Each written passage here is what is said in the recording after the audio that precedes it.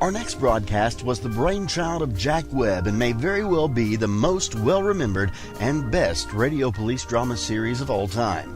It ran from September in 1949 through February 1957 in 30-minute shows broadcast on NBC, and it brought to radio true police stories in a low-key, documentary style. Ladies and gentlemen, we present to you Dragnet on HOJO Radio.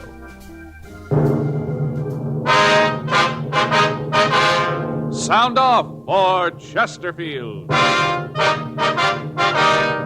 Chesterfield, the only cigarette in America to give you premium quality in both regular and king size, brings you Dragnet.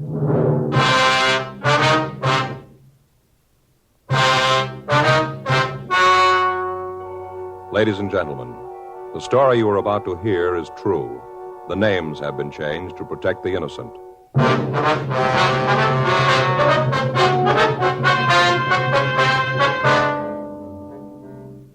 You're a detective sergeant. You're assigned to homicide detail.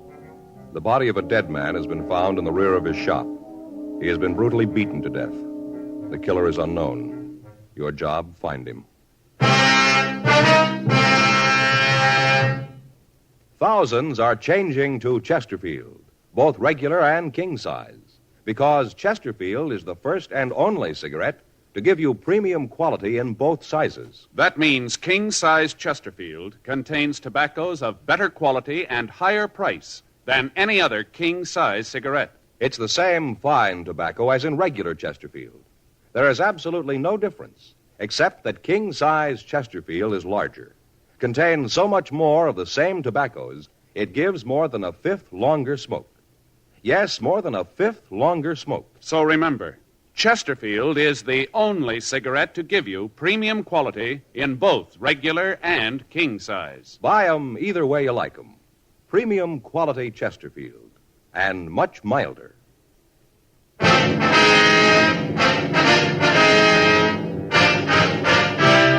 Dragnet, the documented drama of an actual crime. For the next 30 minutes, in cooperation with the Los Angeles Police Department, you will travel step by step on the side of the law through an actual case transcribed from official police files. From beginning to end, from crime to punishment, Dragnet is the story of your police force in action. It was Monday, July 5th. It was hot in Los Angeles. We were working the day watch out of homicide detail. My partner's Frank Smith. The boss is Captain Lorman. My name's Friday. It was 7:58 a.m. when I got to room 42. Homicide. That you, Joe? Yeah. How's it going? Don't ask me. What's the matter? Went to the beach yesterday. Got so sunburned I could hardly sleep last night. I'm just miserable, Joe. It's going to be a week before I can wear a shirt without feeling I got army blanket on. Well, can't you get something for it? Something to make it feel a little better anyway? Don't bring that up either. What's that? If you've got any homemade remedies for sunburn, keep them to yourself. I've had them for now. Yeah, why? What's the matter? Like I said, we went to the beach yesterday. Beautiful day. They fixed up a lunch, sandwiches, potato salad, deviled eggs, all that stuff. Yeah, I know. We went down to Castle Rock, you know, down the highway. Yeah. Just had a ball. Just great. Kids played in the water, and then when it got dark, we had a few 4th of July things for them. You know, sparklers, stuff like that. Mm-hmm. Then we got home, and I started to feel it. What, the sunburn? Yeah. Back feels like it's on fire, Joe. Legs feel like I got them in hot oil. Believe me, it's terrible. Took off my shirt, pants at home, just sitting there in my shorts. I was trying to figure out some way to stop the burning, you know. Yeah. Well, it happened. In comes Armand. Well, that's your brother-in-law, huh? Yeah. He's read in some magazine where tea is the stuff for burns. Right away, he starts brewing tea. Tea? Yeah. Can you drink? Yeah. Tells me to lay down on the floor, right, flat on my stomach. I was feeling so miserable, I'd have done anything to get rid of the feeling, so I did just lay there. And he starts putting tea leaves all up and down my back of my legs, and, well, felt real good at first, kind of cool, you know. Yeah. And all this time you're laying on your stomach there. Yeah, right in the middle of the living room floor.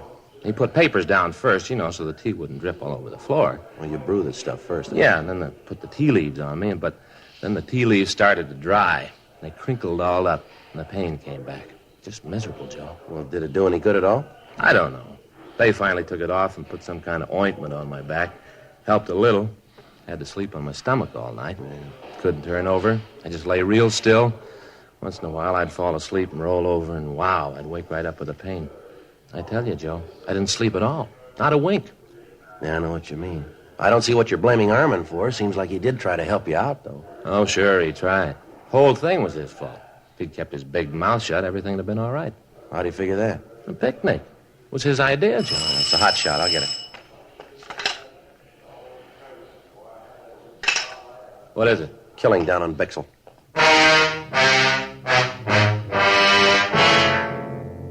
8:14 a.m. We arrived at the address on South Bixel. It was a small neighborhood pawn shop. A radio car had arrived, and the two officers had cleared the crowd away from the entrance of the store. One of the officers showed us through a curtain into the back room. Everything was smashed. Glass cases were demolished. Clothing from the shelves had been torn down and thrown all over the floor. At one side of the room, a closet door was half open, and in the closet was the body of a man. We started to talk with George Armstrong, the victim's partner. Terrible. I don't want to look anymore. I don't want to believe it. Anybody would do this to Mark. Mark, is that your partner's name? Yes, Mark Williams, my friend. We've been together the last 15 years. Knew each other for 10 years before that. I don't want to think about it. Would you like to step out here, sir? Front part of the store? Well, would it be all right? Yes, it'll be fine. I'll call the crime lab, Joe. All right, good. Where's the phone, sir? It's back there on the wall. Thanks. I'd like to ask you some questions, if it'd be all right. Yes? You discovered the body, is that right? Well, yes. This morning when I came in, I opened the store like I always do, about, I think it was 7:45, I guess it was, something like that. I see. I opened the front door like I usually do, and then I came in and put the water on for some tea. You can see there, see that hot plate? Mark and I usually have a cup of tea when he comes in. I see. Well, then I went to the back room to hang up my coat. First, I thought that somebody had tried to rob the place. Mm-hmm. The way things, were scattered all over. Then I saw Mark laying on the floor, and I called you. They're on the way, Joe. Okay. Did you always open up the store by yourself, Mr. Armstrong? Yes. I don't know how it started, but somewhere along the line, I'd open up the place, and then Mark would clean up the shop and close. It's been that way for years. Mm-hmm. When did you last see Mr. Williams? That is, when did you see him alive? Saturday night. I left about 5:45. He was closing the place up. I told him that I'd meet him for breakfast Sunday morning. He wasn't there. I tried to call him at home, but there wasn't any answer. His landlady hadn't seen him. Was he married, do you know? No, he wasn't married. Same thing happened to both of us. Neither one of us married. What's that, sir? Well, you see, Mark and I are both in love with the same girl when we were younger. We used to take her to the park in the summer, listen to the band, concerts. Three of us, we used to go every place together. Like I said, both of us were in love with her. Uh-huh. Well, things went along just fine for a year or so, and then she got married to someone else. Mark and I were pretty sad about it. Couldn't blame the girl, though. The guy she married was rich. He had a big house. It was a good family. We didn't have much of anything. No, neither of us married. Just never seemed to find a girl that compared with Kate. Kate? Kate Dillon. She's a lovely girl. This meeting you were going to have yesterday morning, was that a regular thing? Oh, yes, it was. You see, about the only relaxation Mark and I had was bowling on the green. Bowling? Mm-hmm. Every Sunday that it didn't rain, we'd meet for breakfast and then catch a bus out to Exposition Park. Bowling club out there. Mark and I both belonged. Mark was a sort of local champion. Played a real good game. Well, didn't you think that anything was wrong when he didn't meet you yesterday? Well, yes, I did. I did at first. Then I got to thinking about it, and I figured maybe he wasn't feeling too good.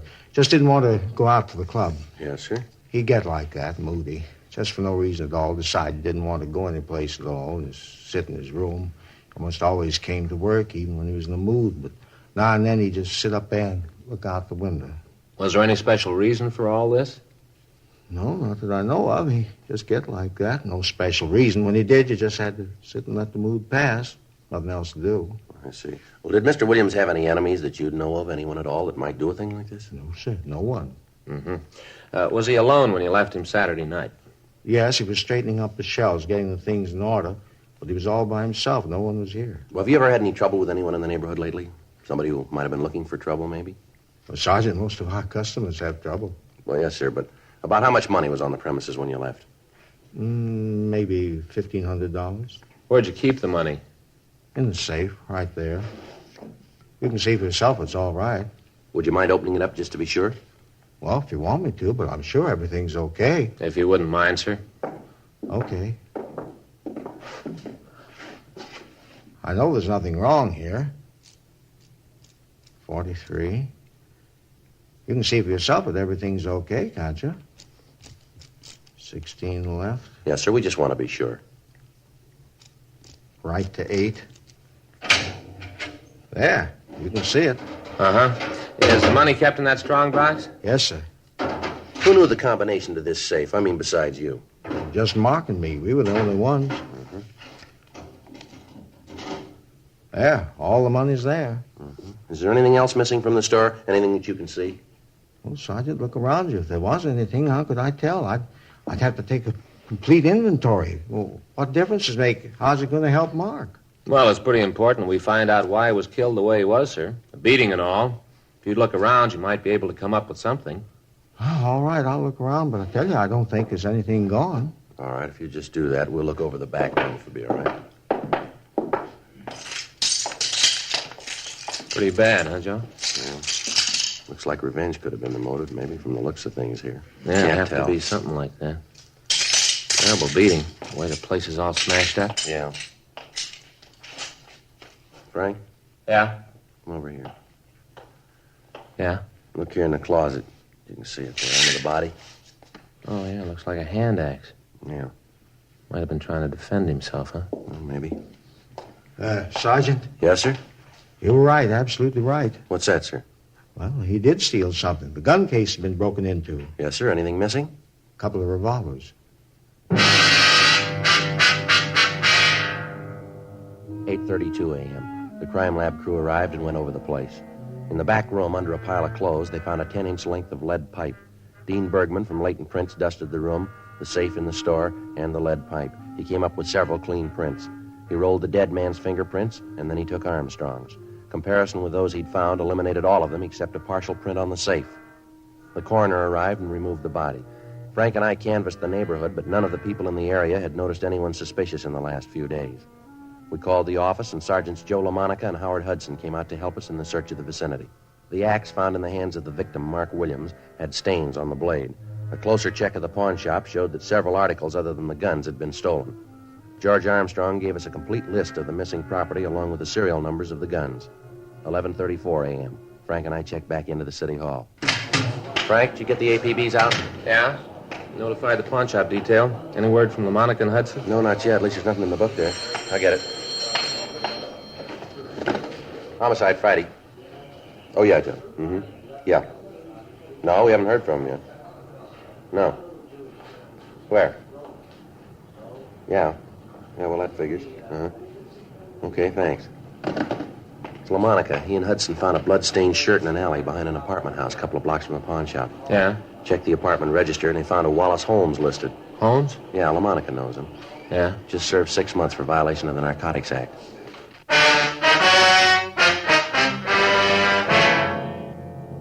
(12:02 p.m.) We ran the name Wallace Holmes through R&I. He had a record dating back almost 10 years. He'd been arrested twice for violation of the state health and safety code and once on suspicion of 211 PC. We talked to the neighbors in the apartment building where he lived, but they told us that Holmes had been in bed with a bad cold for the past 3 days. Several of them had taken him food on occasion and stated positively that he could not have left the apartment. Bergman checked his fingerprints against those we'd found at the pawn shop. There was no make. A stakeout was placed on the building. 2:15 p.m. We checked with the crime lab to see if Ray Pinker had finished the tests on the physical evidence that he'd collected at the murder scene. Looks like the lead pipe. Can you tell us anything about the killer? Nothing except he's WMA. How about the other bloodstains, Ray? Test out type O, victim's type B. Well, figures that he managed to hit the killer with the axe then, huh? Possible. How about the shirt? You find anything on it? We haven't finished the tests on the dust particles we found in the pockets yet. Precipitant test shows it's human blood. Haven't had a chance to group it yet. How about any laundry markings? Anything there, Ray? I was just about to check it. Spread it out here. You want to get those lights, Frank? Yeah, I'll do. Turn on this fluorescent. Yeah. Laundry marking here. Yeah. Looks like RJ. Mm-hmm. Is that right? And there's a number there, too, and there's... 769-02. Anything else, Ray? Looks like that's about it. What laundry, would you know?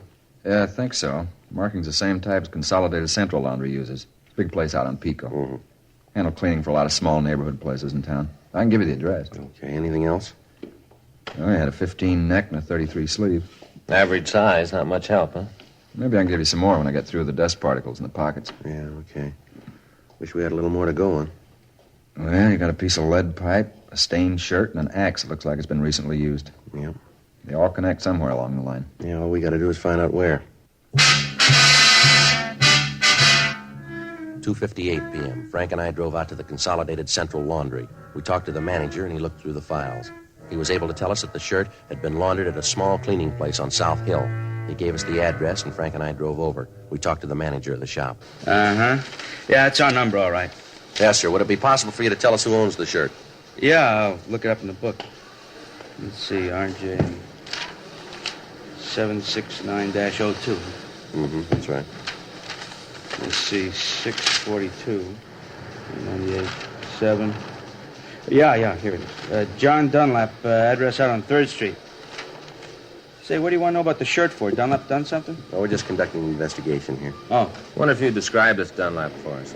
Oh, sure. I've known John for years. Been bringing his things in here for at least 8, maybe 9 years. Could you give us a description of him, you think? Yeah, Johnny's about my size, maybe 5'11". Weighs about 180. How about his coloring? Huh? His coloring. Is he dark or light complected? Oh, yeah. Well, I guess you'd say maybe sort of medium. Yeah, medium. Does he have any marks or scars on him? Anything unusual about him? Well, if you asked me that yesterday, I'd have said no. How's that? Well, up till this morning. John came in this morning, and there was nothing that made him stand out up till then. He must have had an accident over the weekend, I guess. I don't understand. Came in this morning, his face was all scratched up.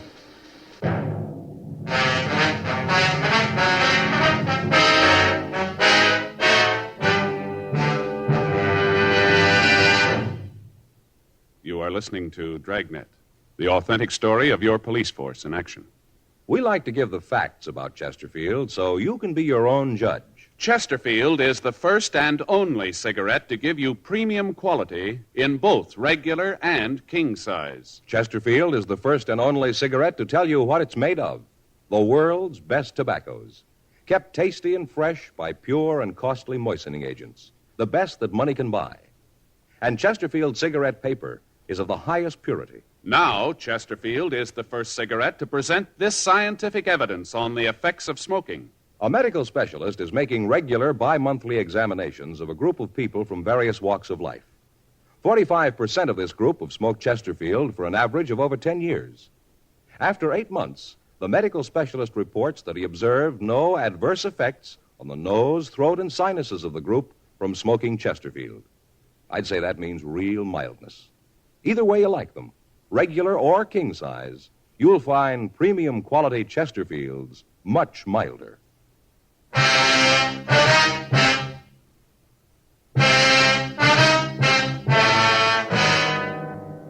Monday, 5:30 p.m. Frank and I ran the name John Dunlap through R&I. We found no record on anyone answering his description. Meantime, the stakeout on Wallace Holmes' apartment where we'd found the blood-stained shirt continued. Ray Pinker had finished the test on the shirt and found that most of the blood on it was type B. However, there were also small traces of type O. The tests on the dust particles found in the pockets of the shirt netted us nothing. 6:15 p.m. We drove out to the address given us by the cleaning shop. It was a large apartment building. Dunlap was registered in the penthouse. We took the elevator up and rang the bell. Yeah? John Dunlap? That's right. What can I do for you? Police officers would like to talk to you. Police? What do you want with me? Just like to talk to you. Okay, come on in. You can see you caught me in the shower. This is my partner, Frank Smith. My name's Friday. How do you do? I do, sir. I do. Hey, you mind if I go ahead and get dressed while we talk? I got a date and I don't want to be too late. No, it's all right. Go right ahead. Come on. If you could explain your movements Saturday night. Saturday night? Yes, sir. Well, let's see. I played golf in the morning, got back from the club about 6, I guess. Miserable game, 102, lost $35. Sure was off Saturday. Just a minute, sir. You tell us what clothes you want. We'll get them for you. All right, hand me that shirt there, the blue one, huh? Here you are. Sure, a miserable game Saturday. 3-putted almost every green. Nice-looking shirts, Dunlap. Like them? Well, they're nice-looking. Where do you get them? I have them made. Can't wear store-made shirts. Neck's too long. Collar doesn't fit right. What'd you do after you got home from the golf club? Took a shower, then went out. Had a date. Lousy game ruined the whole evening. Sir? Well, after that crummy 102, I really played the 19th hole. Got pretty loaded. By the time I got to Alice's, I was in a rare mood. Alice? Yeah, Alice Miller.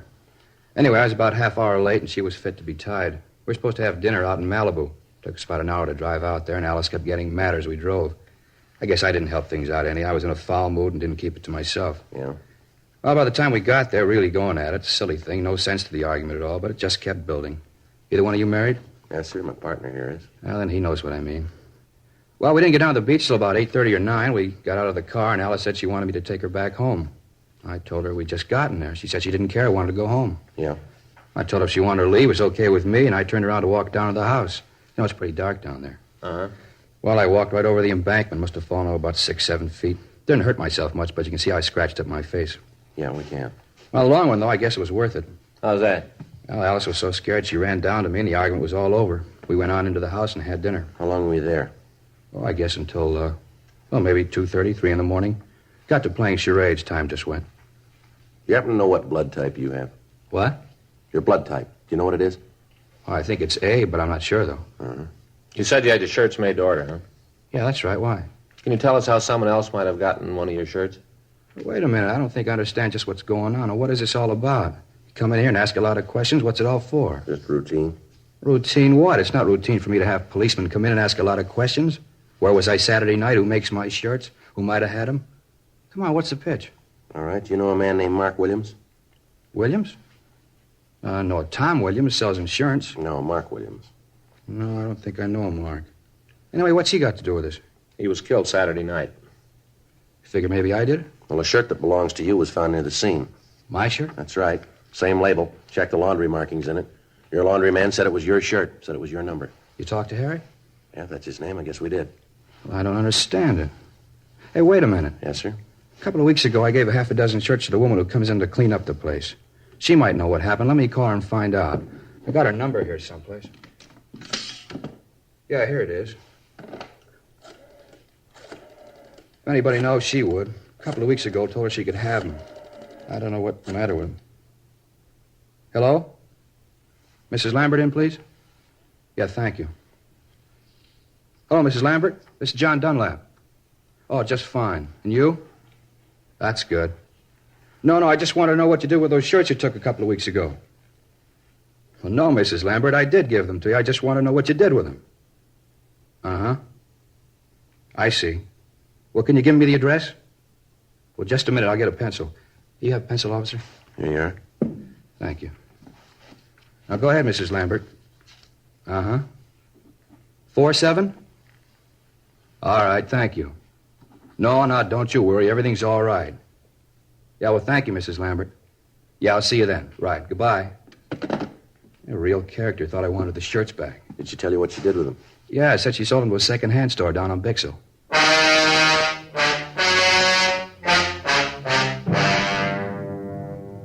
$7:20 p.m. We drove over to talk to the cleaning woman. She gave us the same story that we'd gotten from John Dunlap. We went over to the second-hand store, but it was closed. The stakeout on the apartment continued. The body had been posted, and the coroner told us that Williams had been killed at approximately midnight on Saturday night.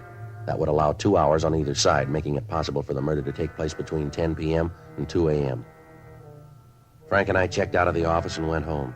The following morning, Tuesday, July 6th at 8:17 p.m., we checked the second-hand store where the shirts had been sold. The dealer told us that he remembered the shirts. He said that he'd bought 5 of them and had only sold 1. He was able to give us a fair description of the man he'd sold the shirt to. He went on to say that he'd heard that the man was a user of narcotics. We ran the name he gave us, Fred Harris, through R&I. He had a record of violation of the State Narcotic Act. We got out an APB and a local bulletin on him. We called Narcotics Division and notified them that we wanted Harris as a suspect.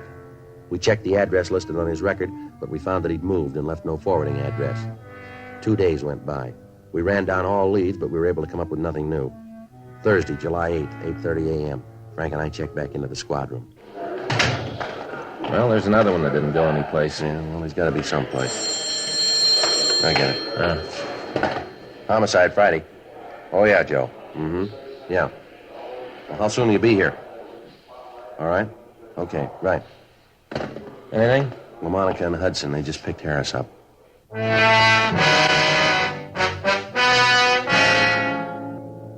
11:20 a.m. Fred Harris was brought to the interrogation room. Frank and I talked to him for about an hour, but other than his name, he refused to tell us anything.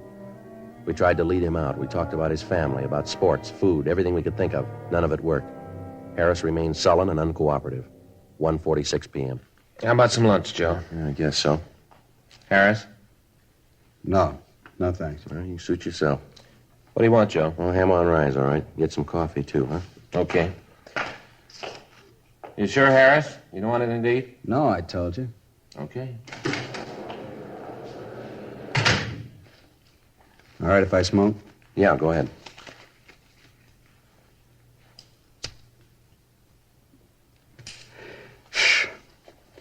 Why don't you want to talk about it, Harris?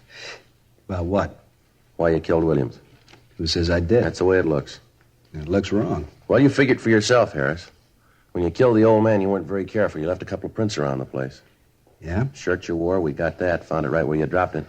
Ran that down, leads right to you. Got the man who sold it to you. Identifies you. Maybe he's wrong. No, you know better than that. When they picked you up, you were carrying some of the things you stole from that pawn shop. You can't account for your time on Saturday night. I told you I didn't do it. I didn't kill the old man. I just don't remember where I was that night. Didn't that happen to you? You go someplace and a couple of days later you can't remember where you were. Doesn't that ever happen to you? Oh, yeah, once in a while. Yeah, you see? How you expect me to remember when you sometimes forget? You a user? What are you asking that for? You got the record. Look it up yourself. Roll up your sleeve. All right. You're a user. You work for a living? Yeah, sometimes. What do you do? Whatever I can. When'd you last work? A couple of weeks ago. You haven't worked since then, huh? No. Where'd you get that stuff they found on you? I don't know. Must have bought it. Any idea where? No. You bought the stuff and you don't know where. That what you want me to believe? Believe what you want. I don't care. Well, here's what I believe. You tell me if I'm wrong. I think you went to the old man's pawn shop about closing time on Saturday night. You had a big yen on and no money to make a connection. You tried to rob the old man. He didn't like it and you killed him. You killed him with that hunk of lead pipe we found, the one with your fingerprints all over it. Then you tried to get the safe open and you couldn't. So you wiped it clean, grabbed what you could carry, and you ran out of the store. A couple of blocks away, you calmed down and took a look at yourself. You threw that shirt in the ash can, then you went up to Wallace Holmes' apartment to try to make a connection, didn't you? He tell you all that? No. Now, come on, how about it? Holmes tell you that? Now, look, you're a little mixed up, aren't you? You just answer, you don't ask. Sure, he told you. You never found out if he did. My big pal, Wallace Holmes. After all I'd done for him. If I had a nickel for every pop I shared with that bum and he cops out on me, blabs everything to you. The one guy I'd have done anything for. Give the guy the shirt off your back, and this is the thanks I get. Well, that's your big trouble, Harris. What do you mean? You ought to hang on to your shirts.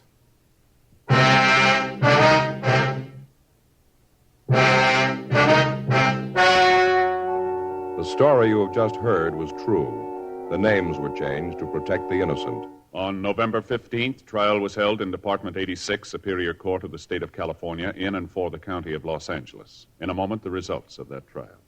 Now, here is our star, Jack Webb. Thank you, George Fenneman. Friends, again this year, Chesterfield has asked me to remind you to see your own neighborhood cigarette dealer first about your Christmas shopping problems. Among many wonderful gift ideas, he's featuring the gift of the year, the Chesterfield Christmas carton. Now, to my way of thinking, it's the ideal gift because Chesterfield is the only premium quality cigarette available to you shoppers in both regular and king size. Either way, regular or king size, they're a wonderful smoke and they make fine Christmas gifts. Get them from your dealer. Premium quality Chesterfields.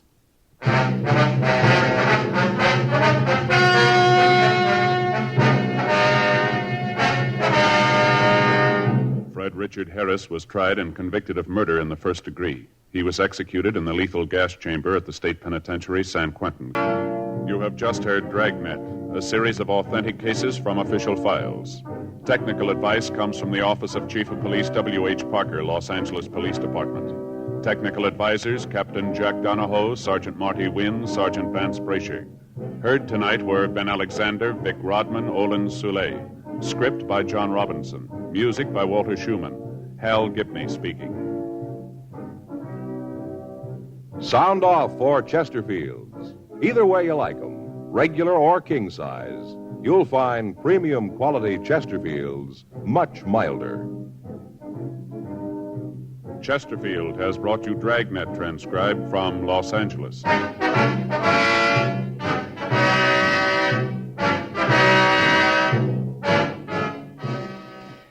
Tonight, it's more adventure with Barry Craig, confidential investigator on NBC. You're listening to HOJO Radio. More classic old-time radio coming your way next. Sound off for Chesterfield. Chesterfield, the only cigarette in America to give you premium quality in both regular and king size, brings you Dragnet.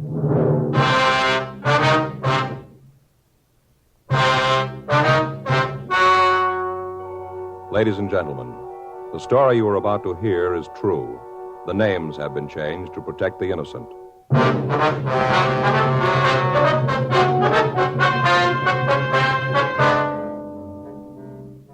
You're a detective sergeant. You're assigned a burglary detail. A string of store burglaries takes place in your city. The thieves work at night. They leave no physical evidence behind. Your job, get them. Thousands are changing to Chesterfield, both regular and king size, because Chesterfield is the first and only cigarette to give you premium quality in both sizes. That means king-size Chesterfield contains tobaccos of better quality and higher price than any other king-size cigarette. The same fine tobaccos as in regular Chesterfield. There is absolutely no difference, except that king-size Chesterfield is larger, contains so much more of the same tobaccos, it gives more than a fifth longer smoke. Yes, more than a fifth longer smoke from king-size Chesterfield. So remember, Chesterfield is the only cigarette to give you premium quality in both regular and king size. Buy 'em either way you like 'em, regular or king size. You'll find premium quality Chesterfields much milder. Yes, Chesterfield is best for you.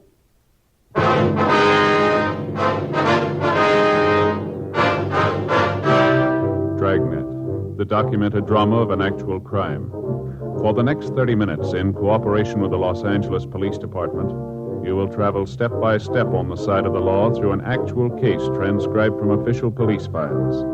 From beginning to end, from crime to punishment, Dragnet is the story of your police force in action. It was Wednesday, January 23rd. It was cold in Los Angeles. We were working the day watch out of burglary detail. My partner's Frank Smith. The boss is Captain Wisdom. My name's Friday. We were on our way out from the office, and it was 10:36 a.m. when we got to the corner of Constance and Westlake. Nichols Dry Goods Store.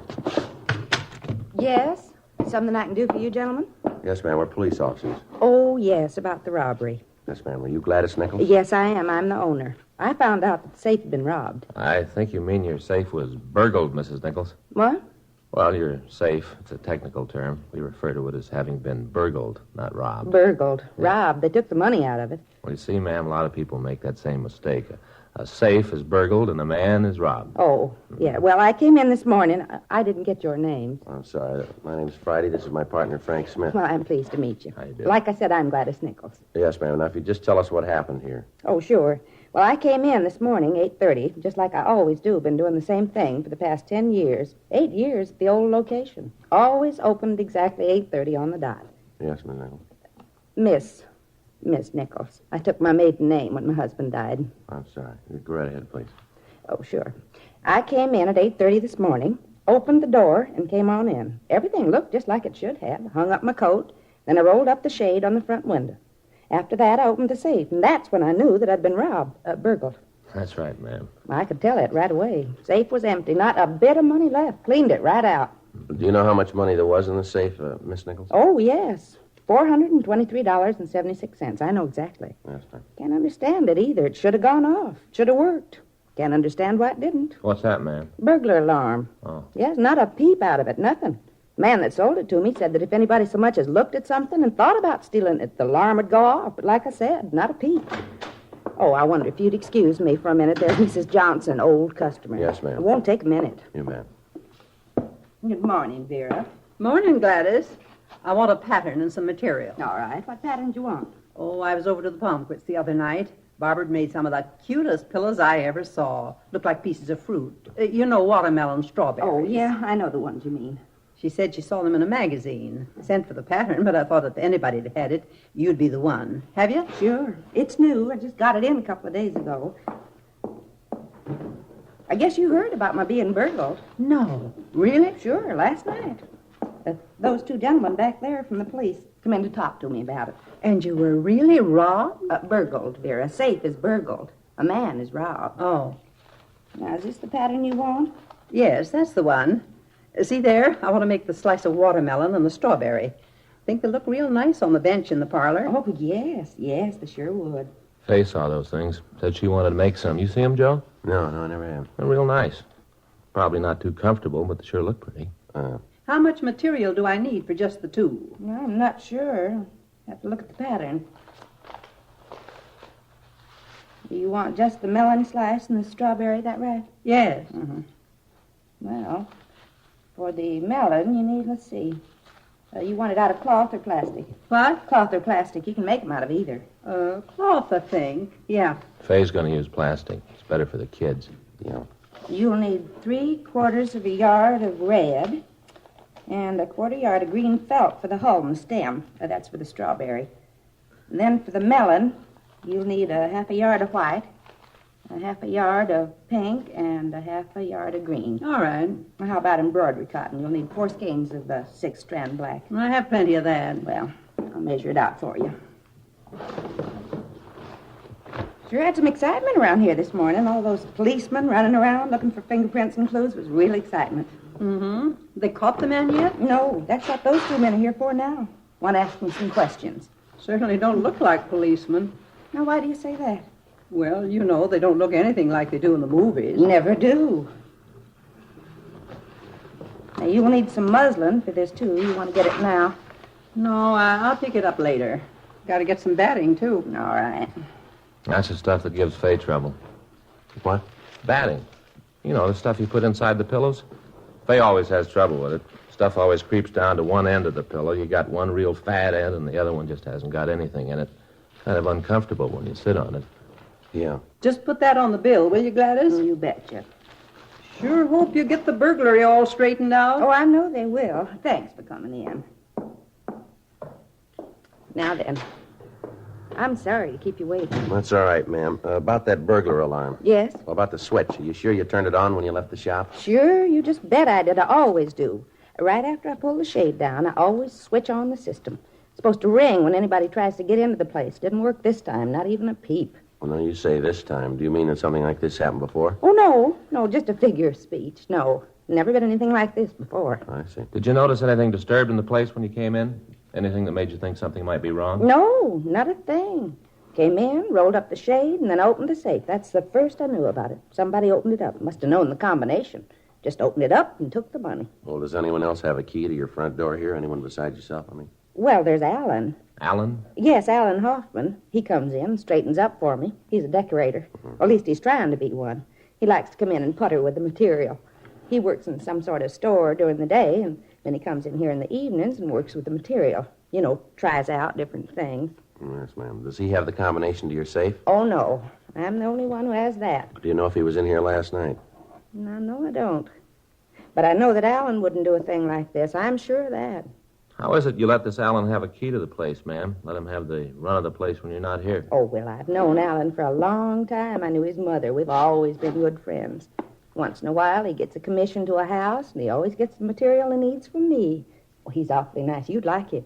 Yes, ma'am. You know where we can get in touch with this Mr. Hoffman? Sure, I can give you his address. Lives over on 9th. Got a real cute place. All modern and all. He does those mobiles. You know those things made out of wire and plastic? Hangs from the ceiling? Just hang there and go round and around. It's a new art form. Yes, ma'am. I don't understand them myself, but I guess there are a lot of people who do. Yeah. Are you insured against theft, ma'am? I beg your pardon?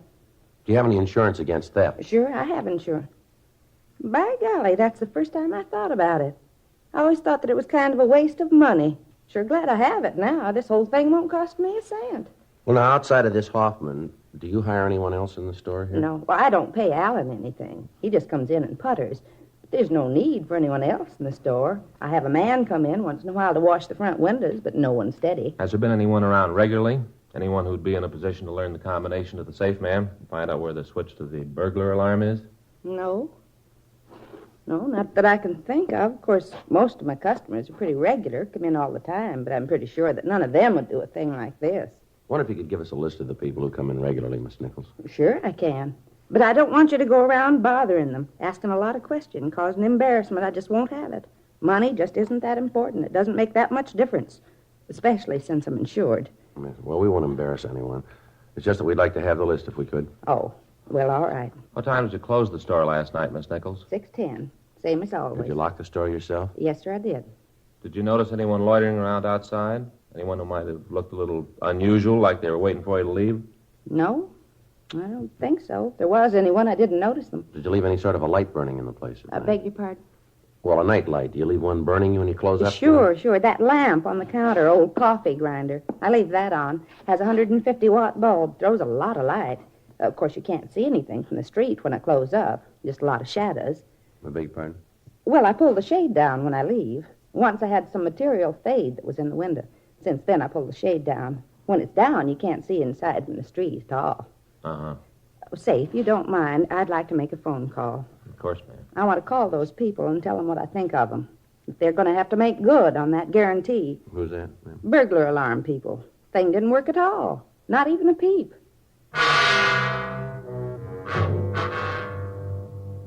11:18 a.m. Frank and I checked by the crime lab to see if they'd been able to come up with any physical evidence from the scene of the burglary. As in the previous cases, there was nothing to work on. For the past month, a series of burglaries had been taking place in the same one-block area. The M.O. in every instance was the same. Somehow, the doors to the shops were being unlocked, the safes rifled, and then closed up again. In those stores where there wasn't a safe, merchandise was stolen. In all of the burglaries, whoever was responsible for them got away without leaving a trace of physical evidence behind. Store employees were interrogated, owners were questioned. None of them could give us any leads. The M.O. had been run through the stats office, but they couldn't help us. Stakeouts had been placed on the stores. Extra men were sent out from Metro Division to patrol the streets. The men saw nothing, but the burglaries continued. The thief or thieves seemed to know just what stores were under surveillance and seemed to keep clear of them. Wednesday, 12:14 p.m. We ran the name Alan Hoffman through R&I, but we got no make. Frank and I drove out to his home address on 9th Street. He met us at the door and asked us in. I'm doing some work back here. Mind if I go on with it? No, sir. You go right ahead. Right back here, sun porch. I got a commission to do a place. I'm working on some mobiles for it. Oh, is that right? Yeah, I think I'll call it Doves at Sunrise. Sit down. Any place. Yeah, thanks. Just a couple of questions we'd like to ask you, Hoffman. Sure, what about? Were you in Miss Nichols' shop last night? Oh, no, why? Can you tell us where you were last night? Yeah, I think so. I went to an exhibition in Mobile, a place down on Pico. A friend of mine had a one-man show. Great ideas. Bad color, but great ideas. You prove you were there?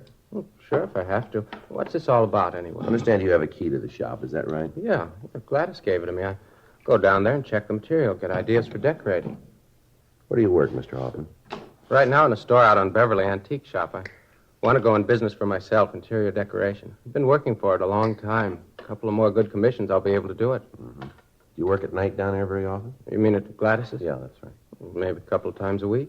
What time do you usually get there? It depends on what I'm doing before. Usually I have dinner, then go by. Well, what's this all about, anyway? Something wrong? You probably know that there have been several burglaries down in that area lately. Yeah, I heard about them. You figure I had something to do with them? Is that it? Well, we're trying to find out who's responsible for them. No, it isn't me. You ever notice anyone around the place when you were there at night? No, not that I remember. Hand me that piece of balsa, will you? Miss Wood here? Yeah. Yeah. Mm-hmm. Here you are.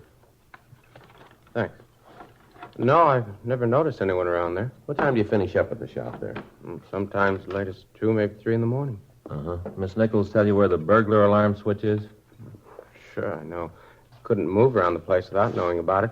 Have half the police force there if that thing ever went off.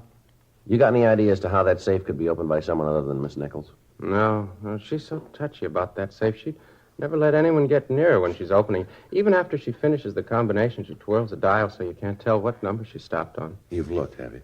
No. I don't like what you're trying to say. Well, we're not trying to say anything, Hoffman. Well, you imply that I might try to knock over that safe. No, we didn't say that. You said the same thing, asking me if I'd try to see the combination. Well, now, just take it easy, Hoffman. If you haven't done anything, you got nothing to be afraid of. I've got nothing to be afraid of. I just don't like your remarks, that's all. You ever been arrested? I say, you ever been arrested? Oh, no. A couple of tickets for running red lights, that's all. And give us the address of the place where you were last night? Yeah, I suppose so. You guys really think I had something to do with this, huh? We got to check everybody out, Hoffman. You came up on the list. Well, that's all it is, huh? That's all it is. Well, I'll give you the address. You can check there. They'll tell you I was there till about 3:30 this morning, and then I went out to get something to eat. I came home about 5 this morning. Went right to bed. Anybody see you come in? No, I don't think so. You guys figure it might be an inside job, these burglaries? Looks like it might be, yeah. Well, that's the way I've got it figured. From what Gladys tells me, it's almost got to be. That right? Sure. Hand me that piece of red plastic, will you? The what? A piece of red plastic. This here? Yeah, that one. Yeah. There you are. Thanks. Oh, sure, it's got to be somebody who knows all about the stores. You know, when to hit the safes, when not to. Where they walk into the places, no marks on the doors, nothing broken. You seem to know quite a bit about the burglaries. Well, you know, I heard about him, talked to Gladys. Looks like an inside job to me. Say, officer. Yeah? Would you hand me one of those swivels there in the box? Where? Here? Yeah. Mm-hmm. Oh, thanks. Yeah. Now, clip it on here and hang this thing. You just hang it up like that? Yeah. Uh-huh. There, finished. Balance is good. Good movement. Huh. Doves at sunrise. Is that all it does, just hang there? Yeah. Well, what do you think of it? Of course, it isn't as good as war recumbent, but it gets the feeling across, don't you think? Yeah. Sure does. Doves at sunrise, huh? Yeah. Doves at sunrise. How about that? Oh, excuse me. Yeah, sure. Joe, Mrs. Hoffman. Yeah. Mm-hmm. you get it? Who? What? Doves at sunrise. Sergeant Friday. Yeah. It's your office. Oh, thanks, Hoffman. Hello. Oh, yeah, Captain. Mm-hmm. No, we're here now. Yeah. Yeah, well, he seems to. Yeah, who? All right, we'll be right in. All right, we got a call to make. What? Over on Pico? Yeah. Mm-hmm.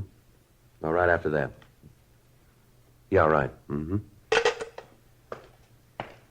Wisdom? Yeah, he wants to see us. Yeah? We probably want to talk to you later, Mr. Hoffman. We can reach you at this number, is that right? Yeah, either here or at the shop. If I'm not at either, Gladys knows where I am. All right, I wonder if you could give us the address and the phone number of the place where you were last night. Sure. Yeah. I've got a piece of paper here someplace. You never can find anything when you want it. Yeah. Oh, here we go. You gotta go out there, huh? You can't take my word for it. That isn't the point, Mr. Hoffman. We can't take anybody's word for it. If we don't know it, we got to check it out, see? Suppose so. Oh, here you are. Ask for Rudy. He's the one who had the exhibition. He'll tell you. Rudy, is that it? Yes, that's right. I was with him all evening. He'll tell you. Okay, thanks, Hoffman. Oh, say, Yeah? I wonder if you could leave me your card and phone number? Yeah, sure. Here you are. Thank you. I'd like to give you a call. Sir? I'm holding my own show of mobiles. I'd like to have you two guys there. Yeah. Thank you very much. You bet. I'll be calling you. Yeah. Thanks a lot. What'd the captain want, Well, Joe? he's raising the roof. Says he just got a call from the corner pocket. They're leaning all over him. Yeah? Says he's tired of answering questions. Says we better come up with some of the answers for him.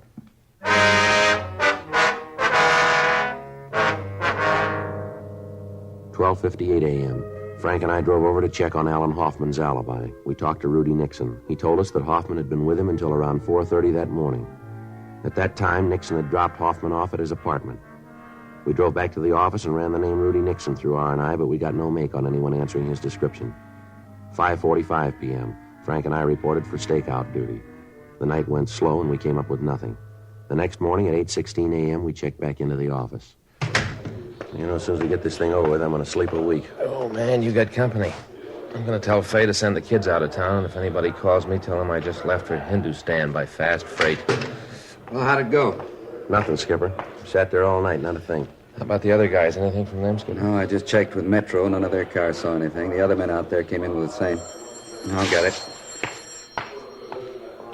Burglary wisdom. Yes, ma'am. Mm-hmm. Well, what time was that? Right, we'll send a couple of men right out. Here's the address. They hit again.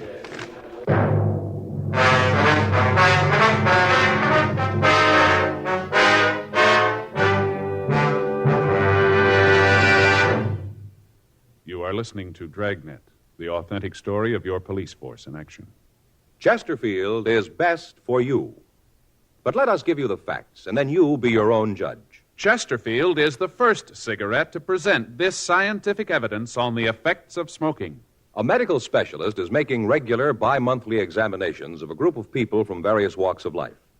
45% of this group have smoked Chesterfield for an average of 10 years. After 8 months, the medical specialist reports that he observed no adverse effects on the nose, throat, and sinuses of the group from smoking Chesterfield. I'd say that means real mildness. And Chesterfield is the first and only premium quality cigarette available in both regular and king size. So buy 'em either way you like 'em, regular or king size. You'll find premium quality Chesterfields much milder. Yes, Chesterfield is best for you.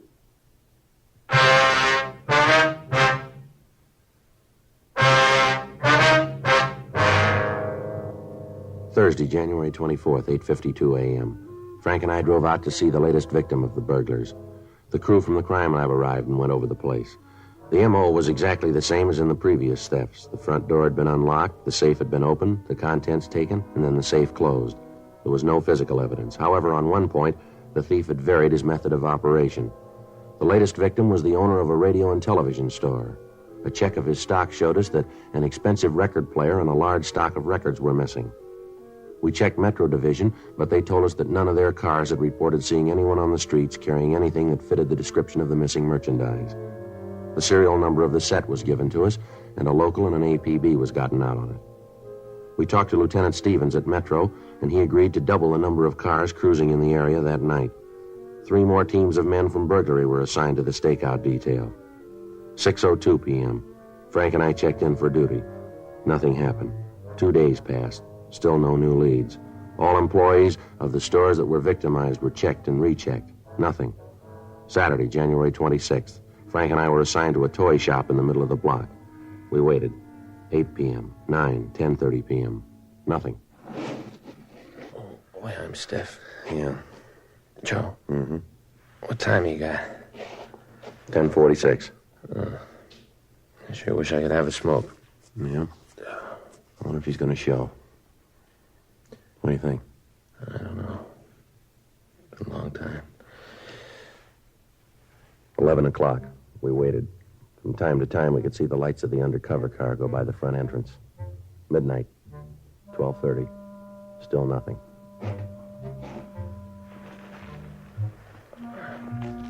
Joe? Want a piece of this candy bar? No, I'm not hungry.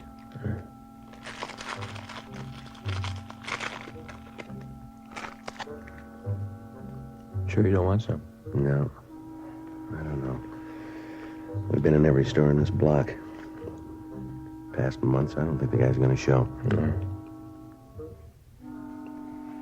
It's kind of stale. Wait a minute. What's that? Somebody's moving something. Yeah, sounds like a ventilator, doesn't it?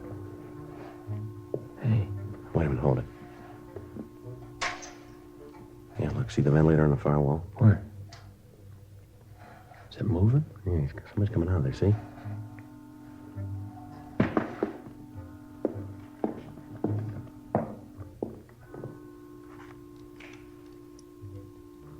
Going for the burglar alarm. See, look at that.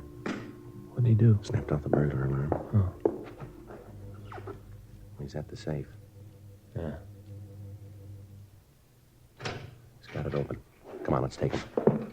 All right, mister, hold it right there. Watch it, Joe. He's going for the ventilator. I see him. Come on. You see him? No. He's up in there somewhere. Yeah. All right, come on out of there, mister. See him? No, I don't think so. Come on out of there, you. There he is, Joe. Gun flash. Yeah, I see him. All right, come on, mister. Throw that gun out here. Get out of here, cop. You come back here, I'll kill you. You got no place to go up there. Now, come on, give it up. I'm telling you, you come back here, I'll kill you. I will. I'm warning you, I'll kill you.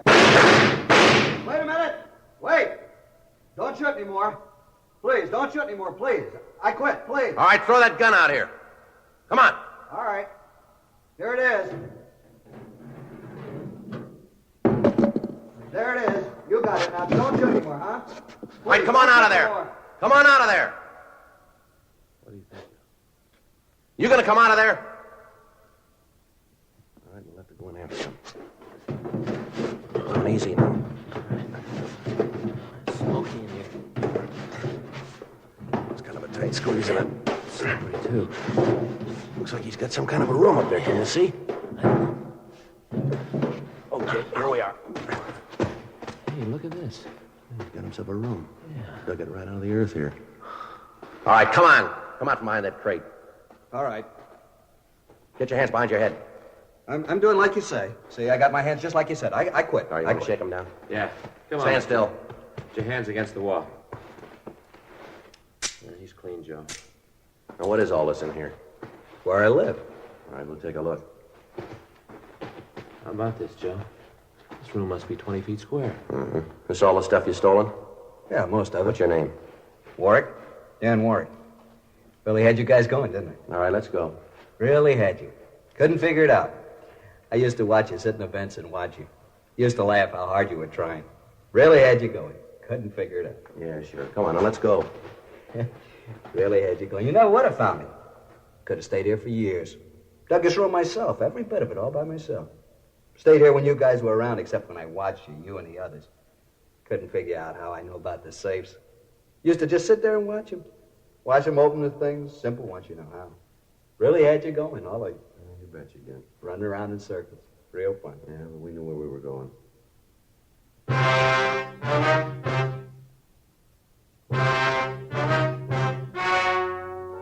The story you have just heard was true. The names were changed to protect the innocent. On May 17th, trial was held in Department 89, Superior Court of the State of California, in and for the County of Los Angeles. In a moment, the results of that trial. Now, here is our star, Jack Webb. Thank you, George Fenneman. Friends, it's getting a little closer to Christmas, and there's a man right near you, your neighborhood cigarette dealer, who has a lot of fine gift ideas. Of course, he's featuring the gift of the year, the Chesterfield Christmas carton. It's the ideal gift because Chesterfield is the only premium quality cigarette available to you in both regular and king size. Chesterfield is the one I smoke, and it's the one I'm giving for Christmas. Regular or king size. Premium quality Chesterfields are much milder.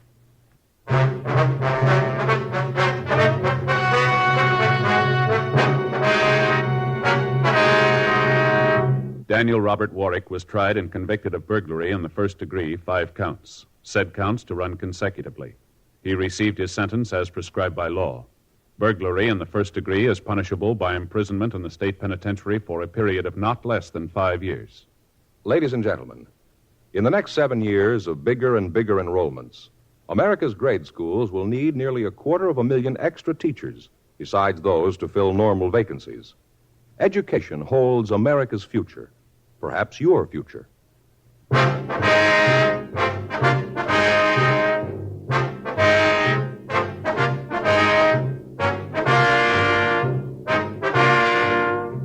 You have just heard Dragnet, a series of authentic cases from official files. Technical advice comes from the Office of Chief of Police W.H. Parker, Los Angeles Police Department. Technical advisors, Captain Jack Donahoe, Sergeant Marty Wynn, Sergeant Vance Brasher. Heard tonight were Ben Alexander, Gwen Delano, Paul Richards. Script by John Robinson. Music by Walter Schumann. Hal Gibney speaking. Sound off for Chesterfield.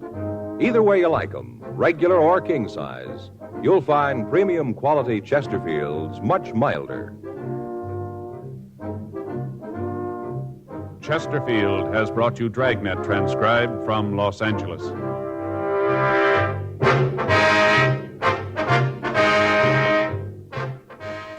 Tonight, more adventure with Barry Craig, confidential investigator, on NBC. The origins of Dragnet can be traced to a semi-documentary film, He Walked by Night, in 1948, in which Jack Webb had a small role. Both employed the same Los Angeles Police Department technical advisor. They used actual police cases and presented the case in a just-the-facts manner that became the hallmark of Dragnet. It's interesting to note that Jack Webb employed that format in other radio series. And now, more Dragnet on HOJO Radio.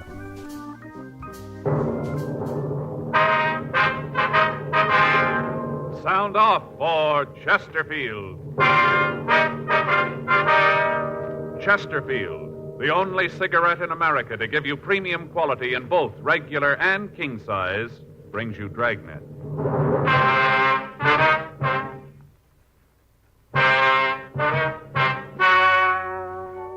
Ladies and gentlemen, the story you are about to hear is true. The names have been changed to protect the innocent.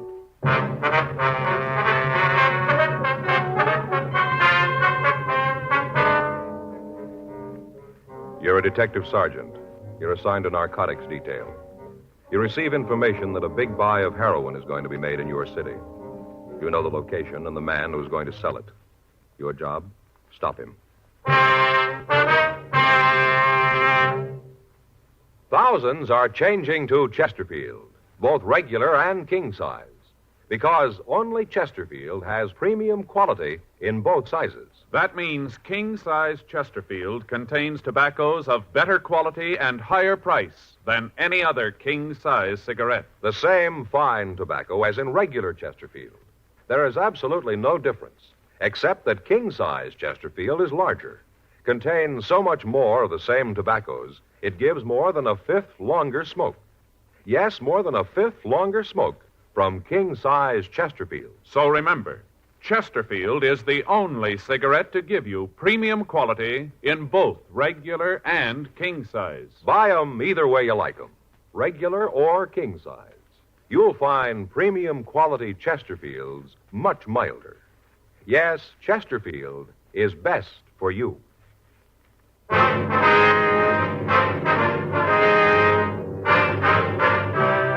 Dragnet, the documented drama of an actual crime.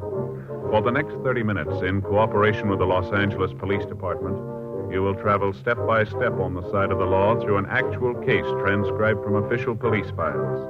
From beginning to end, from crime to punishment, Dragnet is the story of your police force in action.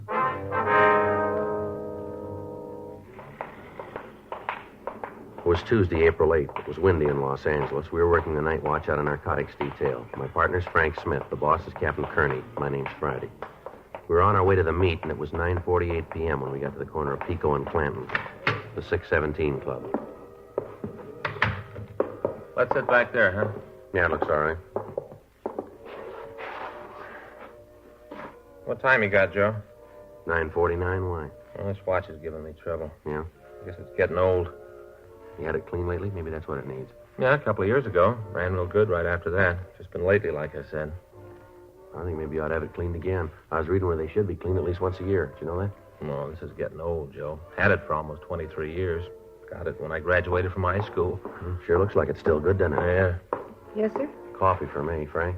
Yeah, please. 2 coffees right away. I didn't see him when we came in, did you? No, we're early. Meet's not supposed to be until 10:30. What's that? I don't know. Drink your coffee. Knock it off. Well, first thing you know, you're going to have everybody in the place looking at us. I don't care. Let him look. I never wanted to do it. I never did. Yeah, okay, you did, and nothing you can do about it. Stop falling. Hey, what's going on in the next booth? I don't know. I can't see. Easy for you to say you didn't do it. You going to stop falling? You bring a lot of attention over here. We're both going to stand. Can't help it. Everybody I see, I think it's a cop.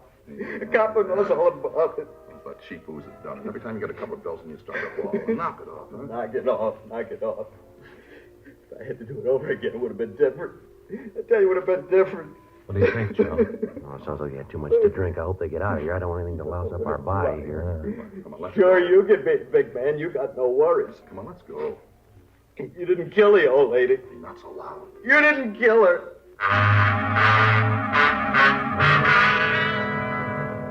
Because of the high booth walls, we were unable to tell who was doing the talking. As soon as the men got up to leave the place, Frank and I followed them. Frank stopped long enough to call our contact and postpone the narcotics buy. We followed the 2 men from the bar down the street. They walked up to Spring, and then they split up. Frank followed one of them, I tailed the other. He went directly to a hotel on West 6th Street. He stopped and talked with the hotel clerk, and then he took the elevator upstairs. I checked with the clerk, and he told me that the man's name was Sam Allison. Clerk also told me that Allison had been a resident of the hotel off and on for the past 10 years. He went on to say that every so often Allison would pack up and leave, but that he'd always return. He was unable to give me any information as to how Allison made his living or who the other man might be. 12:10 a.m. I called the office. Frank had checked back in. The man he was following had entered an all-night movie, and in the darkness, Frank somehow had lost him. I went back to the office, and we sent a radiogram to Inspector Charlie Sutton up in San Francisco, requesting all information on unsolved murders in the Bay Area in the last few months. We ran the name Sam Allison through R&I, but we got no make on anyone answering his description. 2:15 a.m. We checked out of the office and went home to get some sleep. The following morning, Wednesday, April 9th, 7:58 a.m., I checked back into the office. That you, Joe? Yeah. The message in the book to call Operator 18 in San Francisco. Did you put the call in? No, I just got in. Figured I'd wait a minute for you to get here. All right, let's take care of it now.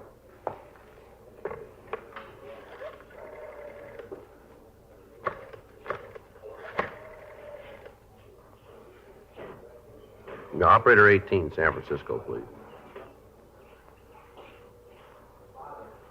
Joe Friday, Los Angeles Police Department, Michigan 5211.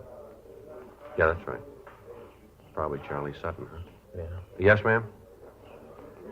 Oh, Charlie? Joe Friday. Yeah. Uh-huh. When? January 15th, huh? So how'd it happen? Uh-huh. Yeah. Can you talk a little louder, Charlie? Any description? Yeah, I see. Mm-hmm. Where? You sent it right down to us, huh? Okay, fine. Yeah. Okay, Charlie. No, we don't know. No. Yeah, thanks again. Right, bye. Anything? Yeah, out at Land's End up in San Francisco. A woman was beaten to death.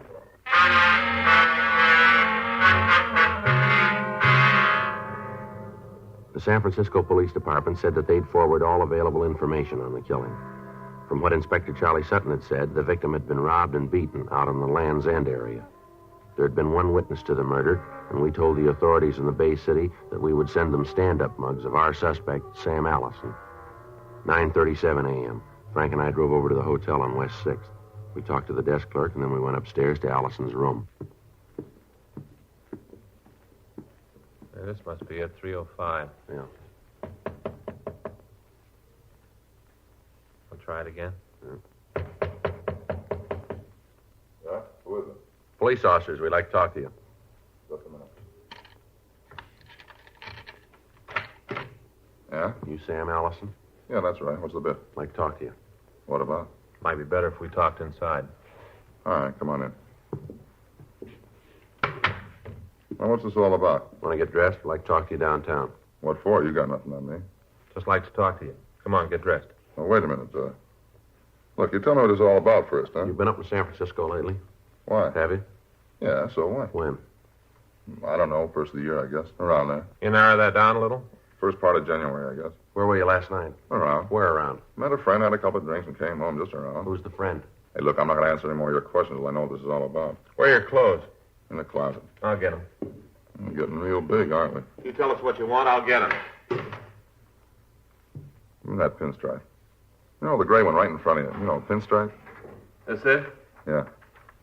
Oh, in that bureau, second drawer, there's some shirts there. Give me one of the blue ones, will you? One with the tab collar, you know, little round things on it.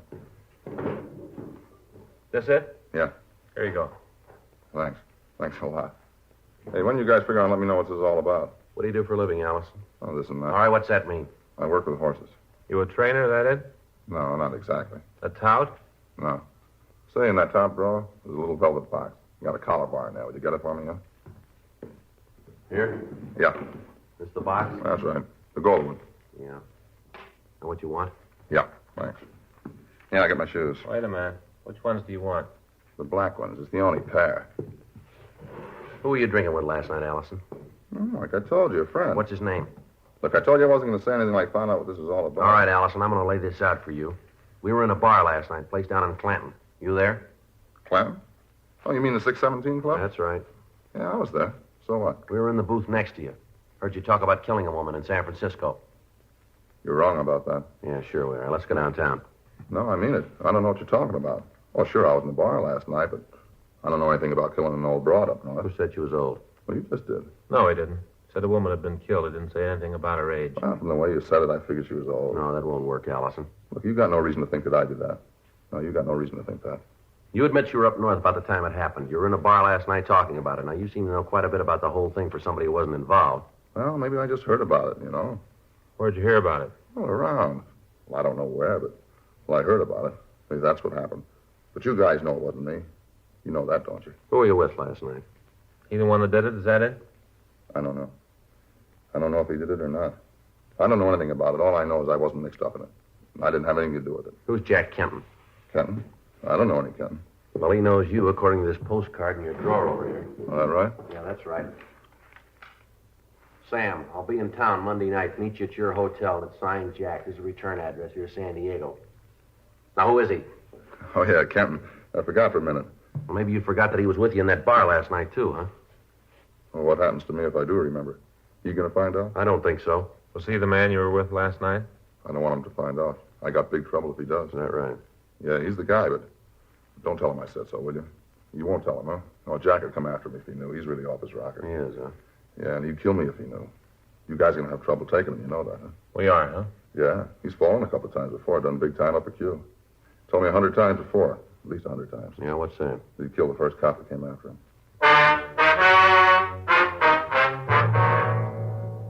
11:17 a.m. Frank and I took Sam Allison down to the city hall. He was fingerprinted and mug shots were taken. A pair of stand-up mugs were sent to San Francisco immediately. We contacted the San Diego Police Department and asked them to put a stakeout on the address that was on the postcard we'd found in Allison's room. In the event this Jack Kenton returned, they were to pick him up and call us. While we talked to them, they ran the name through their files and found that he had a minor record in San Diego dating back some 15 years. A check of our file showed that he'd served time in San Quentin for armed robbery and ADW while trying to commit a robbery. We got out a local and an APB on him. We talked to Allison. He told us that as far as he knew, Kenton was planning to return to San Diego on the preceding night. He couldn't give us any information as to where Kenton had stayed while he was in Los Angeles. 2 p.m. We got a call from San Diego that they'd picked up Jack Kenton. 2:30 p.m. Frank and I checked out a trip car and left for San Diego. We checked in with Lieutenant Mort Gear when we got there, and he told us that Kenton had been seen returning to his home right after we'd contacted them. We drove out to his place and searched it, but we found nothing to tie him in with a murder in San Francisco. 8:30 p.m. We left San Diego and returned to Los Angeles. On the return trip, Kenton was sullen and refused to answer any questions. We took him to the city hall. 1:15 a.m. Oh, lousy deal. You guys are trying to tie a bum rap on me, and you know it. Do we? Sure. You ever do any big time, Kenton? No. Never been in jail, huh? No. That's not what our record says. Well, maybe a couple of tickets for traffic stuff. Book says you served time at Q. How about that? A couple of years, yeah. Don't you figure that as big time? Yeah, I suppose so. Then why didn't you tell us about it? Forgot. You been in San Francisco lately? Oh. You sure? I'm sure. We got a rumble that you were up there around the first of the year. That right? Yeah. Well, you tell your pigeon that he's not even a fruitcake if he says I was up in Frisco. A couple other people who say you're up there, too. Yeah, who? A couple of people. Well, they're off for a nut, too, if they say that. The officers say so, too. How do they figure that? They got an ident on your picture. I was never picked up in Frisco. They got no picture of me. We got a few. So I done time out L.A. Yeah, you did. When we get a mug, we ship a copy up north. They do the same. That right? That's right. So maybe I'll be big about all this. Admit I was in Frisco around the first of the year. What's that prove? What'd you do while you were up there? Moved around.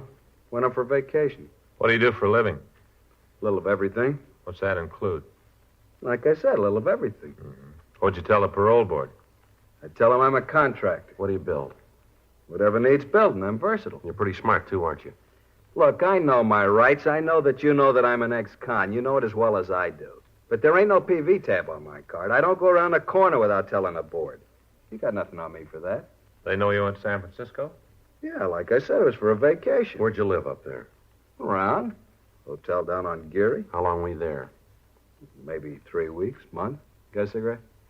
Yeah. Here. Thanks.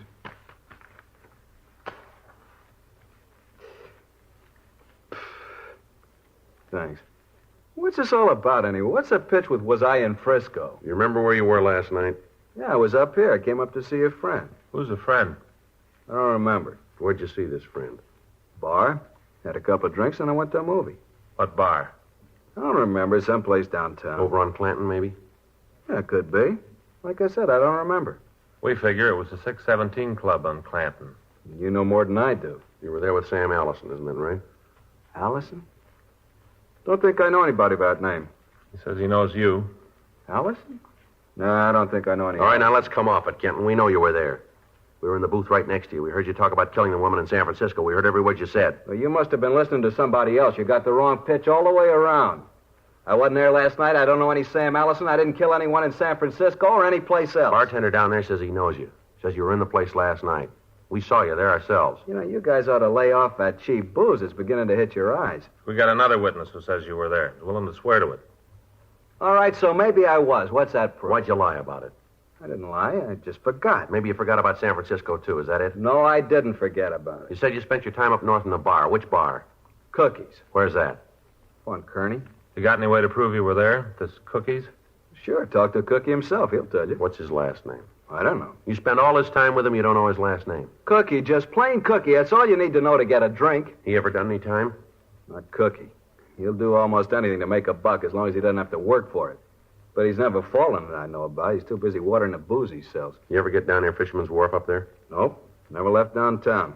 Then you couldn't have been down there on January 12th, now could you? How do I know where I was on the 12th? I said I wasn't near the wharf. That means on the 12th, 13th, 14th, as far as you want to go. I don't know how else to say it. I wasn't down on Fisherman's Wharf. That where this woman got it? Might have been, yeah. Doesn't make any difference, though. You didn't leave downtown, did you? No, never left downtown. Geary Street for the hotel, Kearney Street for Cookies, that's all. How about Land's End? Ever get out there? Maybe if I write it out, maybe then you'll get what I'm trying to say. I was always downtown. I never left it. I didn't go to Land's End. I didn't go to Fisherman's Wharf. I didn't go to the tea gardens in the park. I never left downtown. You're sure about that? I've told you every way I know how. That's all I can do. Yeah, well, there's something that doesn't jive here, Kenton. What's that? We got a call from San Francisco. They got a girl up there who was out on Land's End on January 15th. She says that she'll identify you as the man who killed the woman that night. She says she's positive. Oh, that's why all this bit about was I someplace on January 12th, huh? Yeah, that's right. Playing it real cozy, aren't you? Well, it won't work, cop. Thanks, but no thanks. I'm having none of it. Now, you guys go and try to figure some other way. You got nothing on me, nothing, and you know it. Now, if you're tired of playing games, either give me my walk-in papers or book me. I'm tired. I want to go to sleep. The girl will be here in the morning, Kenton. That's swell. I got to get my sleep then. I want to look real nice for her. All right. Let's go. You know, cop, that's one nice thing about the laws in this state. Yeah? I don't have to do a thing. Just sit and watch. You got to prove it. Any way you slice it, you got to do the work. I don't have to do a thing. Yeah, that's right, Kenton. There's only one little difference. Yeah? We make you, and you got to do the time.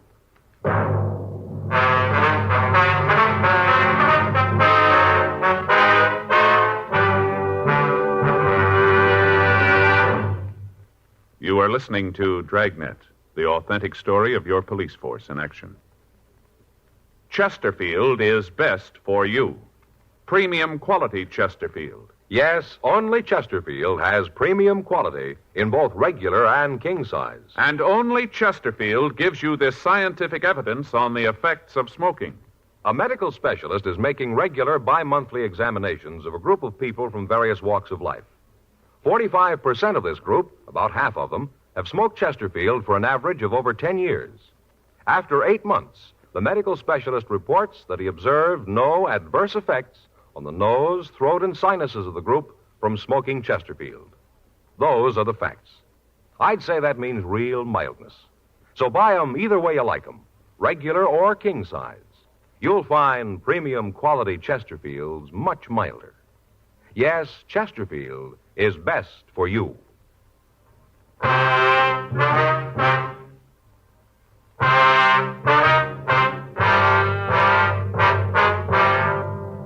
3:39 a.m. We took Jack Kenton down and had some stand-up mugs made of him and sent to San Francisco.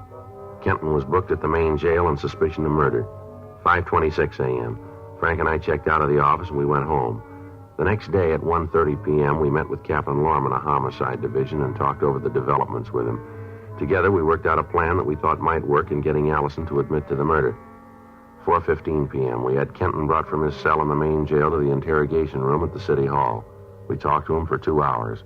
He'd admit nothing. Where's your witness? About time she got here, isn't it? She'll be here. We should get this thing over with. I'm getting a little sick of playing ring around the rosy with you boys. Maybe you haven't got anything else to do, but I have. That right? What's so important, Kenton? Got a heavy date down in San Diego tonight. This is Friday, isn't it? That's right. Real doll. Been trying to date with her for a couple of weeks. Finally made it. You guys think I'll be out of here by 6? Depends on what the witness says. How about a cigarette, huh? Yeah. Here you are. I got a match. Cops find anything in my house? What do you mean? When they went through it. Look, I've been through this before. I know the bit as well as you guys do. Fella falls once, does some time, you cops never leave him alone. You drink much, Kenton? Hmm? You drink much? Yeah, I have a highball once in a while. What's the matter? Something wrong with that? You guys going to give me a lecture on the evils of alcohol? No, just trying to figure out what kind of a guy you are when you're loaded. Well, I'm a doll. Living doll. Put on lampshades, tell funny stories. Life of the party, that's me. You ever have a crying jag when you've been drinking? Nope. Sure about that? Yeah. The way we got it, as soon as you get a couple of belts in you, you start to bawl. Now, how about that? Whoever told you that's lying? Seems pretty sure about it, this fella. You seem to have a lot of information from this fella of yours. Who is the guy? Friend of ours. Yeah? He sure isn't a friend of mine. Got an idea who it is. Sounds a lot like my friend Sam. That's so. Yeah, old Sam, the working man's friend. Rumble we got says you were with him the night before last, is that right? Oh, yeah. This is the night you guys were in the next booth and heard all the stuff about me killing the old broad. What's this bit about a rumble? You know it and I do. You picked up Sam, he talked his mouth out to save his own skin. You guys are about as coy as a bulldozer. Why don't you come off it? You're not working with an amateur. I've been around for a long time. I know the angles. You guys got nothing on me. You got nothing because I'm clean. Just want to be big men. Got nothing else to do, so you decided to kill a little time by leaning on somebody.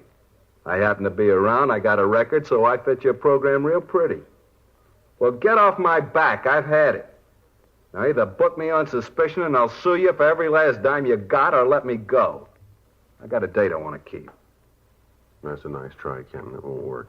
What do you mean? All right, I'll lay out a few things for you. A woman was killed in San Francisco on January 15th. You were in town that day. You got a record for robbery and assault. Woman was robbed and then killed. You got blind one night and you talked all about it. You had a real crying jag and you got worried. You talked about how everybody you saw looked like a cop. They all looked like they knew what you'd done and they were moving to nail you for it. You got a real bad case of the bull horrors. We got a friend of yours who says you could have been the guy. We got an identification from a girl who says you killed that old woman. She's on her way down here now. As soon as she sees you and makes it positive, you've had it, mister. Now, that's where you sit. You talk real convincing. Makes it sound like you really got something on me. We have, Kenton, and you know it. Let's check and see if that girl's here. Yeah, I will.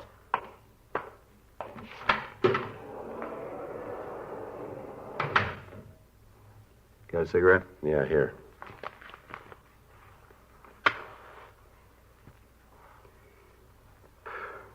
Now, what's the matter, Kenton? You figure maybe we aren't giving you a snow job? No, I know where I stand. I'm just getting a little worried that maybe this girl might make a mistake. It happened, you know. It's happened before. Is that right? Sure, lots of times. You know, somebody watches a thing like this, they aren't sure what they've really seen. Some college back east proved it. That's so. Had a deal where one of the students pretended he was going to knock off the teacher. After he'd done it, all the kids gave a different story of what happened. It happens all the time. Yeah. Well, if you didn't do it, then you got nothing to worry about, have you? No, I suppose not.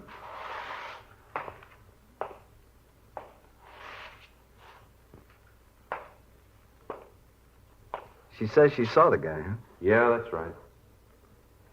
Came all the way down here to look at me, huh? Yep.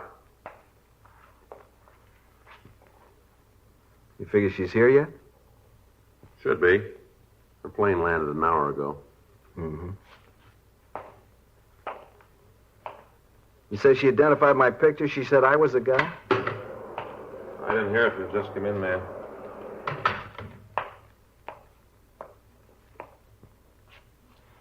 That's him. That's the man. He killed her. I saw it.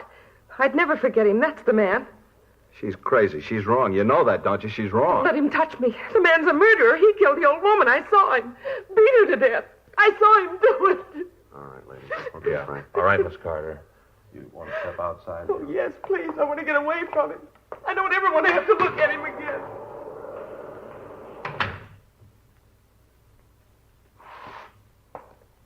How about it? I didn't see her. I didn't know anybody was around. I didn't mean to kill the old woman. I didn't. You know that, don't you? Yeah, sure. She wouldn't give me her purse. I followed her from downtown, all the way out on the streetcar. I got out and followed her. Right by Sutro's, by the Cliff House. Then I tried to take the money. She wouldn't give it to me. Only about $30. Why didn't she give it to me? $30, it wasn't worth it to her. For $30. It'd been all right if that girl hadn't seen. I looked, tried to make sure nobody saw. I didn't see her. I did. You want to stay with him, Frank, while I get the stenographer? Yeah, Joe, go ahead. Okay. Did it work, Sergeant? Yeah, it worked fine. It's funny, I was scared stiff when I went in. Wasn't sure I could carry it off. Well, it worked fine. He copped out, admitted everything. Well, if there's nothing else, I'll go on back to work. Thanks, Stella. Look, will you tell Cunningham that I'll give him a ring, will you? Yeah. Say, Sergeant, Yeah. thanks for letting me help. You know, filing packages in R&I gets a little dull now and then.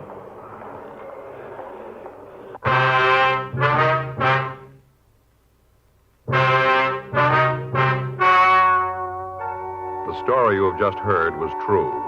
The names were changed to protect the innocent. On August 17th, trial was held in Department 89, Superior Court of the State of California, in and for the County of Los Angeles. In a moment, the results of that trial. Now, here is our star, Jack Webb. Thank you, George Fenneman. Friends, it's getting a little closer to Christmas, and there's a man right near you, your neighborhood cigarette dealer, who has a lot of fine gift ideas. Of course, he's featuring the gift of the year, the Chesterfield Christmas carton. It's the ideal gift because Chesterfield is the only premium quality cigarette available to you in both regular and king size. Chesterfield is the one I smoke, and it's the one I'm giving for Christmas. Regular or king size. Premium quality Chesterfields are much milder.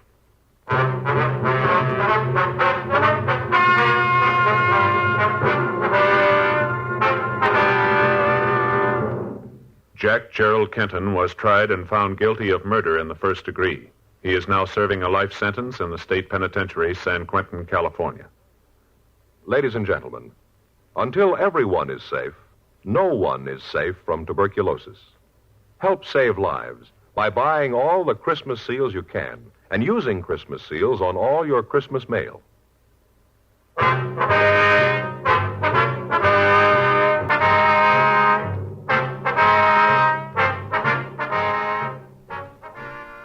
You're listening to HOJO Radio.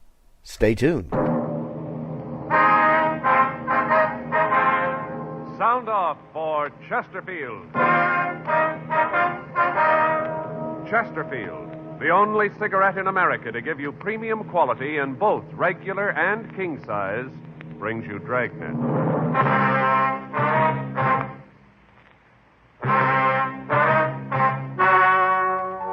Ladies and gentlemen, the story you are about to hear is true. The names have been changed to protect the innocent.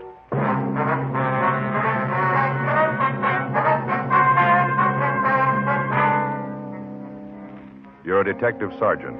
You're assigned to robbery detail. A series of holdups takes place in your city. The victims are managers of large markets.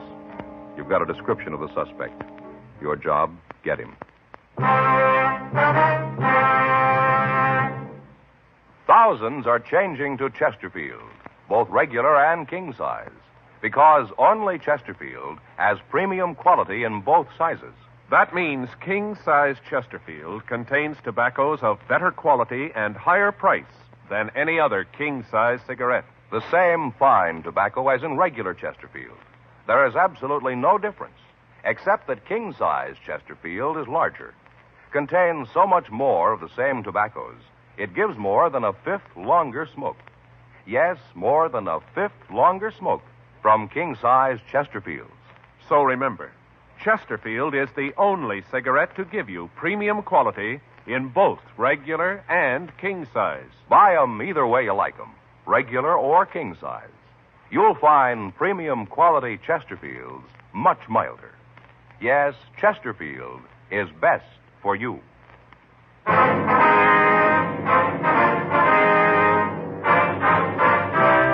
Dragnet, the documented drama of an actual crime.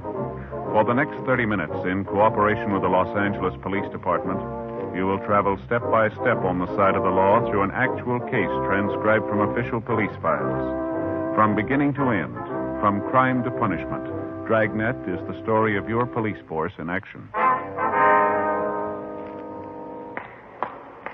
It was Thursday, February 7th. It was raining in Los Angeles. We were working the day watch out of robbery detail. My partner's Frank Smith. The boss is Captain Didion. My name's Friday. I was on the way back from R&I, and it was 8:42 a.m. when I got to room 27A. Robbery. Are you, Joe? Yeah. Where you been? Down to R&I. Oh, I'm sorry I'm late. No, it's no problem. Couldn't get the car started. The battery was dead. I had to call the gas station and have them get me started. Well, don't worry about it. It's okay. Anything here in the book? No.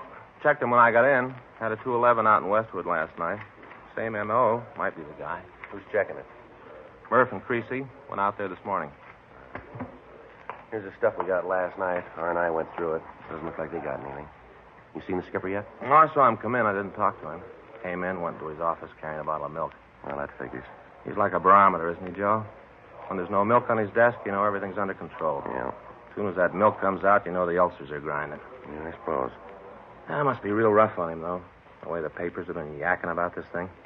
I saw Captain Jack this morning on the way in. Yeah. He said the corner pocket's leaning all over him. Well, there's got to be an answer someplace. The guy can't just keep walking into the stores and walking out again. He's got to make a mistake someplace. Yeah. What's it figure, 6 jobs so far? Yeah, 6 of them. Every one of them, he's made it clean. Hot shot. I'll get it. Well, those figures were wrong. Yeah? He just made it 7.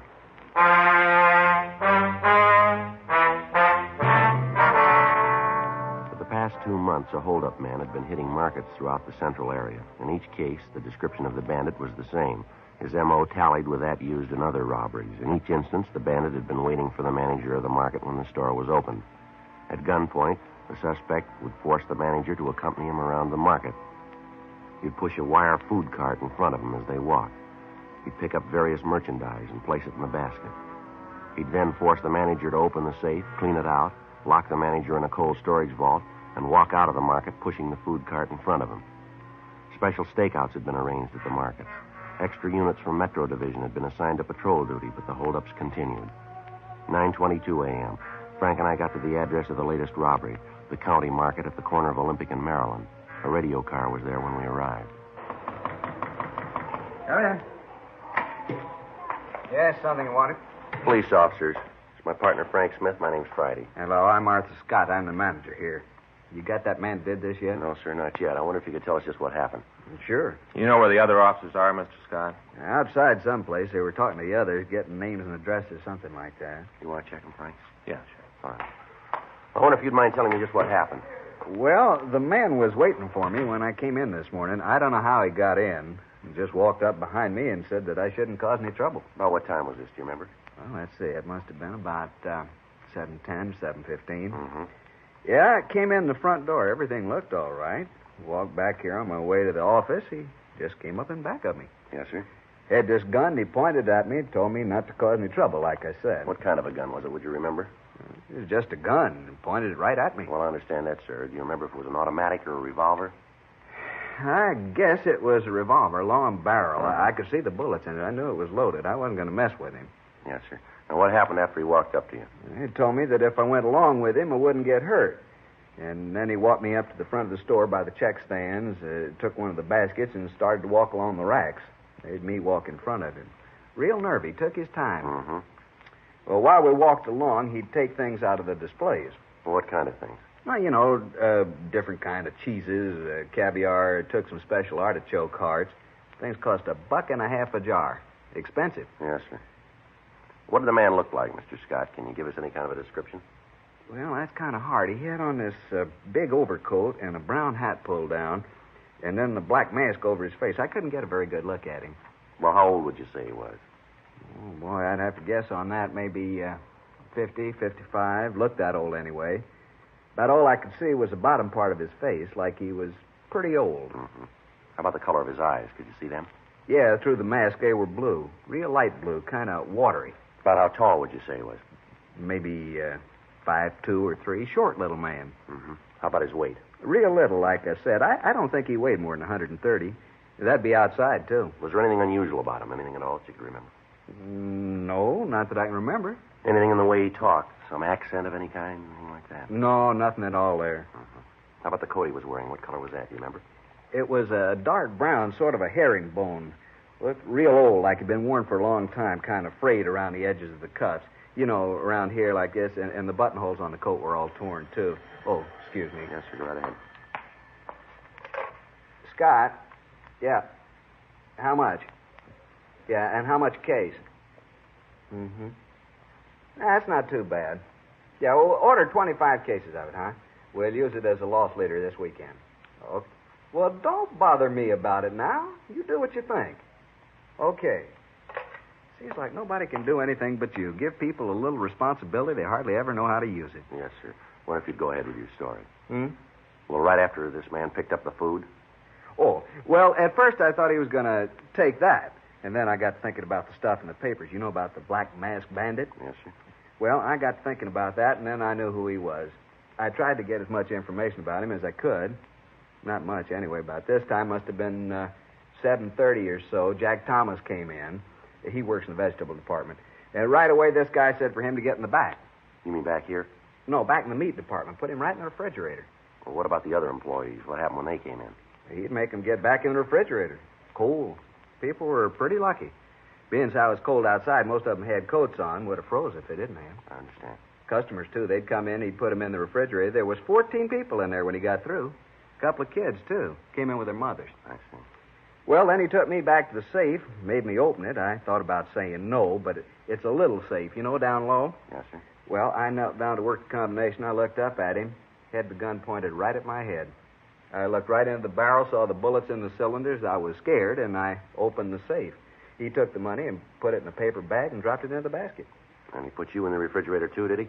Yeah, that is, he started to. When he opened the door, the people in there were all shivering, flailing their arms around, trying to keep warm. It's a little room, not much bigger than this, and there wasn't much room to flail. Anyway, they asked him if he wouldn't let him out. He said no, but then he asked me if there was someplace else he could put him. And I told him that the only place I could think of was another storage room. We use it sometimes when we got a real big shipment of meat. Don't usually keep it under refrigeration. I see. They let you all go there, huh? Yeah, the darndest thing I ever saw. 14 of them. All 14 herded them just like cattle. Moved them all to the other cooler. They were all so cold they'd have done anything to get out of that one. I tell you, officer, I was scared that one of them might try to be brave about it and cause trouble. I think that guy would have killed him right on the spot. Yes, sir. Well, what did he do then? Well, he locked the door. Then from when I could see through the cooler window, he just strolled out of the store and down the street. He was still wheeling a basket in front of him. I see. Anything, Frank? Yeah, Joe. I checked with Wheelock from the radio car. He said they canvassed the neighborhood, came up with a man who thinks he saw the bandit drive away. Was he able to give us any kind of a description on the car? No. Said he saw this guy walking down the street pushing a basket and thought it was kind of funny. Didn't pay too much attention to it. Saw him get into a late model Ford and drive away. Couldn't give a very good description of the car. Said it was a dark color. Not sure about the year. The guy still had that mask on? No. Didn't have the mask, but the fellow didn't notice anything about his face. Can't help us much there. He's going to come down and look through the mug books. Oh, that's good. Do you have any idea how much money was taken here, sir? Well, no, I can't tell you to the penny, but I figure about $3,500. You usually keep this much money on hand, do you? No, not as a rule. I didn't get to the bank yesterday. We had an inventory sale going on. I just didn't get the chance. Did the bandit take anything you think might help us identify him? Anything from the safe that you might be able to describe? No, not a thing. Just the money. Of course, that's enough. There wasn't much in there. A wristwatch that was lost here in the store. He looked at that but threw it back into the safe. Was he wearing gloves, do you remember? Yeah, he was. Looked like pigskin, sort of a light tan. Mm-hmm. Oh, I know what you're thinking about, fingerprints. Oh, with those gloves, he wouldn't leave any. Yes, sir. Say, officer. Yeah? You talked to the other officer that was here, the one in the car? Yes, sir, I did. He was kind of in charge of the people in the icebox, took care of them. Was any of them hurt? No, sir. Some of them were pretty cold, but they were all right. Yeah, we keep that box turned way down to sub-zero. Yes, sir. I wonder if, as police officers, you'd mind talking to those folks. They're all good customers here. I'd hate to lose them to Frenchie's Fine Foods down the street. Where's that, sir? Frenchie's Market just down the street. He's going to make a big thing out of this. By noontime, it'll be all over the neighborhood. Well, I'm sure none of your customers will blame you, sir. Well, no, officer, it ain't exactly that. That Frenchie's going to make a big reputation on my back. Well, Mr. Scott, markets have been held up before. Yeah, but not with our motto. What's that? We freeze anything. 9:46 a.m. Frank and I continued to talk to Arthur Scott. We questioned him about the actions of the hold-up man, but he was unable to give us any new information. The crime lab came out and checked the store. The M.O. was the same. He'd entered through a rear window. Tool marks were found. Photographs were taken. No other physical evidence was found. 10:14 a.m. We drove back to the office and checked with Captain Didion. 3 other teams of men were assigned to help us in interviewing the people who had been locked up in the refrigerator. None of them could add anything to what we already knew. Because of the age of the bandit and the smoothness with which he operated, we had a hunch that he might have served some time in a state prison. Frank and I checked out a trip car and drove up to Folsom Penitentiary. We checked with Warden Heinze and told him what we wanted. For the next 2 days, we checked the prison files.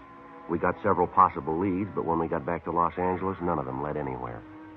Tuesday, February 12th, 8:49 a.m. We checked with Captain Didion. Well, you come up with anything? No, not a thing, Skipper. We checked them all out. Nothing. How much longer do you figure it's going to take you to come up with something we can use? We're doing everything we can. We've run down every lead. They all go nowhere. Yeah, I know. I've been telling the corner pocket that all month. It doesn't prove a thing, and they aren't buying it anymore. Well, Frank and I got an idea, Skipper. It's kind of wild, but might turn it. Well, let's hear it. Well, if you take a look at the map over here. Now, the last 2 months, he's hit 7 places here. Here, through here, and up and through here. Not much of a pattern, but maybe there's enough to work on here. Mm-hmm. From the way he's worked in the past, he's going to be waiting in the stores when the manager comes in. So the problem is to find some way to check the managers after they first get to the stores. So? Well, so most of the stores open about 8 o'clock. From what we've been able to check out, the managers get in about 6:30 to 7. We make arrangements for them to call the office after they're in the stores, and they've checked them through. How are you going to work the calling? Well, Frank and I figured that if we could stagger the call, so we'd get one at, say, 6:30, next one at 6:31 or 6:32, and so forth. We allow them 5 minutes leeway. If we haven't heard from them in that time, then we know something's wrong. How many men do you figure you're going to need to do this? Well, maybe 2-3 other teams. Those and the men from Metro that we have now. It's wild, Skipper, but it's about the only thing we got left. How long will it take you to check with the store owners? Well, maybe 2-3 days. We figured we'd keep it in this area right over here. It seems to be maybe where he'll hit next is all we can. Now, just a minute. Robbery, Didion. Yeah. When? Are you sure about the ammo? Mm-hmm. Description? Send it in, will you? Right. Better enlarge that area. What do you mean? He just hit in Sacramento.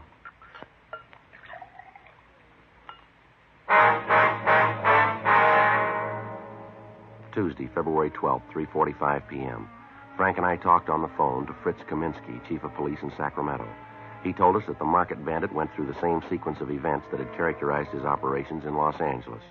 First, he took several food items from the display stands in the store, and then he forced the manager to open the safe. After robbing the safe, the thief locked the manager in a meat refrigeration locker and left the store. A witness in the neighborhood saw the suspect leave the store and said that he'd escaped in a late-model dark Ford sedan. He was unable to give us much of a description of the man, but he said that he was elderly, small, and that he'd been dressed in a brown overcoat and a brown hat, and he wore a black mask. There could be little doubt that it was the same man who had been hitting the markets in the Southland. Wednesday, February 13th. Frank and I checked out a trip car, and we drove up to Sacramento. We talked with the victim and with the witness. Both of them were unable to find the thief's picture in the mug books. Stakeouts were arranged on the markets in the Sacramento area, and additional bulletins were gotten out on the Ford sedan. Frank and I returned to Los Angeles and started to set up the plan that we discussed with Captain Didion. Each of the store managers agreed to cooperate, and starting the morning of February 18th, the plan was put into operation. 3 weeks passed. The Bandit failed to hit again. March 18th, 6:37 a.m. Robbery, Murphy. What's that number? Yes. Robbery, Smith. Yes, sir. Okay, thanks. Number 38, okay. Right. Still no word from 34. We better get ready to roll on it. Let's see. That's that supermarket on Palmetto Avenue. That's right. Let's go. Murph. Yeah? Catch the rest of the calls, will you? Yeah, sure, Joe. What do you think, Joe? I don't know. Let's find out.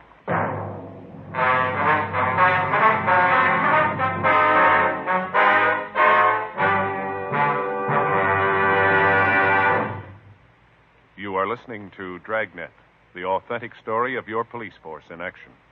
The modern way to sell cigarettes is the Chesterfield way, both regular and king size. And we're the only one that does it. We tell you what Chesterfields are made of to give you premium quality in both popular sizes. Our scientists select the best materials. They select for Chesterfield the world's best tobaccos, blend them just right, and they keep Chesterfields tasty and fresh with the best of moistening agents. Now, here's something else that's completely modern about Chesterfield. People smoke Chesterfield, and we tell you what happens. Scientifically, but simply. A medical specialist is making regular bi-monthly examinations of a group of people from various walks of life. 45% of this group have smoked Chesterfield for an average of over 10 years. After 8 months, the medical specialist reports that he observed no adverse effects on the nose, throat, and sinuses of the group from smoking Chesterfield. I'd say that means real mildness. And finally, we ask you to try Chesterfield and prove what we say. Chesterfield is best for you. They're much milder, to give you all the pleasure that the modern cigarette can give.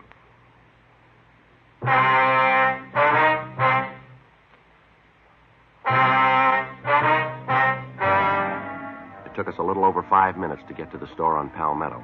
As we went by the place, we couldn't see anyone through the front windows. The store looked empty. Frank pulled the car into the parking lot next door to the store, and we walked around to the front.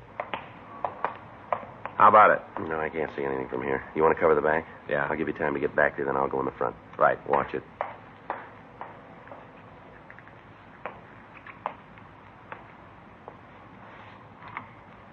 I tell you, I don't know the combination. I don't want any trouble. I'm trying to be nice. I don't want to hurt you. Open the safe and everything will be all right. You read the papers. You know about me. Now do what I say and nothing will happen. All right, mister, let's hold it right there. Police officers, put that gun down. Drop Watch it, Joe. He's coming at you. Get out of my way. All right, come here. You okay, Joe? Yeah, I got him, Frank. Want to shake him down? Right. Here. You got him? You got the gun? Yeah, we got him. I was sure scared there for a minute. I tried to think about how I was going to stall him long enough before you to get here. He's clean, Joe. All right, come on, mister, on your feet. Come on.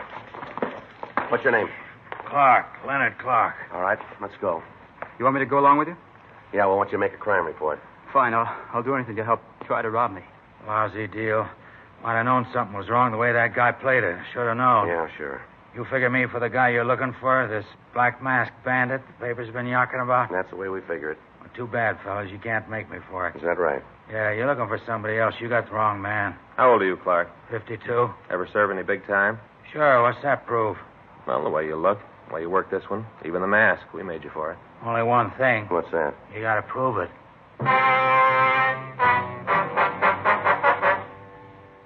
8:30 a.m. We took Leonard Clark downtown to the city hall. We talked to him for about an hour. He admitted trying to hold up the market, but he insisted that he was not the black masked bandit. He told us that he'd read about the holdups in the paper and that it seemed like an easy way to pull a robbery. He told us that he'd used a pinch bar to jimmy a rear window in the market, and then he entered the place. He told us that he'd waited for the manager to come in, and then he tried to get him to open the safe. Sergeants Murphy and Creasy went out to his home. They found nothing there to tie him in with the other robberies. A check through R&I showed a record on Clark listing 2 convictions for 211 and 1 count of 245 PC. He'd served time at both San Quentin and Folsom penitentiaries, as well as some of the eastern penitentiaries. Mug shots of Clark were shown to the victims of the Black Masked Bandit, and they said that it was a possibility that he could be the man who'd robbed them. Friday, March 21st, a special show-up was arranged, and the victims were asked to be present. We explained that the questions asked were for the express purpose of acquainting the victims with the suspect's voice. Clark was brought out on the stage and asked his name. Leonard Clark. What were you arrested for? I don't know. You must know what you're being held for. They say I'm the Black Masked Bandit. Are you? No. Were you armed when you were arrested? What? Were you armed when you were arrested? Yeah. What kind of weapon were you carrying? .38 revolver. Leonard, could you speak a little louder, please? .38 revolver. How long you been in jail? Since Tuesday. Where were you arrested? Market out on South Palmetto. It's a long street. Where on South Palmetto? 1721 South Palmetto. What were you doing there? Was arrested for trying to hold up the place. You ever done any big time? Huh? I say, you ever done any big time? Yeah. Where?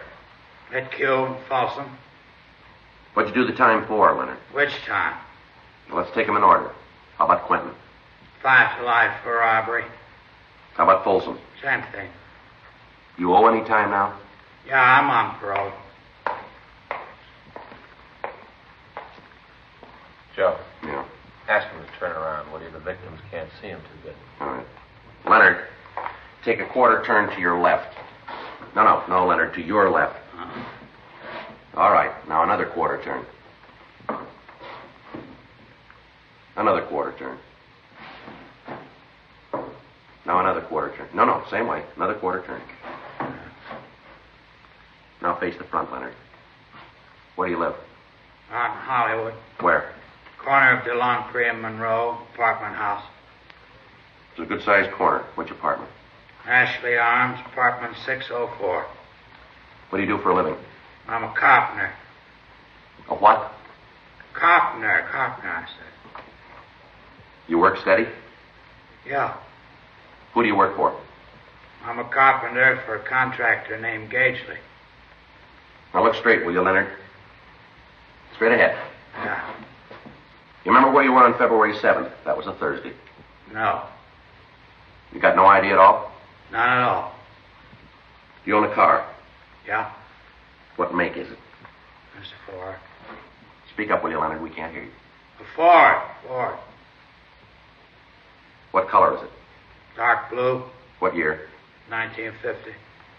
All right, Leonard. Now, would you step over to the side of the stage? No, the other way. Side of the stage. How's it look, Frank? Nothing yet. Manager at the county market seems to think it's him. The others aren't sure. Yeah. Well, maybe when we get the coat and mask on, it'll help. Those clothes, Leonard, are they yours? Yeah, they're mine. How about that mask? That belong to you, too? Yeah. Would you put the mask on? Well, just put it on. That's it. Now put the hat on. Not the way you usually wear it? That's right. All right. Take a quarter turn to your left. No, Leonard, your left. That's it. Now again. And again. Once more. All right, now face forward. Now all the way around. Come on, Leonard. Straight forward out this. That's it. Yeah. Now repeat these words. Just be quiet and you won't get hurt. Just be quiet. You won't get hurt. Now say, open the safe and don't cause any trouble. Open the safe. Don't cause any A trouble. little louder, Leonard. Open the safe and don't cause any trouble. All right, Leonard, you can take the mask off. How many times have you been arrested? I don't know. About how many times would you say? Maybe 15, something like that. What'd you fall for? Suspicion. Suspicion of what? A lot of things. They didn't nail me for. How old are you now, Leonard? 52. How old were you when you were arrested the first time? 16. You've had quite a life, haven't you? Yeah, I fell among evil companions.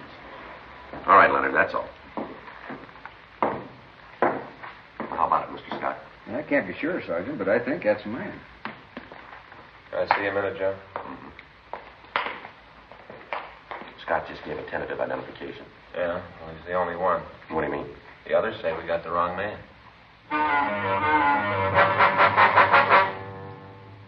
11:45 p.m.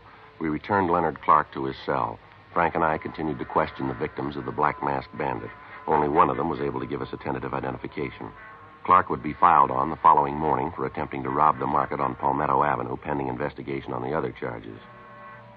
The working detective has come to know that many times at a show-up, identifying witnesses sometimes become confused, sometimes fail to speak up for one reason or another, sometimes due to fear, the idea of incriminating a man, thus making the officer's task of bringing a suspect to justice all the more difficult. In spite of the lack of identifying witnesses, Frank and I felt reasonably sure that we had the Black Masked Bandit in custody. The following morning, March 22nd, we checked into the office to fill out the follow-up forms. You know, Joe, I just can't figure it. He's got to be it. He's got the motive, the opportunity, everything. Yeah, M.O. matches. We got him on one count anyway. What happens now? Well, I guess we just wait. If there aren't any more holdups, we know we got the right guy. It's about the only way we can do it. Anyway, you slice it, Clark's finished. The court gets through with him this time. They'll nail him for life. Yeah, I suppose so. He sure looks like the guy to me, though. I tell you, Joe, he's got to be it. Mm-hmm. Everything fits with him, all the way down the line. That's what I figured, too. Friday, Smith? Yeah, Skipper. Call from Hollywood Division. Just had one at 3rd and Selma. Yeah, what about it? Black Masked Bandit. We haven't got him.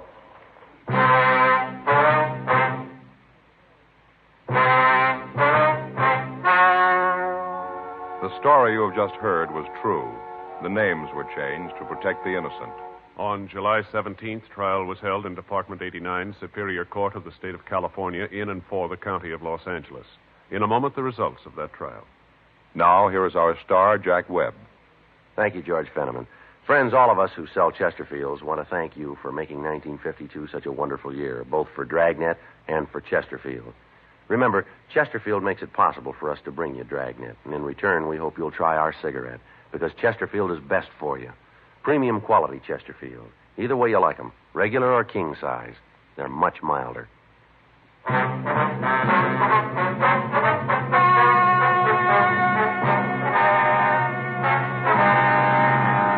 Leonard Stanley Clark was tried and convicted of attempted robbery. Because of his previous criminal record, he was sentenced to life imprisonment without possibility of parole. He is now serving his term in the state penitentiary, Folsom, California. Next week, The Big Mask, Part 2. Ladies and gentlemen, as an investment, bonds are better than ever. So whether you already buy on the payroll savings plan where you work or the bond-a-month plan where you bank, get an extra bond for defense tomorrow.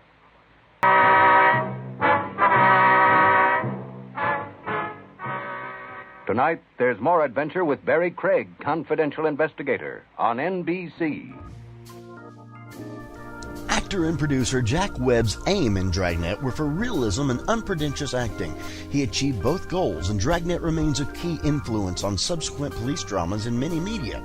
The show's cultural impact is demonstrated by the fact that even after 5 decades, elements of Dragnet are known to those who have never heard nor seen the program.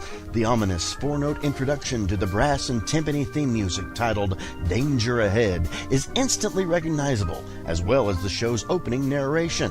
Stay tuned for more Dragnet right here on HOJO Radio. Sound off for Chesterfield.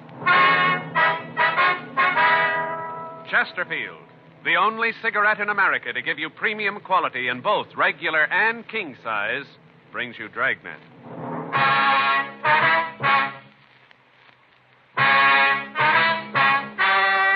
Ladies and gentlemen, the story you are about to hear is true. The names have been changed to protect the innocent.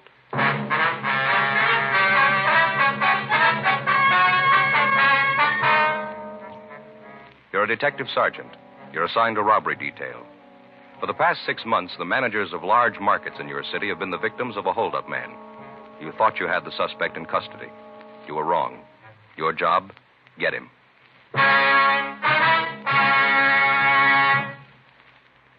There's only one premium quality cigarette in America available in both regular and king size, and that is Chesterfield.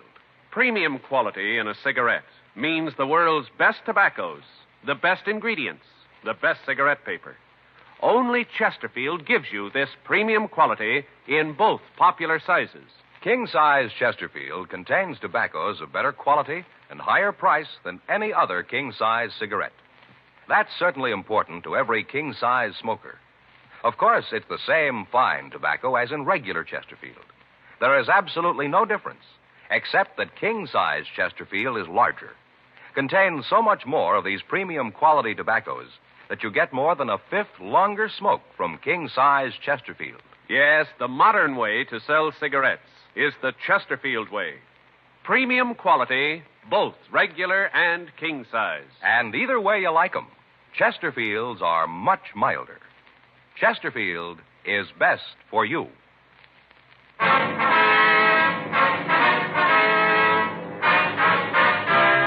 Dragnet, the documented drama of an actual crime.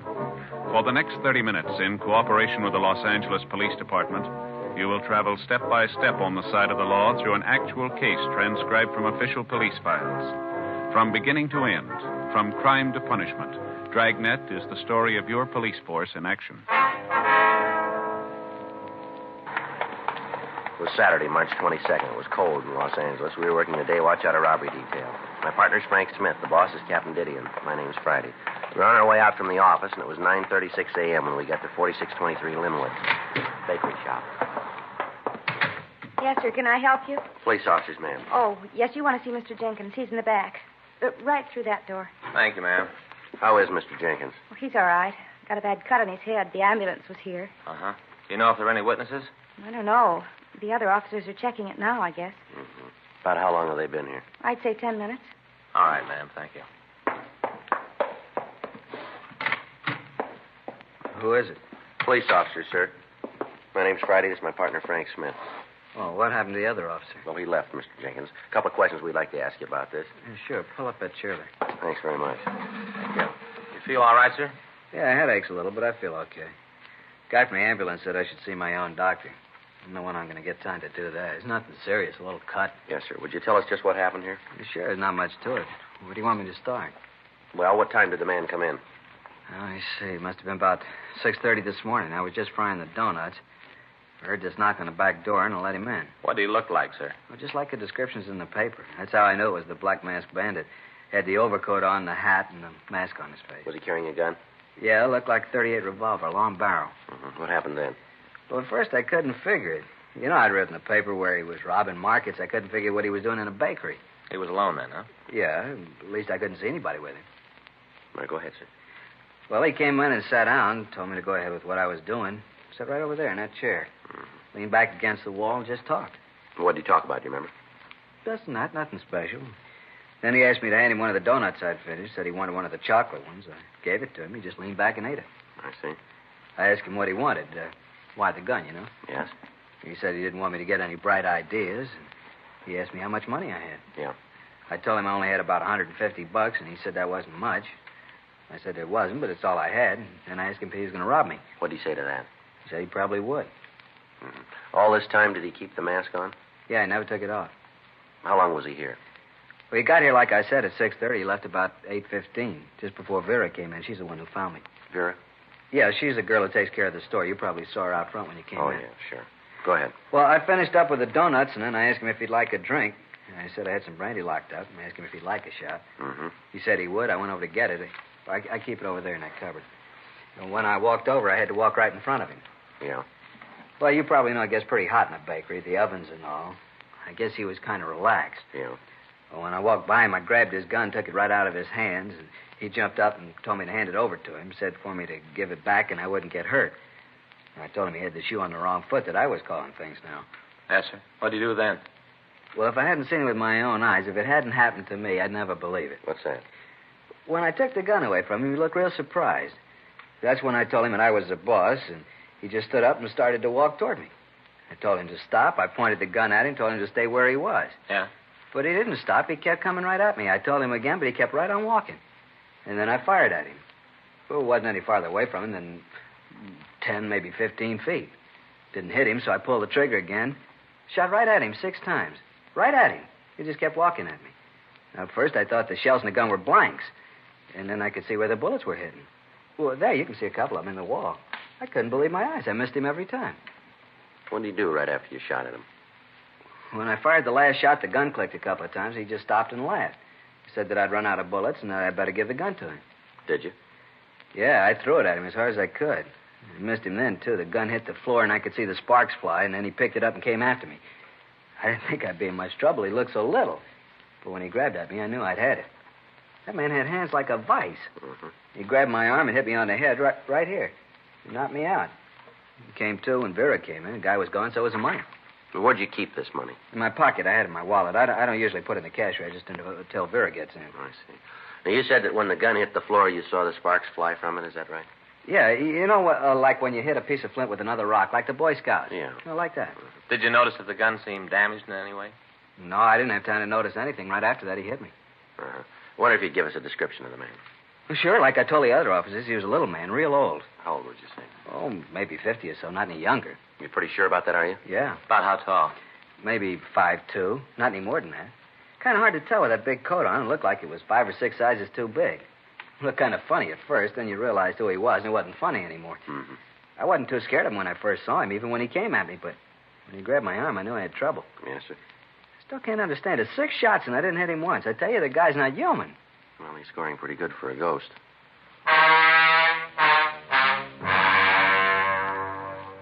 10:02 a.m. The crew from the crime lab came out and went over the bakery. Ray Pinker removed the slugs from the wall and the floor and took them back to the lab. The bandit, as usual, had worn gloves, so there was no possibility for fingerprints. A search of the neighborhood failed to turn up any new leads. None of the people in the immediate area had seen anyone answering the description of the Black Masked Bandit. Additional supplementary bulletins were gotten out, and all of the cars in the surrounding vicinity were alerted. The stats office had made run after run on the M.O. of the bandit. The leads they gave us were all checked out. All gunsmiths were alerted in the event that the suspect's weapon had been damaged and that he might try to have it repaired.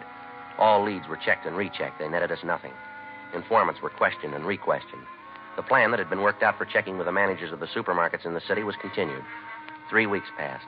The bandit hit again. This time a market just outside of Eagle Rock. The M.O. was the same as had been used in the previous robberies. However, in this one instance, the market didn't have a storage refrigerator, so the thief locked the manager in a back room. In locking the door, the suspect had taken off his gloves, and Leighton Prince was able to lift a partial print from the doorknob. It wasn't enough for classification, but Bergman said that if we apprehended the man, he'd be able to identify him for us. June came and went. July, August. The Bandit had been operating without interference for almost a year. He'd widened his theater of operations. Reports had come in from San Francisco to Stockton, from San Diego to Pomona. In each case, the suspect seemed to know what markets were being staked out, and he stayed away from them. The legwork continued without result. Tuesday, August 19th. Frank and I checked back into the office.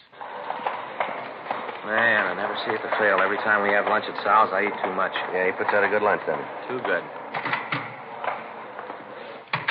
Want to check the book? Right. Anything? A call from Jerry.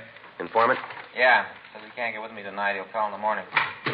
Friday, Smith? Yeah, Skipper. Yeah. Come on in here, will you? Right away. Sit down. All right. Well, what is it? You guys been on this black mass thing how long now? Well, it's going on a year, isn't it? You're no closer to him than you were when you started. Not much. You know you're tying up half the men at Metro. You got this town covered like a blanket, and you still can't turn the guy. We're doing everything we can, Skipper. I've been telling you for the last 6 months that I wasn't going to buy that anymore. I mean it this time. Now, just exactly what have you got on the guy? Well, I think you know it just as well as we do, Skipper. Description, M.O., even the partial print Bergman lifted from that place out in Eagle Rock. We've been over it 100 times. There's a lead that we haven't run out and then checked over again. Nothing new on the information from Folsom? No, nothing. We've had 5,000 circulars printed. They're scattered all over the country. Doesn't look like the guy's ever done time before. The way he works, you'd think he knew exactly what we were doing. We cover the markets, he hits the bakeries. We cover the bakeries in L.A., he hits in San Diego. They cover the stores, then he hits up north. Where we are, he ain't. How about the car, the Ford? No, nothing. We got no license. You ever hear anything on the damaged gun? No, he never tried to have it fixed that we can find out about. He's gotten a hold of another gun someplace. Latest reports say he's using a revolver with a 2-inch barrel. Well, where do you stand now? I don't know. We got every store from La Cienega to Alameda covered. From Hollywood Boulevard south to Jefferson. Big area. Yeah, it's a lot of stores, too. There's a cruiser car or a cop in or near every large store and bakery in that area. Every police unit in the city's looking for the guy. If he hits again, we should get him. Hey, Friday? Yeah, Murph. A call just came in from Wilshire. Figure you want it. Here you go. Thanks. What is it? Yeah, we got the whole town waiting for him with open arms. Everything's set, and he pulls a switch. What is it, Friday? A black masked bandit. He's going in for kidnapping now.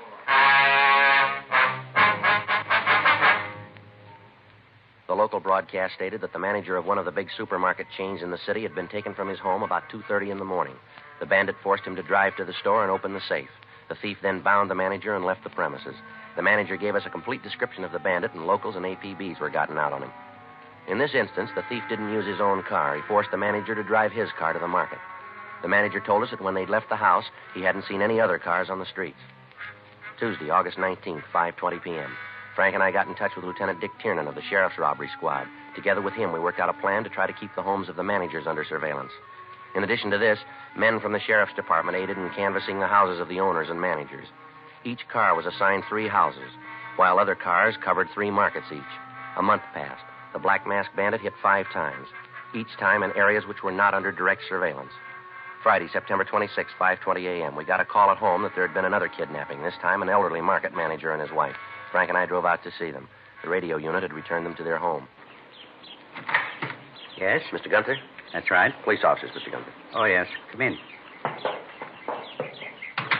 You have some sort of identification? Yes, sir. Here's my ID card. My name's Friday. This is my partner, Frank Smith. How do you do? Mr. Gunther. Come into the living room, won't you? Thank you very much, sir. Sit down. Hope you didn't mind my asking about your identification. Just that the way things have been happening, you can't be too sure. Yes, sir, we understand. Now, I wonder if you'd mind telling us what happened. Sure. Awful thing. Awful. Just can't believe that a man his age would do a thing like this. Seems that he'd know not to be so cruel.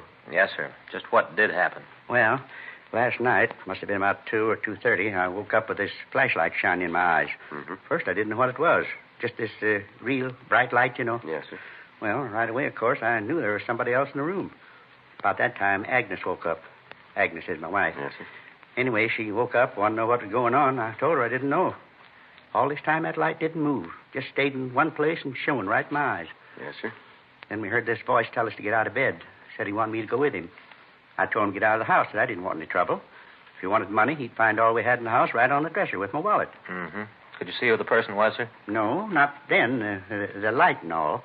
But I got out of bed, and then I could see a little old man with a black mask over his eyes. How could you tell his age, sir? Well, just could, that's all. Little beady eyes, and his mouth mean. Never saw a mouth like that on a young man. His voice was old, I could tell. Yes, sir. Well, he told me to get dressed, said that I should hurry up about it. Was he armed? Could you tell that? Yes, I could see it. He was holding a gun. All this time, Agnes was yelling at him to get out of the house. She's not well, you know. Yes, sir. Agnes, she has a bad heart. Uh-huh. Been with the doctor for years, takes pills and medicine. That's the big reason that I did what he said. I didn't want there to be any trouble to get Agnes excited. I understand. Well, finally I told him if he'd get out of the room and leave her alone, I'd do what he wanted. Not to give him any cause to hurt anyone. Mm-hmm. Then he did about the meanest thing he could have done. Told Agnes to get out of bed. Said for her to get up and get dressed and go with us. Just can't understand why he'd want to do a thing like that. Just plain meanness. Yes, sir. Did your wife do what he said? Well, at first she said she wouldn't do it. Really told him off. I thought he'd maybe get mad and hit her. He was mean enough to do it. Mm-hmm. Well, finally, I asked her to do what he wanted. Figured that'd be the easiest way of getting him out of the place. I thought that maybe I could talk him out of taking her with us, but I couldn't. He made you leave the house then? Yeah, told me to get the car out of the garage, and then he and Agnes get in the back seat. Made me drive down to the store. Did you notice any other cars in the area? Any cars parked near your house that weren't usually there? No. On the way to the store, though, I saw a police car. I thought about trying to attract their attention. He must have thought about it, too, though. Why'd he say that? Well, he told me that if I did anything to call attention to us, he'd kill Agnes. I think he would have, too. I didn't do anything to get him upset. Yes, sir. Well, we got to the market, and he made me open the safe, and then he took the money and tied us up. I begged him not to tie Agnes. I've never done that before, Sergeant. I'm 52, and I've never begged a man for anything, but I did this time. Begged him not to kill Agnes. I knew that if he tied her up like he said he was going to, it'd kill her. Pleaded with him, but it didn't do any good. Tied her up and put that tape over her mouth. One thing I can say for him, though, just one. He called the police and told them where we were. If he hadn't done that, I think we'd have both died. Agnes almost suffocated. Where's your wife now, Mr. Gunther? In the other room. Doctor's with her. He gave her a sedative. Awful thing, Sergeant. I just don't know how anyone could be that mean. No, just one reason we can think of. What's that? He's had a lot of practice. 11:30 a.m. We talked to Mrs. Gunther. She told us pretty much the same story that we'd gotten from her husband. The police car in the area was contacted, but they reported that they hadn't noticed the Gunther car. The unit that was patrolling the area around the store was contacted. They reported that they had checked the store at 3:15 a.m. At that time, there were no lights and no suspicious cars in the vicinity. The Black Masked Bandit had been working for over a year. In that time, he'd robbed 59 stores that we knew of. His theater of operations had taken him from Northern California right down to the Mexican border. From the desert to the beach, he'd stolen approximately $500,000. The entire nation had received communications carrying the description of the suspect. The entire facilities of the police and sheriff's departments in Los Angeles were devoted to apprehending him. Thousands of man-hours had gone into stakeouts and searches. None of them produced any results. As the case grew in importance, robbery detail began to get an average of 30 calls a day from well-meaning citizens with information. Every lead, no matter how remote, had to be checked out. This meant more hours of legwork and interrogation. Every officer in the Southland was looking for the bandit. Every car and motorcycle on the streets had his description. None of it did any good. Thursday, October 2nd, 11:05 p.m. Frank and I checked back into the office.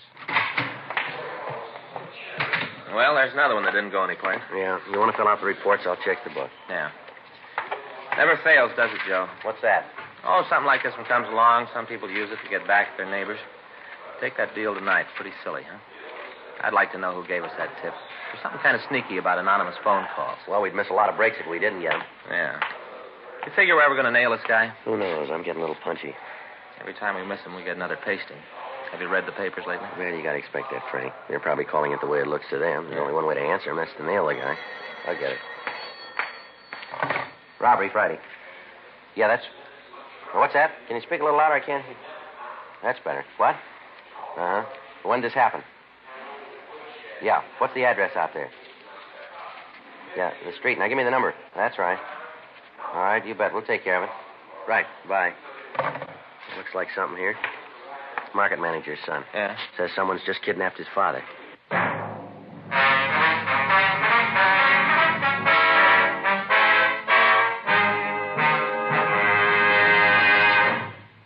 You are listening to Dragnet, the authentic story of your police force in action. The modern way to sell cigarettes is the Chesterfield way. Premium quality in both regular and king size. And we're the only one that does it. We tell you what Chesterfields are made of to give you that premium quality in both popular sizes. Our scientists select the best materials. They select for Chesterfield the world's best tobaccos, blend them just right, and they keep Chesterfields tasty and fresh with the best of moistening agents.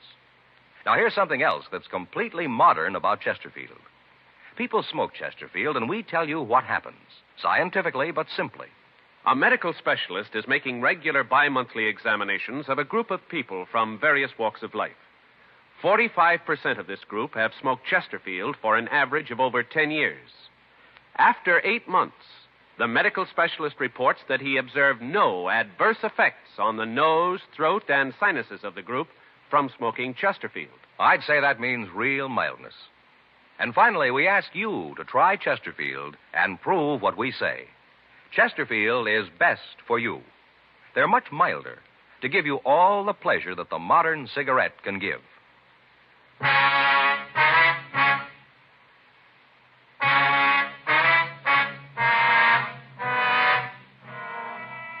11:23 p.m. Frank and I checked the manager's name on the list. We got the address, and 7 minutes later, we pulled up in front of the store. In the rear of the store, we could see 2 men. One was dressed in a bathrobe, the other in a large overcoat with a brown hat pulled down over his eyes. Parked in front of the store was a dark blue 1951 Lincoln. We checked the car and found that it bore the registration of Donald Anderson, the manager. Frank went around to the rear door of the market, and I covered the front entrance. We waited. At 11:42 p.m., the Bandit started for the front door. All right, mister, police officer, hold it up there.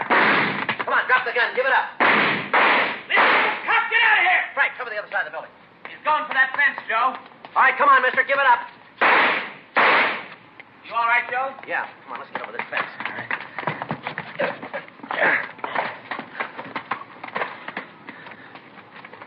He's not over here. No, we missed him. He must have got over that wall. I'll get back to the car and notify the radio units. All right. You think you hit him? I don't know. I might have. Well, let's check the ground by the fence. You got your flashlight? Yeah, here it is. Hold it, Joe. Yeah? Here. See? By the fence. Oh, yeah. Bloodstains, quite a few of them. I'll stay here and check. Okay, I'll be right back. Watch yourself. Yeah.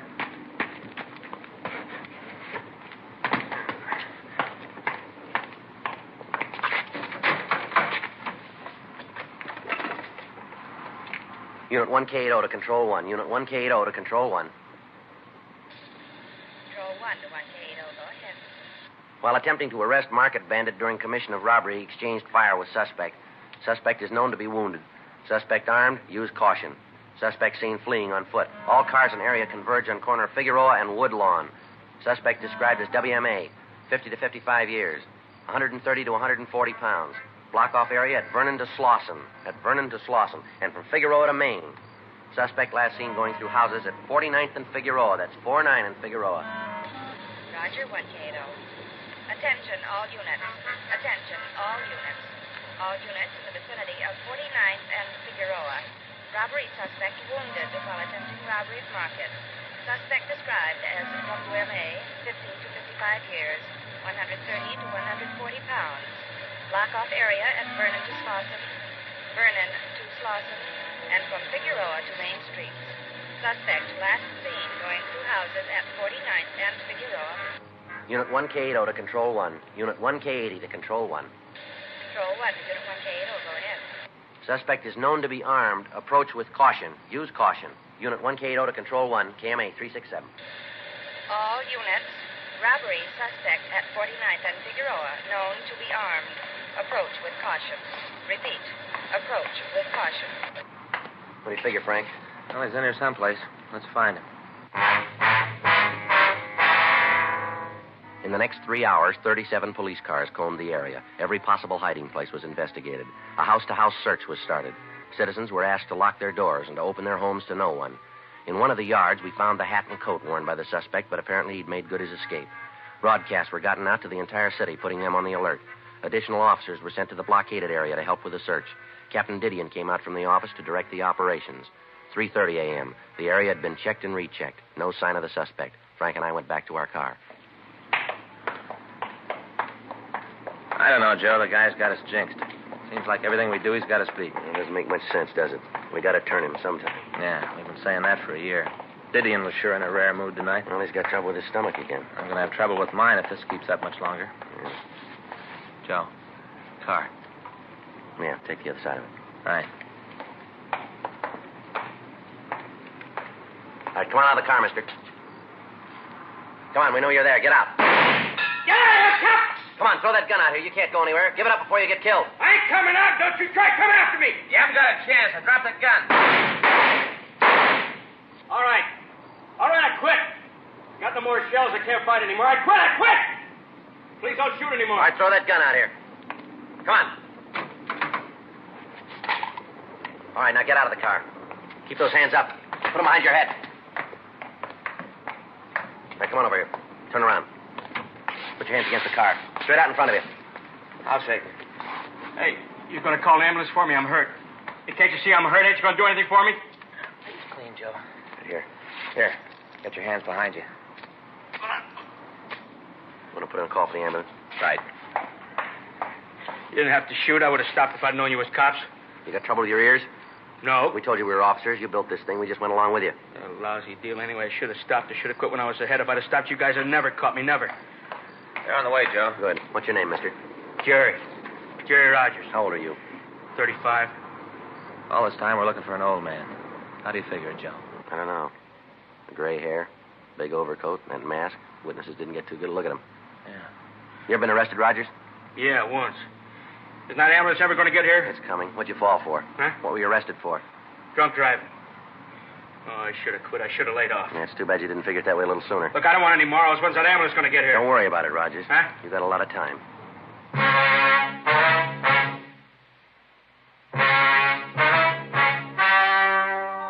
The story you have just heard was true. The names were changed to protect the innocent. On February 4th, trial was held in Department 87, Superior Court of the State of California, in and for the County of Los Angeles. In a moment, the results of that trial. Now, here is our star, Jack Webb. Thank you, George Fenneman. Let me tell you again why Chesterfield is best for me and for you. Now you have scientific evidence on the effects of smoking. No adverse effects on the nose, throat, and sinuses of the group from smoking Chesterfield. And remember, Chesterfield is the only cigarette to give you premium quality in both regular and king size. I'd like you to buy Chesterfields and prove that Chesterfield is best for you. Regular or king size, they're much milder to give you all the pleasure the modern cigarette can give.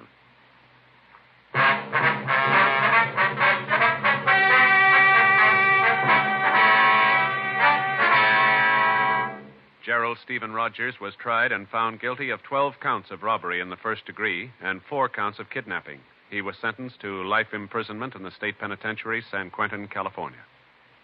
Ladies and gentlemen, the National Safety Council reminds you to make sure your car is really in shape for winter driving. Check headlights, windshield wipers, tires, and brakes. And then winterize your driving. Get the feel of the road when you start out. Keep well behind the car ahead. Instead of slamming on brakes and starting a skid, pump your brakes to slow down or stop. And always take your time in winter. Tonight, it's Adventure with Barry Craig, confidential investigator on NBC. You're listening to HOJO Radio. More classic old-time radio coming your way next. Sound off for Chesterfield. Chesterfield, the only cigarette in America to give you premium quality in both regular and king size, brings you Dragnet.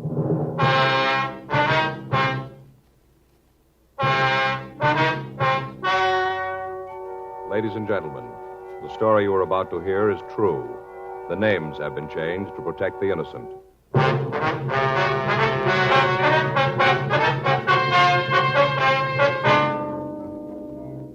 You're a detective sergeant. You're assigned to forgery detail. A check forger has been hitting the merchants in your city. From the M.O. she uses, you know she's an expert. You've got a description. Your job, get her. There's only one premium quality cigarette in America, available in both regular and king size, and that is Chesterfield. Premium quality in a cigarette means the world's best tobaccos, the best ingredients, the best cigarette paper. Only Chesterfield gives you this premium quality in both popular sizes. King-size Chesterfield contains tobaccos of better quality and higher price than any other king-size cigarette. That's certainly important to every king-size smoker. Of course, it's the same fine tobacco as in regular Chesterfield. There is absolutely no difference, except that king-size Chesterfield is larger, contains so much more of these premium quality tobaccos that you get more than a fifth longer smoked from king-size Chesterfield. Yes, the modern way to sell cigarettes is the Chesterfield way. Premium quality, both regular and king size. And either way you like them, Chesterfields are much milder. Chesterfield is best for you.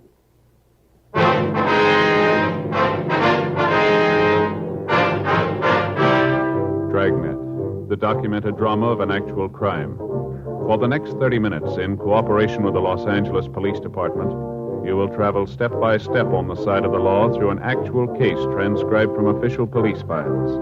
From beginning to end, from crime to punishment, Dragnet is the story of your police force in action. It was Wednesday, February 6th. It was cool in Los Angeles. We were working the day watch out of forgery detail. My partner's Frank Smith. The boss is Captain Welsh. My name's Friday. I was on my way back from the forgery office, and it was 10:22 a.m. when I got to the mug room. I'm sure about it, officer. If I ever see that woman again, I'll know her. Don't you have any doubt about it? I'll know her. Yes, ma'am. Now, if you'll just look through this book, please. Have you seen anyone who might be the woman, Miss Parkinson? No, not yet, Sergeant. But if she's got her picture in here, I'll find it for you. Never forget that face. So sweet and kindly. Sort of reminded me of my mother, rest her soul.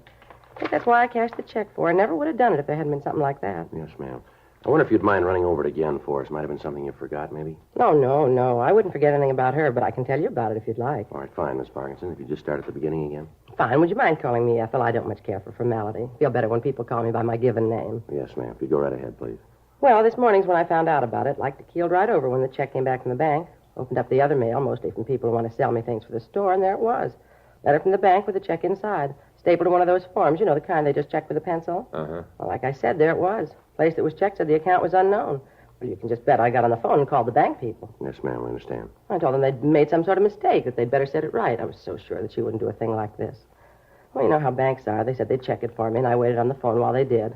And they said it wasn't any mistake. Well, you can just bet that I was hopping mad. Yeah, well, what kind of identification did the woman use to get you to cash the check? Well, she had several letters from her son. At least that's who she said they were from. I just bet she hasn't even got a son. Well, sir, I'll bet she hasn't. Well, do you usually cash checks with that little identification? No, I don't, as a rule. Usually ask for a driver's license and a Social Security card.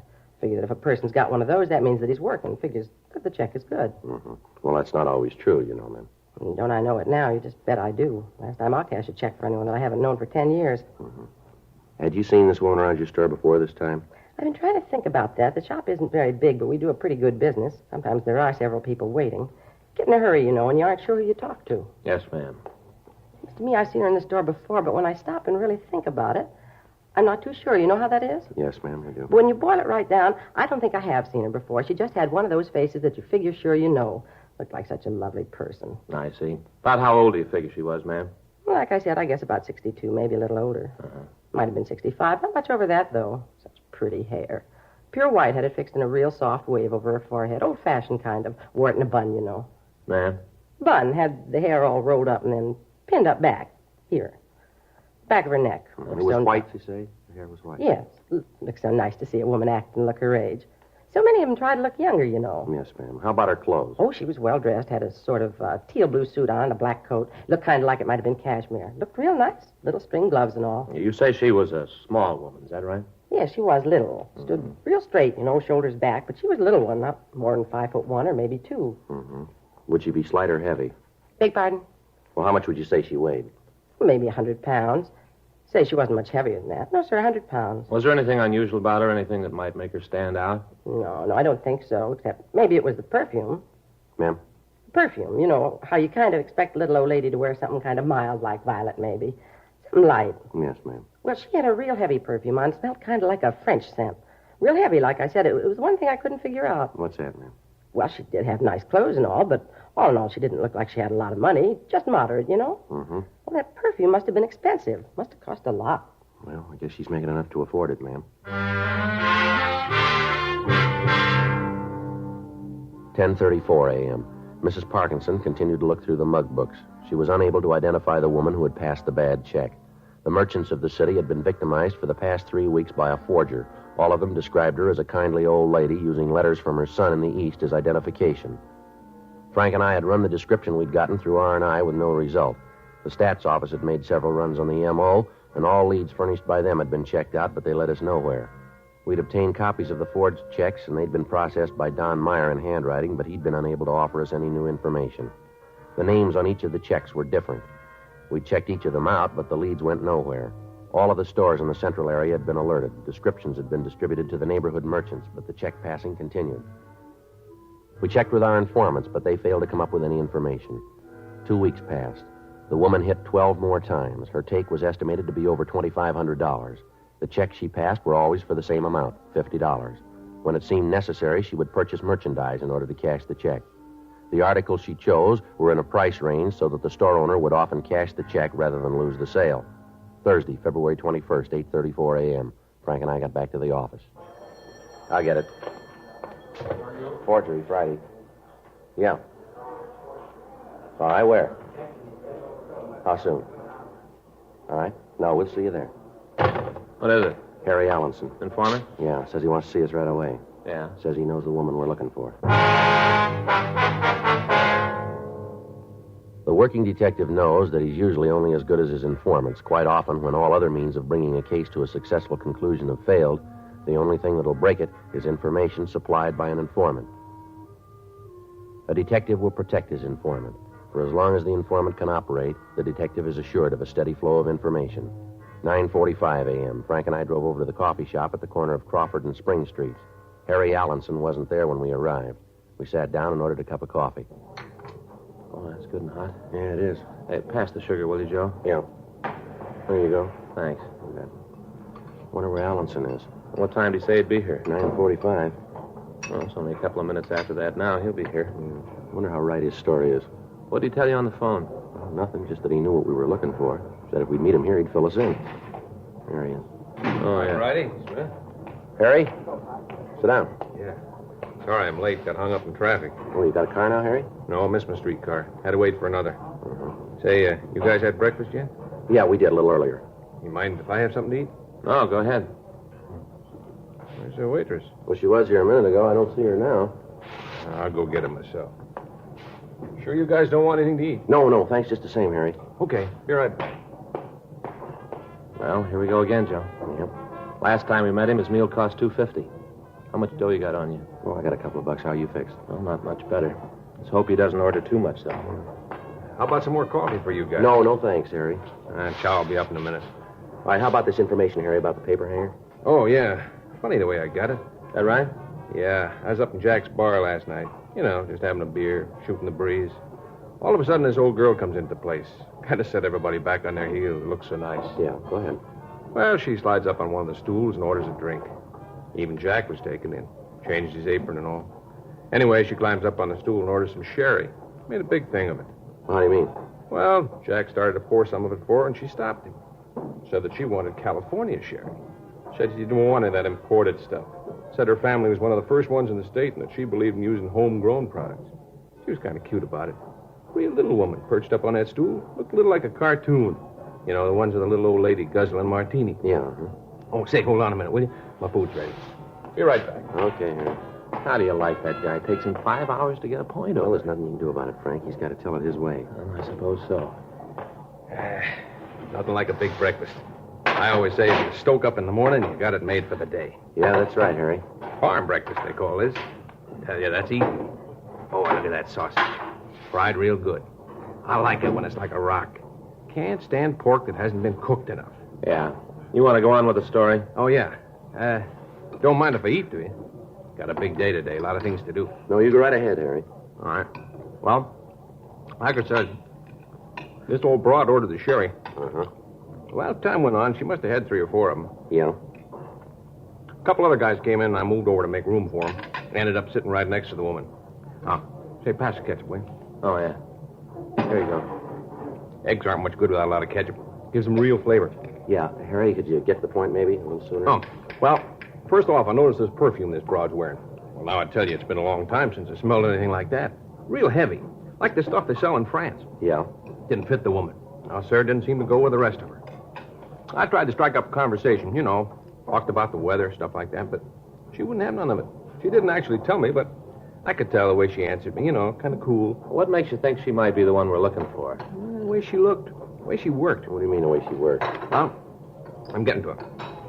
Anyway, after she's had the sherry, she reached into her purse to pay for him. Fumbles around in it for a while. Well, I couldn't help seeing what was in it, what was sitting right next to her and all. Yeah, sure. Well, she don't come up with any money. And she starts going through her pockets. Still can't find any money. Finally, she asked Jack. Who's that, the bartender? Yeah, Jack. He owns the place. She asked him if he'll cash a check. Yeah. Well, now I ask you. Either one of you guys know Jack? No, I don't think we do, Harry. No, I don't. Well, Jack wouldn't cash a check for the treasurer of the country. Not even if he had the president to vouch for him. Been stung too many times. Yeah. Well, this old gal gets to him, see?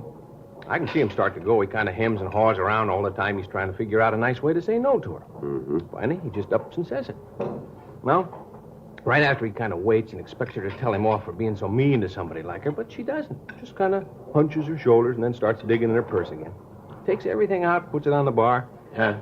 Now, it happens that her driver's license is lying right there on the bar in front of me. Couldn't help but read it, Yeah, we know. Well, I saw her name. And I asked her if she'd let me buy the wine for her. Mm-hmm. What'd she say to that? Well, when I called her by name, she acted kind of startled, like she didn't expect it, and then she kind of smiled and said she was financially embarrassed at the moment. Something about coming away from the house without any money, but she said she thought it'd be very sweet of me if I'd take care of the tab. So I paid Jack the money, and I asked her if she'd like another one. She said she didn't think so, and then she got all her stuff together and put it back into her purse and thanks me. Then she got up and left.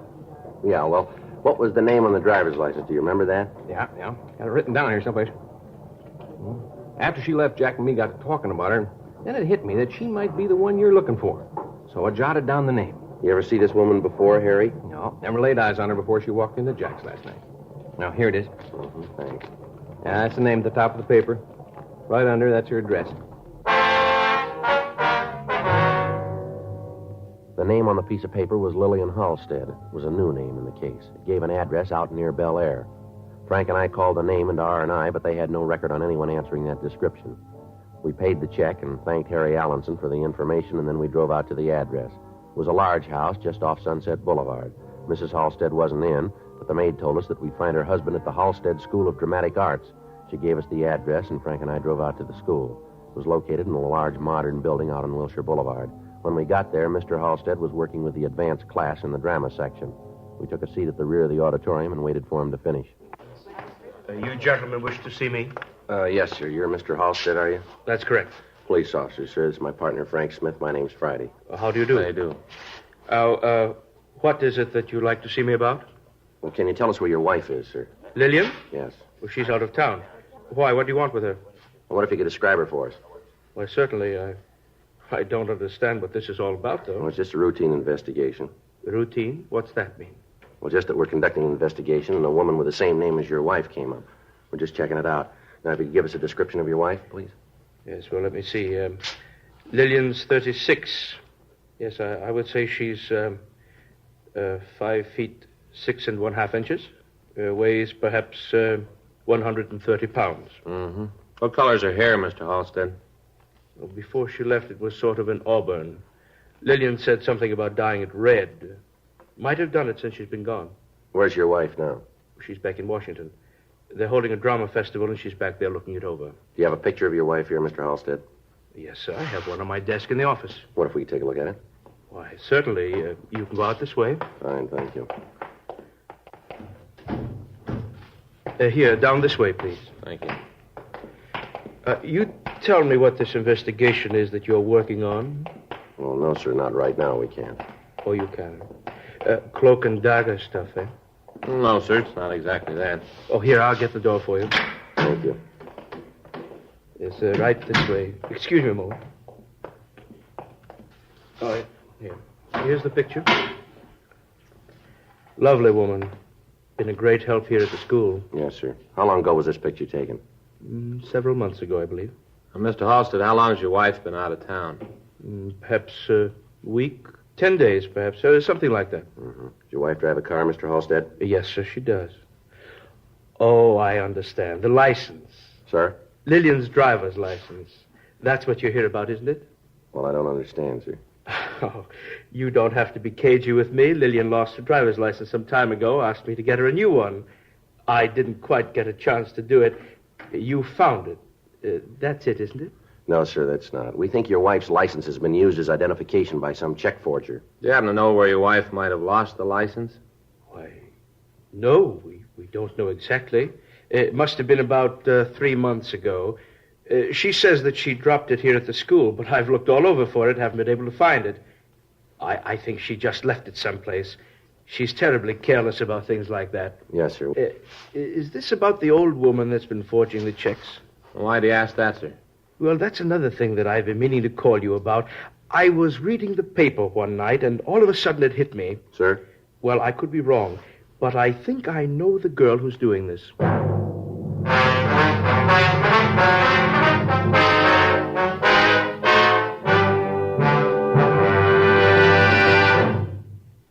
You are listening to Dragnet, the authentic story of your police force in action. The modern way to sell cigarettes is the Chesterfield way. Premium quality in both regular and king size. And we're the only one that does it. We tell you what Chesterfields are made of to give you that premium quality in both popular sizes. Our scientists select the best materials. They select for Chesterfield the world's best tobaccos, blend them just right.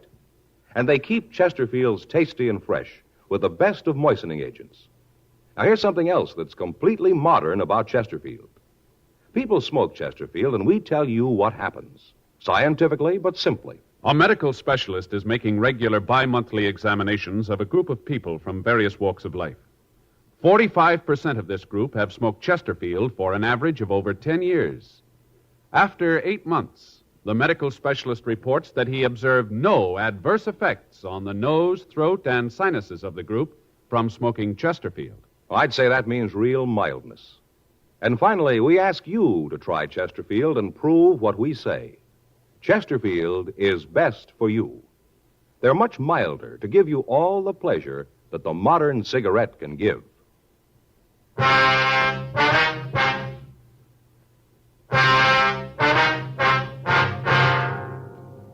2:37 p.m. We ran the name Bert Halstead through R&I, but we got no make on anyone answering his description. Halstead told us that he thought we might be looking for a girl he identified as Peggy Small. He told us that the Small girl had enrolled in the dramatic school over a year before. We asked him if he had a picture of her that we could have, and he told us that he thought there was one in the files. He took us down the hall to the registration office and checked his files. He located a picture of the girl and handed it to Frank. Just why do you think this might be the girl we're looking for, Mr. Halstead? Well, it's the oddest thing, officer. Peggy. Oh, that's Miss Small. Yes, sir. Well, Peggy came to us about a year ago, as I said. She came out here to the coast from some little town in Idaho, I think it was. I'd have to check her entrance application to be sure, but I think it was Idaho. Yes, sir. Well, instantly I knew that this girl had talent, real talent, deep down, talent. Right off the bat, she had the feel. Would have been a fine character actress. Why do you say would have? She didn't want to work. Wasn't interested in anything but learning how to be an old woman. Sir? All she was interested in was learning to act like a little old woman. Oh. Now, we have a theory here at Halstead. Don't act, live. She did just that. Learned the makeup problems, dress, walk, everything.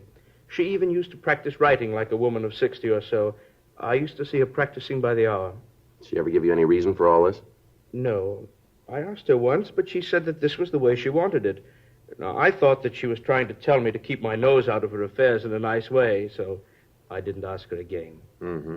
Now, we have presentations here, you know. Each term, the class presents a play that's been written and produced by the students themselves. Yes, sir. Peggy would always do the oldest female part in them.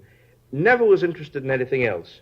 She had several good offers, but for some reason she did not take them. What do you mean by that, sir? Well, one night a talent scout from one of the majors came out to see our play. Well, he what? was quite... Majors, the studio. I see. He was quite impressed with Peggy, offered her a term contract, good money. She'd have done well, but she just was not interested. I just can't understand it. Well, do you know where she is now? No, officer, I haven't seen Peggy since she left here. That was about 4 months ago. I wonder if you could tell us where she lived when she was enrolled here. Certainly. I have the address on her enrollment card. Well, that's fine. We'd like to have the names and addresses of any of her close friends, too, if we could. Oh, certainly glad to help. You think it could be her, Peggy, the woman you're looking for? Well, it could be, yes, sir. Odd. Now, I got to thinking about it when I read about it in the papers. Right away, it made me think of Peggy. How she used to talk about acting. Well, how's that, sir? Well, she used to always say there was only one reason for doing anything, and that was to come out on it. That was the trouble with most people. They just didn't know where they wanted to end up. But she knew where she was going. Well, maybe she was right. I beg your pardon? If she's the one we're looking for, we know, too.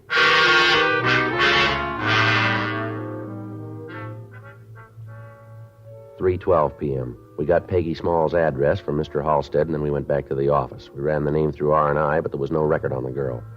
4:02 p.m. Frank and I drove out to the last known address of the Small girl. It was a boarding house on 92nd Street. Peggy Small wasn't in, but the landlady told us that she usually didn't get back from work until 7 or 7:30. We asked if she knew where the girl worked, but she told us that she didn't. We arranged for a stakeout on the house, and at 4:37 p.m. we checked back into the office. You want to check the book? Right. Anything? Don't think so. There's a call from Faye. Wants to know if I'll be home for dinner. I better give her a call, Joe. Mm-hmm.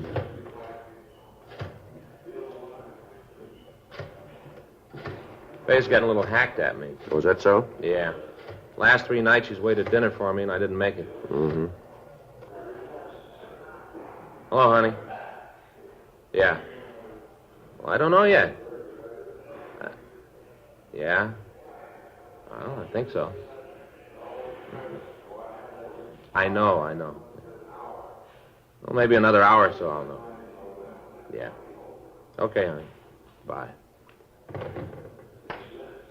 if I don't make it tonight, she's going to scout me. I get it. Forgery Friday. Yes, ma'am. What's that address again? All right. Yes, ma'am. We'll be right there. Well, your dinner's going to have to wait again. Why? Dry goods store out on Main. Forger's there now. In the process of the investigation, the police department had alerted the merchants throughout the city to the method of operation of the woman forger. Thousands of printed circulars had been distributed bearing her description. An artist's conception of the woman had been published in the daily papers, and the drawing had also been broadcast over the local television stations. The clerk in the store we'd gotten the call from had noticed a similarity between a woman waiting to cash a check and the description. From the information we'd gotten on the hot shot, the woman was waiting for an authorization for the check. When Frank and I got to the store, we met a small elderly woman. She produced identification in the form of a driver's license bearing the name Lillian Halstead. Frank and I asked her to go with us to the city hall for questioning. A policewoman was called, and the interrogation started. One look at her, and you could see that she was covered with a heavy makeup. I want you gentlemen to know that I resent the implication you're making. The idea of trying to make me out a vicious criminal. Ma'am, we're not trying to embarrass you. We just want to get to the truth here. I'm giving you that. I'm telling you what you want to know. All right, now let's get it over with. What's your name? Lillian Halstead. Is this your driver's license? Yes, it is. Then the thumbprint on it should be yours, too. Is that right? I'd imagine so, yes. Well, then suppose we go down the hall and take your fingerprints and compare it, huh? Now, you look here, young man. I know my rights. You're not dealing with some little schoolgirl this time. I've lived a long time, and I know just exactly what you can do and what you can't do. I know, for instance, that you can't take my fingerprints unless you want to arrest me for something. If you want to make a fool out of yourself to that extent, then you go right ahead and do it. And mark this well, young man. I'll sue you for every nickel you own. I'll let the papers know about this. They'd love to know how you treat old women. They'd just love to know. You ever been mistreated in any way, ma'am? No, and I don't intend to be. There's a man on the way down here, ma'am, the name of Halstead. Wife's name is Lillian Halstead. That driver's license we found in your purse, the one you claim is yours, that's registered to his wife. He's coming down here to tell us that you aren't his wife, that you stole that license, that you were a student in his dramatic school. Now, why don't you save us all a lot of trouble here? Why don't you admit that you're the woman we're looking for, that you're Peggy Small, you're no old woman? Come on, how about it, Miss Small? All right, I lose. Guess I should have known. Mind if I take this wig off? It's kind of warm in here. We've been kind of waiting for it. Go right ahead. It was a good racket while it lasted. Crummy driver's license. I was doing all right as long as I used the letters.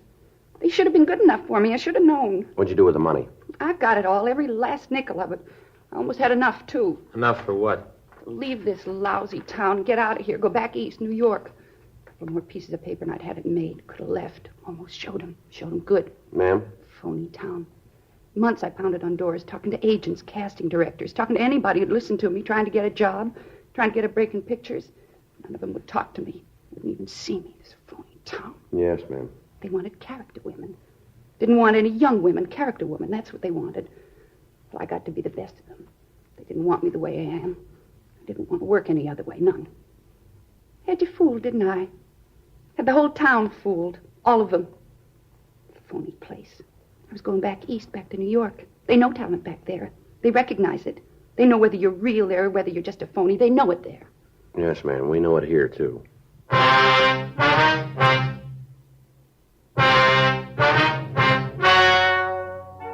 The story you have just heard was true. The names were changed to protect the innocent. On June 19th, trial was held in Department 89, Superior Court of the State of California, in and for the County of Los Angeles. In a moment, the results of that trial. Now, here is our star, Jack Webb. Thank you, George Fenneman. Friends, only the modern cigarette, Chesterfield, gives you this scientific evidence on the effects of smoking. No adverse effects on the nose, throat, and sinuses of the group from smoking Chesterfields. And only the modern cigarette, Chesterfield, gives you premium quality in both regular and king size. Now, I know Chesterfield is best for me and best for you. Buy 'em, regular or king size. Either way, they're much milder to give you all the pleasure the modern cigarette can give.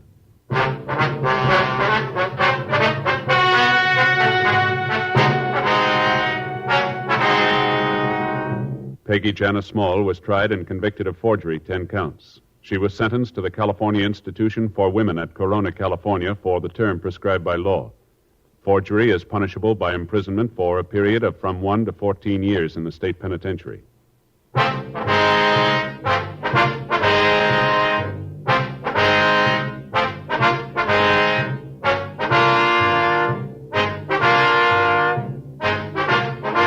have just heard Dragnet, a series of authentic cases from official files. Technical advice comes from the Office of Chief of Police W.H. Parker, Los Angeles Police Department. Technical advisors, Captain Jack Donahoe, Sergeant Marty Wynn, Sergeant Vance Brasher. Heard tonight were Ben Alexander, June Whitley, Jack Crucian, Gene Tatum. Script by John Robinson. Music by Walter Schumann. Hal Gibney speaking. Sound off for Chesterfield. Either way you like them, regular or king size, you'll find premium quality Chesterfields much milder. Chesterfield has brought you Dragnet, transcribed from Los Angeles.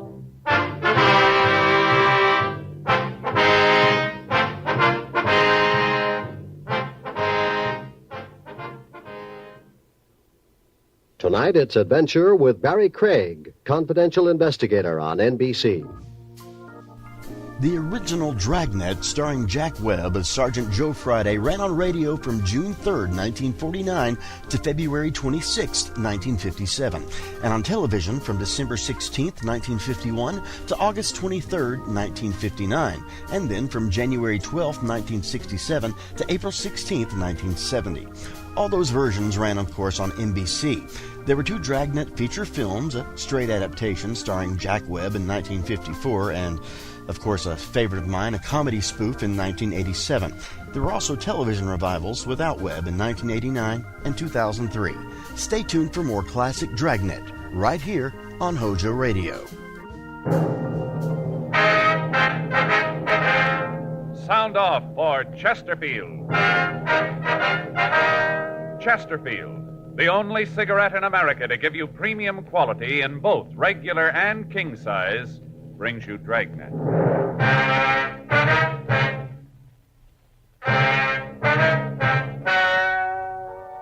Ladies and gentlemen, the story you are about to hear is true.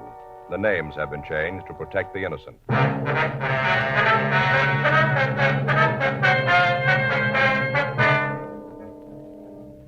You're a detective sergeant. You're assigned to homicide detail. A man walks into your office and tells you he returned to his home to find that his wife was gone. She left no indication where she was going. Foul play is suspected. Your job, find her. The modern way to sell cigarettes is the Chesterfield way. Premium quality in both regular and king size. And we're the only one that does it. Premium quality in a cigarette means the world's best tobaccos, the best ingredients, the best cigarette paper. Only Chesterfield gives you this premium quality in both popular sizes. King size Chesterfield contains tobaccos of better quality and higher price than any other king size cigarette. That's certainly important to every king size smoker. Of course, it's the same fine tobacco as in regular Chesterfield. There is absolutely no difference, except that king size Chesterfield gives you more than a fifth longer smoke. Yes, the modern way to sell cigarettes is the Chesterfield way. Premium quality, both regular and king size. Chesterfield is much milder. Chesterfield is best for you.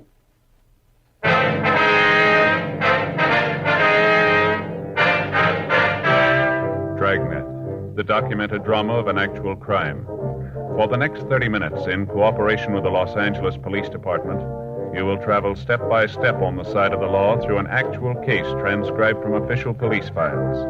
From beginning to end, from crime to punishment, Dragnet is the story of your police force in action.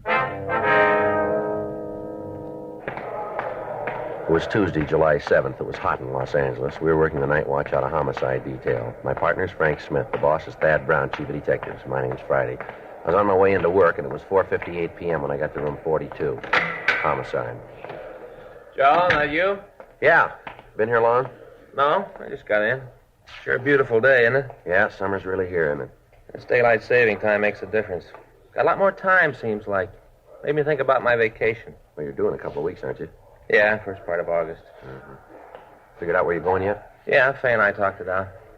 You know, Joe? Oh, what's that? I think maybe I had Armin figured wrong. Armin? That's your brother-in-law? Yeah. Mm-hmm. This year, Fay and I got to talking where we're going to spend the vacation. Fay wants to go up to Big Bear. I'm saying Mexico. Yeah? You know, I figure a little fishing. I hear the yellows are hitting pretty good. The what? Yellowtails. Oh, yeah. You don't fish much, No, do you, I don't Joe? fish at all, you know. Well, they're supposed to be hitting pretty good, but Fay can't see Mexico.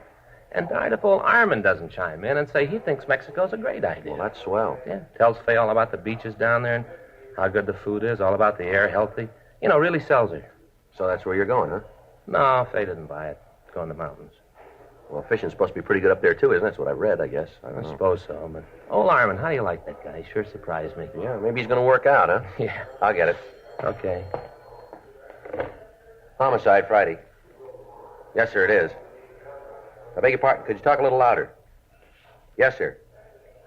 Uh-huh. Yes, sir. Well, when was that? I see. When? Yes, sir. What was that address again? All right, I have it. Yes. Yes, sir, that's right. We'll be right out. Right, bye. Well, we got one to roll on. Kidnapping out in Hollywood. The man on the phone gave his name as Henry Wagner. He said that he'd come home from work and found that his wife was gone. He said on the phone that he'd found a note demanding ransom and cautioning him against calling the police. 5:22 p.m. Frank and I arrived at the house on Temple Hill Avenue. We parked the car down the street from the house and went up to the front door. Frank would remain in the car for a few minutes and then follow. In that way, if the kidnappers were watching the house, they wouldn't be as likely to know that we were working on the case. I rang the bell and waited. Yes, you the police? Yes, sir, that's right. My name's Friday. Oh, hello. Come in, please, quickly. I don't want them to see you. Who's them, sir? The kidnappers. They might be watching. I don't know what I'm going to do. Terrible thing to have happen. Just doesn't make sense. All right, now, sir, if you just try to calm down and tell me what happened here. We want to start right from the beginning? All right. I got home from school about 4:30. Myra wasn't here. I looked at the house for her. Figured, like you said on the phone, that she might have gone to the store. When I couldn't find her, I started looking for a note. That's when I found the ransom demand right there on the coffee table. And you said you got home from school, is that it? Yes, I teach political science at the university. Well, when did you last see your wife? When I left this morning, about 7:30, I have a class at 8. Have you talked to her since? Yes, I called her about 1:15. Did everything seem all right then? I mean, did she seem to be upset, anything like that? No, everything seemed to be normal. Did she say if there was anyone with her when you talked to her? No, if there was, she didn't give any indication of it. I see. I know that this isn't a hoax, if that's what you're thinking. I know that Myra wouldn't do a thing like this. She's a serious woman. I guess you might say that she had a rather dull sense of humor. No, I know that she wouldn't do a thing like this as a joke. Well, no, sir, it's not that. I'm just trying to get all the facts here. Wonder if I could see the note. Yes, I left it over here on the desk. That'll be my partner. I'll let him in if it's all right. All right, Frank. Yeah. Come on in. See here. Yeah. Wagner, it's my partner, Frank Smith. How do you Hello, do, Mr. sir? Wagner. How do you do? I'll get the note. Well, I'd rather you wouldn't handle it anymore, sir. Oh, all right. You're going to try to get some fingerprints from it? Is that right? Well, that's the idea, yes, sir. You read it, Joe? Yeah, it's made up of newsprint. It's been cut out of the paper. Looks like one of the morning papers. Yeah. I'll read it to you. It says put $10,000 in 5s, 10s, and 20s in a shoebox. Make sure the bills are unmarked. On July 8th, drive up Deer Canyon Drive at 10:30 p.m., 5 miles past the turnoff. You'll see a white string across the road. Drop the shoebox out of the car, go on back home. Your wife will be returned. Don't tell the cops. If you tell anybody, we'll kill your wife. Deer Canyon Drive. Yeah, you know, it's up above Laurel. Oh, yeah. $10,000. Do you have that kind of money, Mr. Wagner? No, sir. I don't know how I'm going to raise it. I have to, but I don't know how I'm going to do it. Have you noticed anyone lately that's been in the neighborhood here? I mean, anybody loitering around without any reason to be here? No, I haven't. Of course, you must understand I'm not home a great deal. But Myra didn't say anything about it. I'm sure she would have if she'd seen anybody like that. You and your wife have any enemies that do a thing like this, would you know? None that I can think of. You have any household help? I beg pardon? Household help. Anyone that comes in to help your wife with the housework. You know, a day maid, something like that. Well, there's Betty Jo. She comes in once a week to clean up the house. When was she last here? Let me see. That was Saturday. That's her usual day, Saturday. I guess it was then. Didn't you see her last week? No. You see, I had to go out by Pomona this last weekend. Series of lectures I wanted to catch. I left early Saturday morning, didn't get back until late that night. Did your wife go with you? No, she stayed at home. She had a little touch of the virus and figured she'd better stay at home and take care of it. Are you sure this is the right thing to do? Maybe I should have handled this myself. No, sir, you did the right thing. I wonder if you could give us a description of your wife, Mr. Wagner. Why? You aren't going to tell anyone else about this, are you? No, sir. The information will be handled in the usual confidential manner. Oh. Well, I guess you men know what you're doing. All right, sir, if you'd just give us a description, if you could. Well, Myra is about 5'3". I guess she weighs about 130 pounds. Mm-hmm. How old is she, sir? 42. Just turned 42. Birthday last month, June 14th. How about the color of her hair? Sort of an auburn, I guess you'd call it. A little gray up in here, along the sides. Mm-hmm. Would you know what she was wearing? No, I wouldn't have the slightest idea. I don't know her clothes well enough to be able to look at what's in her closet and tell you what she had on. Mm-hmm. How about marks? I don't think I understand. I'm sorry. I mean, any visible birthmarks or scars, anything that might make it easier to identify her. No, I don't think so. Oh, wait a minute. There's a very small scar just under her ear right here. A couple of years ago, Myra and I went fishing up in the Sierras. Myra got a trout fly caught there. When they took it out, it left just a very small scar. But I don't think you'd be able to see it unless you were really looking for it. Mm-hmm. Anything else outstanding about her? No, there isn't. I wonder if we could have a photo of her. Do you have one? Of course. Wonder if you'd give us the address of this Betty Jo? Surely. I think Myra kept it in the phone book. I'll look for you. Do you think they'll really do it, officer? Kill Myra? Well, we're going to try to stop them, sir. I don't think so. Well, how about the money? Should I get it together? Not a lot of time if I have to meet them tomorrow night. We'll take care of that. Here's the address. Thank you, sir. I don't know what I'll do if they hurt Myra. Just don't know. It's odd, isn't it, Sergeant? What's that?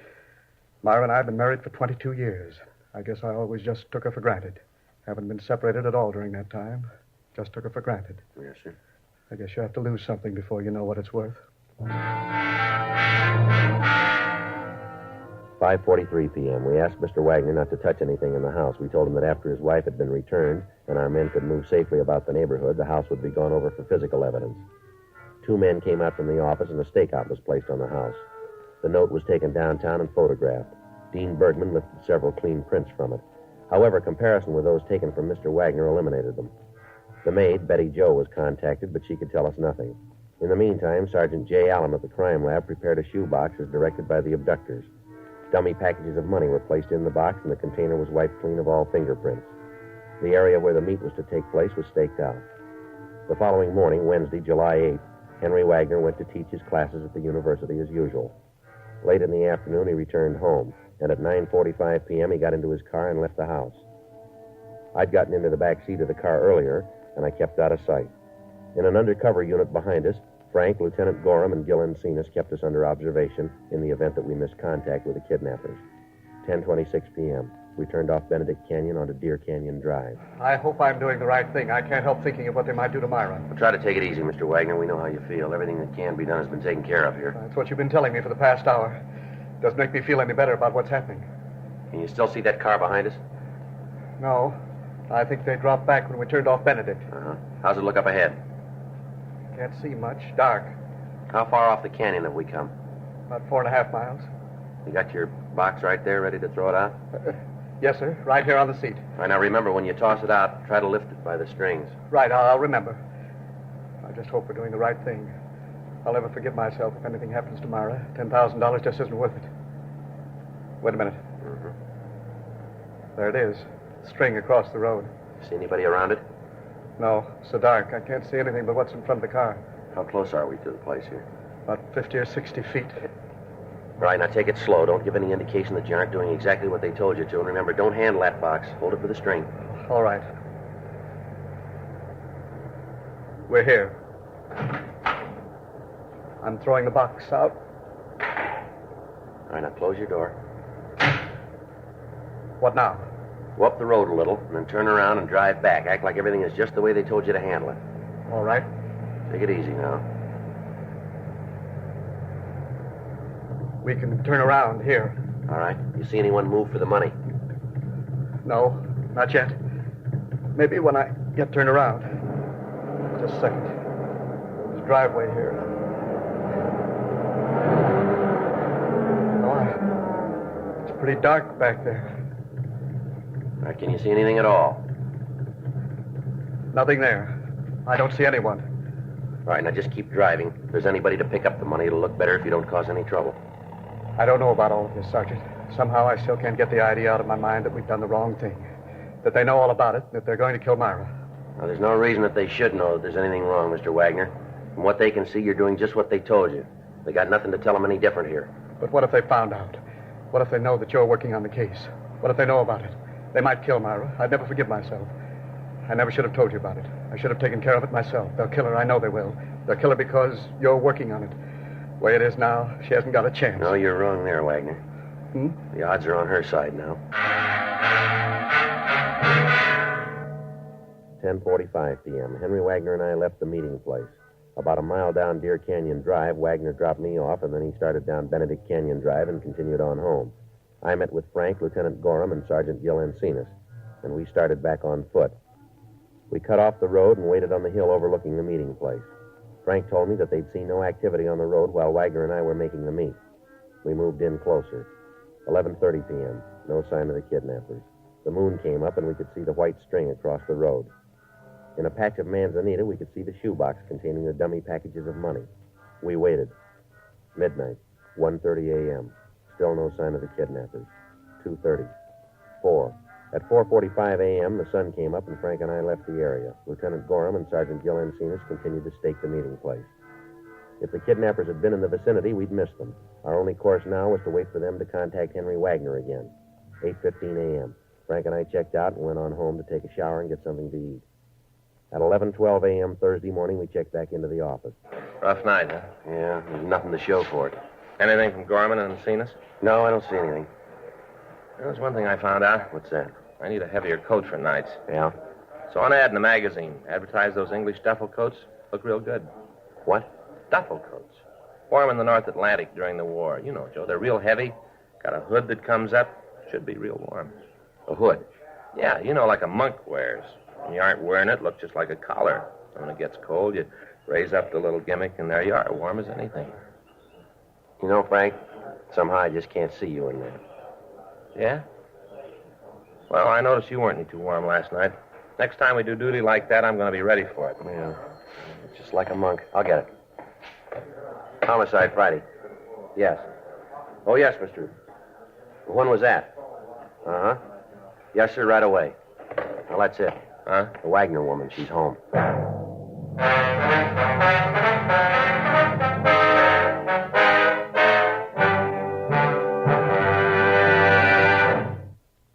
You are listening to Dragnet, the authentic story of your police force in action.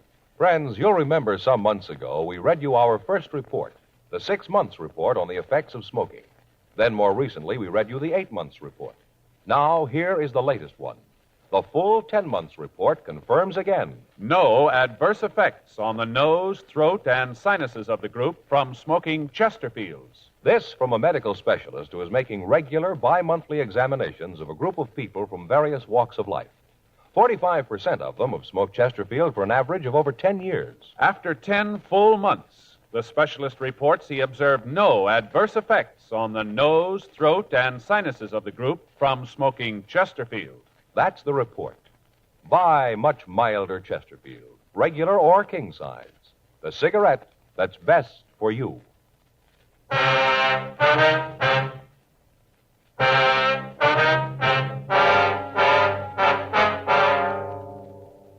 11:30 a.m. Frank and I drove out to the Wagner home. The officers on stakeout told us that Mrs. Wagner had walked into the house at about 11 o'clock that morning. As soon as she'd gotten inside the house, she collapsed.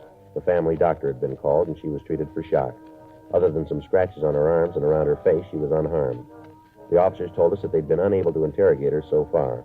We talked to the doctor, and he told us that we could talk to her until the sedative took effect. Honey, these are policemen. They want to ask you a few questions. What?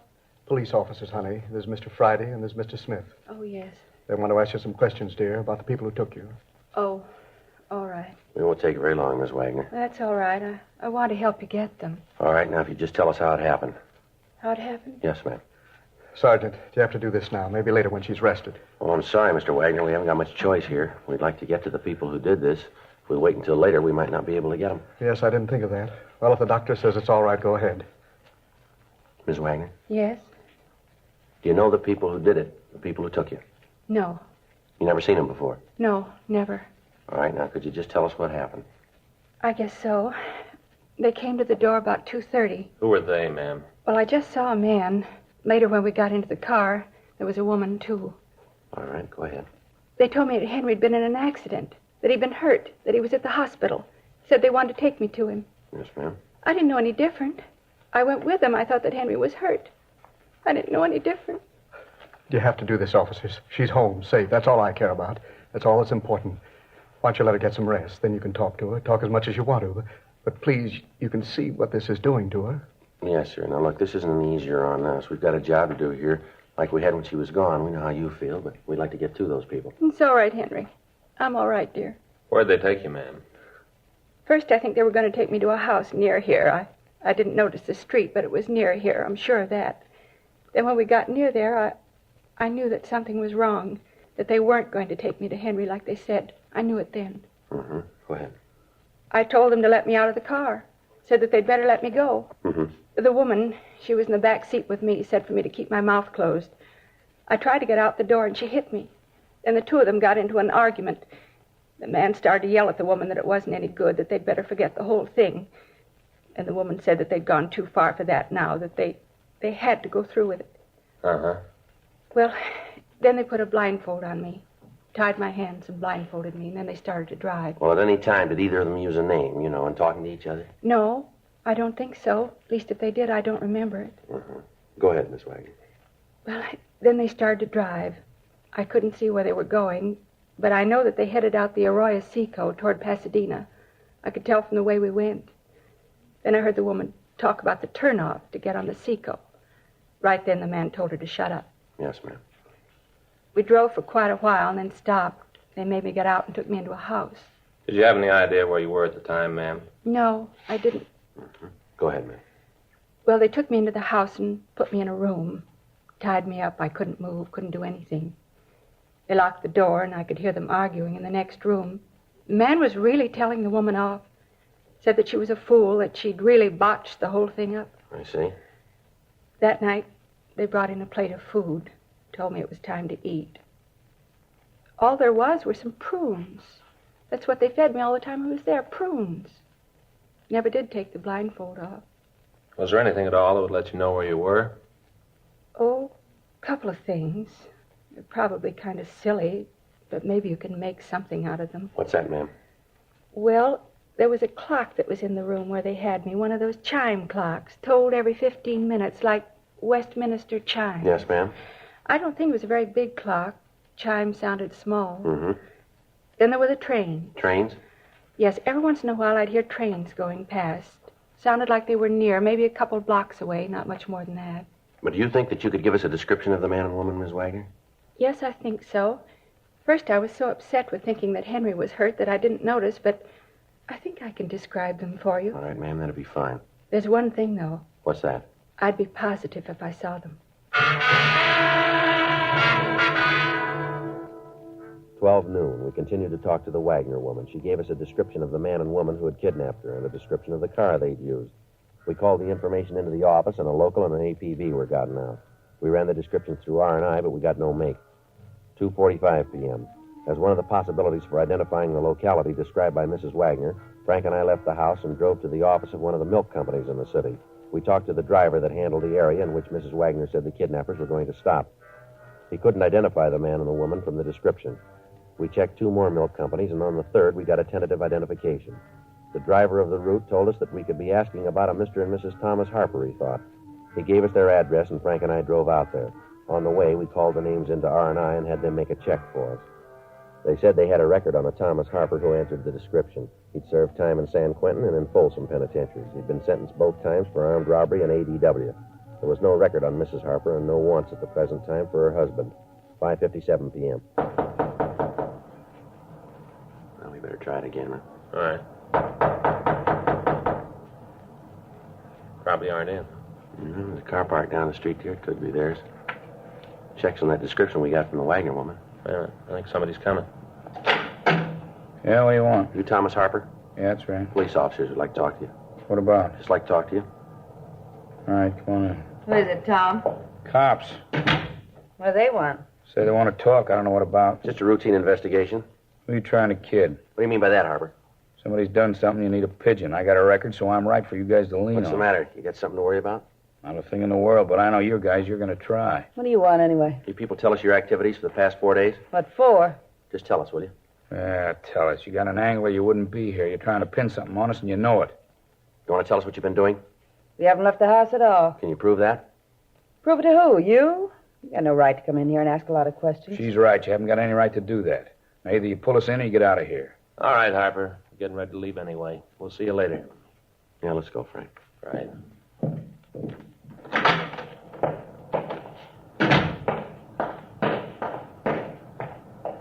You better call the office and have the house staked. As soon as Ms. Wagner feels better, we'll have her see if she can make an identification here, huh? I don't think that'll be too hard, Joe. Found this bill from the gas company on the table in there. Yeah? House in Pasadena.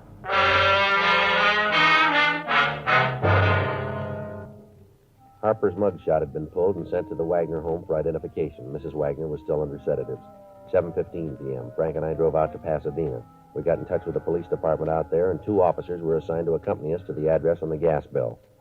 The house was unoccupied, and there were advertising papers strewn all about on the lawn. With the officers, we entered the house and went through it. In some of the rooms, there were pieces of furniture, and in the living room of the house, we found a mantel clock that chimed on the quarter hour. On an end table, we found a ball of white string that looked like the same type that had been used to mark the meeting place up on Deer Canyon Drive. In one of the back bedrooms, we found prune seeds scattered around on the floor. A stakeout was arranged on the house. We contacted the men watching the Harper residence and found that the suspects were still there. 9:56 p.m. Frank and I arrived back at the Harper home in Hollywood. The lights were out and the house was dark. Frank went around to the back of the house. Yeah? What do you want this time of the night? Did you guys ever give up? All right, Harper, let's get dressed. We want to talk to you downtown. You tying a pinch to me? You called it. For what? Kidnapping. You're out of your mind. Come on, get dressed. Who is it, honey? Cops say we kidnapped somebody. What? Fuzz has an idea we kidnapped somebody. You're kidding. Afraid not, Ms. Harper. You better get dressed, too. Anybody else in the house? Yeah, we take in boarders. Don't get smart. Where's that door go? Bedroom. Just the one bedroom here? That's right. We're roughing it. Just the kitchen over here? Yeah. All right, come on. How about the bath? In there. All right, we'll all go. Come on.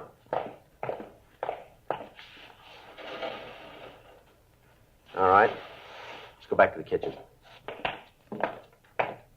This door go out the backyard? You're a cop. You figure it out. Okay, Frank. Everything all right in there, Joe? Yeah, fine. You ain't kidding about this kidnap thing, are you? No, let's go. What makes you figure it might be us? You got a house in Pasadena? Why do you ask that? Have you got one? No. You're lying. Property records in Pasadena say you have. We checked the house. Matches the one we're looking for. That right? That's right. We got the woman you kidnapped. She's identified your picture, you and your wife. She couldn't identify me. I haven't got a record. You ain't taking me no place. Frank, get out of my way. Hold it. Hold it right there. All right, come on. On your feet. Now, shake. He's clean. Hands behind you. I told you what had happened. I told you we should let her go right away. I told you. Oh, shut up. You and your bright ideas. 10 grand, easy. You and your bright ideas. Well, look what it got us. Look, Buster, you didn't yell when you thought of getting your hot little hands on that dough. You were all for it then. Well, we lost. What do you want me to do about it? Break down and bawl? Should have known from the beginning. I had nothing but trouble with you from the start. Always wanting something easy. Always wanting big money. Never satisfied. That's the trouble with kids. Bad losers. Great winners, but bad losers. Well, you're a big boy now. You lost. That's all there is to it. Stop whining. Easy for you to say. If you get through with me, I'll be in for life. You got no record. She has now. Let's go. The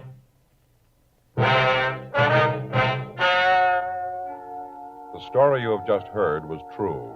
The names were changed to protect the innocent. On November 10th, trial was held in Department 98, Superior Court of the State of California, in and for the County of Los Angeles. In a moment, the results of that trial. Now, here is our star, Jack Webb. Thank you, George Fenneman. Friends, only the modern cigarette Chesterfield gives you this scientific evidence on the effects of smoking. No adverse effects on the nose, throat, and sinuses of the group from smoking Chesterfields. And only the modern cigarette Chesterfield gives you premium quality in both regular and king size. Now, I know Chesterfield is best for me and best for you. Buy them, regular or king size. Either way, they're much milder to give you all the pleasure the modern cigarette can give.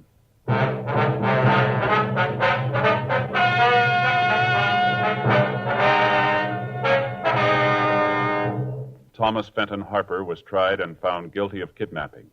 He was sentenced to life imprisonment in the state penitentiary, Folsom, California, without possibility of parole. His wife, Alice Mabel Harper, received a like sentence and is now in the California Institution for Women, Corona, California. Ladies and gentlemen, would you give a few dimes to help a child out of the smallest prison in the world, an iron lung? Well, that's what you're doing when you join the 1953 March of Dimes. Remember, crippled children are depending on your help. So give your dimes and your dollars to the 1953 March of Dimes.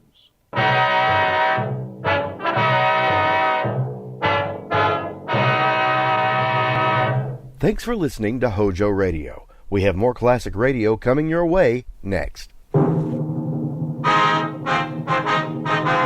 Sound off for Chesterfield.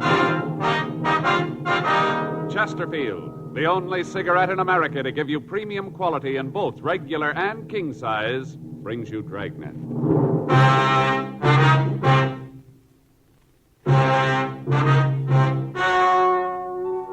Ladies and gentlemen, the story you are about to hear is true. The names have been changed to protect the innocent.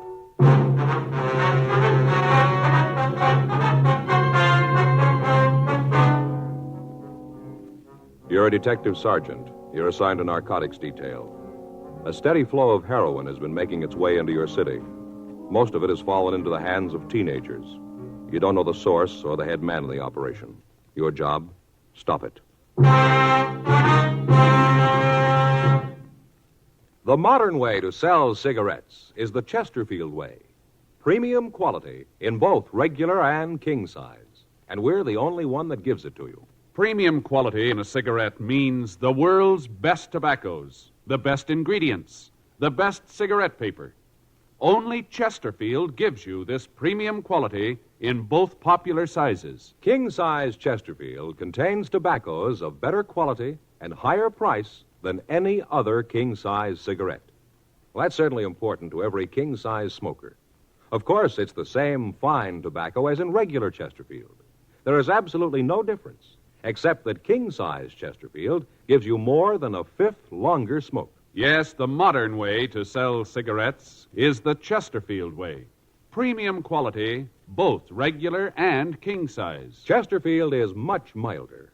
Chesterfield is best for you.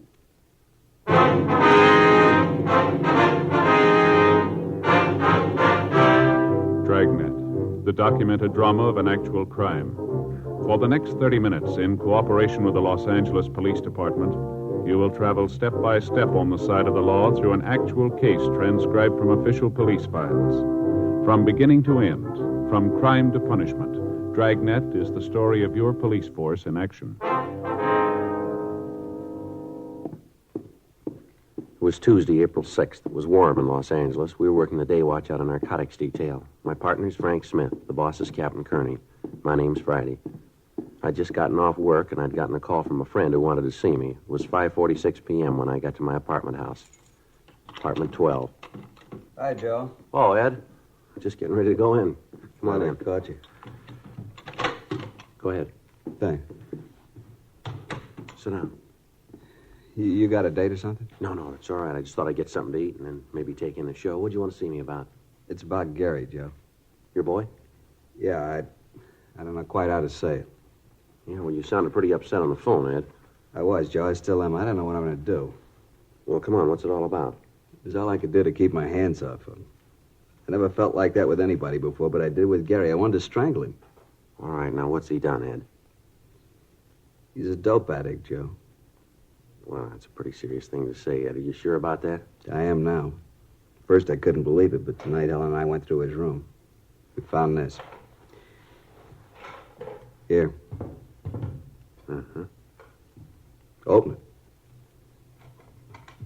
it. See? Yeah. Looks like a layout. I couldn't find any drugs in it. I know that he's using them, though. Spoon, eyedropper, needle. Yeah, everything's here. Where'd you find this, Ed? In his room. Had it hidden up on the shelf in his closet. I found it tonight. I didn't know what to do, Joe. Helen's been crying all day. She's almost out of her mind. You were the only one I could think of coming to. Who do you talk to when you find out your son's an addict? Well, now, Ed, are you sure this is his in the first place, that he's been using it? I'm sure. I never would have believed it. Not Gary. There's no reason for it. We've given the kid everything he wanted. There's nothing he didn't have. Good home. Helen and I have always tried to understand his problems. Always looked at them like they were important. Everything. We gave him everything. Now this. I don't know what to do, Joe. I got no place to turn. There's nothing I can do. Maybe you can figure a way. Maybe you can't. I don't much care anymore. I just know that I can't see him again. Not for a while. I'm afraid, Joe. I'm real afraid. All right, now, let's take it easy, Ed. We'll work this out some way. You don't know what it's like, Joe. You can't. To feel like this and to know you'll do it. What? I see him again, Joe. I'm going to kill him. I'd known Ed Field for the past 7 years. I'd met him when we were conducting an investigation while I was assigned to FUNKO division. His testimony had been instrumental in breaking up a gang of shoplifters. Since then, we'd become very good friends. He lived just down the street from my apartment, and on occasion we got together for an evening. I knew his wife, and I'd met his 18-year-old son, Gary. The boy was a senior in high school, and as Ed had told me many times, his grades were well above average. The Field family was moderately well-to-do. Their home wasn't luxurious, but it was good-sized. To look at the boy, there was nothing that would cause anybody to think that he might be a user. 6:12 p.m. Field and I arrived at his home. Helen Field was waiting for us. She was a nice-looking woman in her early 40s. She led us in the house and showed us to the living room. It was obvious that she'd been crying. I don't know how to thank you for coming over, Joe. I guess Ed told you what it's all about. Yes, Helen, he did. Gary home yet? No, I haven't heard a word from him since he left. I didn't tell Joe what happened this afternoon. Thought it'd be better if he got it from you. Oh, all right. You want to sit down, Joe? Sure. I'll tell you. Thank you. Well, Gary came home this afternoon about 2:30. Mm-hmm. Walked into the house and went right to his room. He didn't say a thing to me. First, I thought that maybe he might be sick. I went to the room and he'd locked the door. I knocked, asked him if he was all right. Yeah. He called through the door that he was okay and for me to leave him alone. I asked him if there was anything I could do. You know, if he was sick, he might need something. I understand. What did he say? Told me to get away. To leave him alone and get off his back. Those were his exact words. Leave him alone and get off his back. Mm-hmm. About 20 minutes later, he unlocked the door and came out. He seemed to feel fine. He came over and kissed me and said he was sorry about what he'd said. Said that he hadn't been feeling well and that he'd said those things without meaning them. Mm-hmm. I told him that he ought to wait until I could take his temperature. He said there was nothing wrong, for me to get out of his way, that he had some business to take care of and be home for dinner. I tried to stop him from leaving, and he pushed me aside. He knocked me down. Get my hands on him. I'll teach him. He stood there for a minute, and I thought he was going to cry. But he just turned around and walked out. Well, you any idea where he might have gone? What this business was that he was going to take care of? No, not the slightest idea. You can see what we're up against, Joe. I'm afraid to even see the boy. Yeah. When did you first figure that he might be using narcotics? When I came home, Helen told me what had happened. I thought about what would make the kid do a thing like this. The more I thought about it, the more there had to be only one reason. That's when Helen and I went through his room and found that kit. Mm-hmm. Has the boy been ill at all lately? Under a doctor's care? Something that you might not know about? No. I'm sure that if he was, we'd know about it. I want to see you, Gary. Yeah, I'll be right with you. I want to see you right now. You'll have to wait. Maybe there's something wrong with your ears, son. I'm not going to take that from you. Please, Ed, don't do something you're going to regret. Now listen, Helen, that boy's 18 years old. For all that time, we've done everything we could for him. We've given him a lot more than most boys his age have. I'm not going to stand by and see it all blow up just because he's a kid. That's no excuse. I want an answer for all this. What he's been doing, what happened this afternoon. I want those answers, and I want them now. Remember, he's only a boy. And I'm getting sick of that, too. Where is it? Now, listen, boy, I know what's been going on. I want to talk to you about it. I don't want you to lecture me. All I want to know is where's the kid. Take it easy, son. What are you doing here? I asked him to come over. You didn't turn me in, huh? Your dad asked me to come over to see if I could help here. I don't need nothing from you, cop. I want the layout. Where is it? You aren't going to use that anymore. I want the layout. I gotta have it. Where is it? Please, Gary, don't get your father any more mad than he is. I don't care how sore he is or how sore he gets. I want the layout. I want it now. I can't think of any more simple way to say it. If I have to take it away from you, then I'll do it your way. You lousy bum. I'll teach you to talk to me. All right, take it easy, Ed. This isn't going to get you anywhere now. Come on, settle down, both of you. Get out of here. Get him out of here. Joe, I swear I'll break him in two. Please, Ed, Joe, do something. Let him go. Let him go. It's about time he found out I'm old enough to call things my way. Go on, let him go. I'm not afraid of him. I'm not afraid of you either, cop. I'm not worried about anybody. All I want is that kit. I gotta have it. I got it. I'll give it to me and we can talk then. I gotta have it fixed. I got it. Joe, do something, please. All right, come on, sit down. Sit down, boy. This is going far enough here. Now, let's get a few things straight. You're not going to have any more of that. We'll see that a doctor looks at you. He'll do what he can, but you've had it. No more narcotics for you, now face it.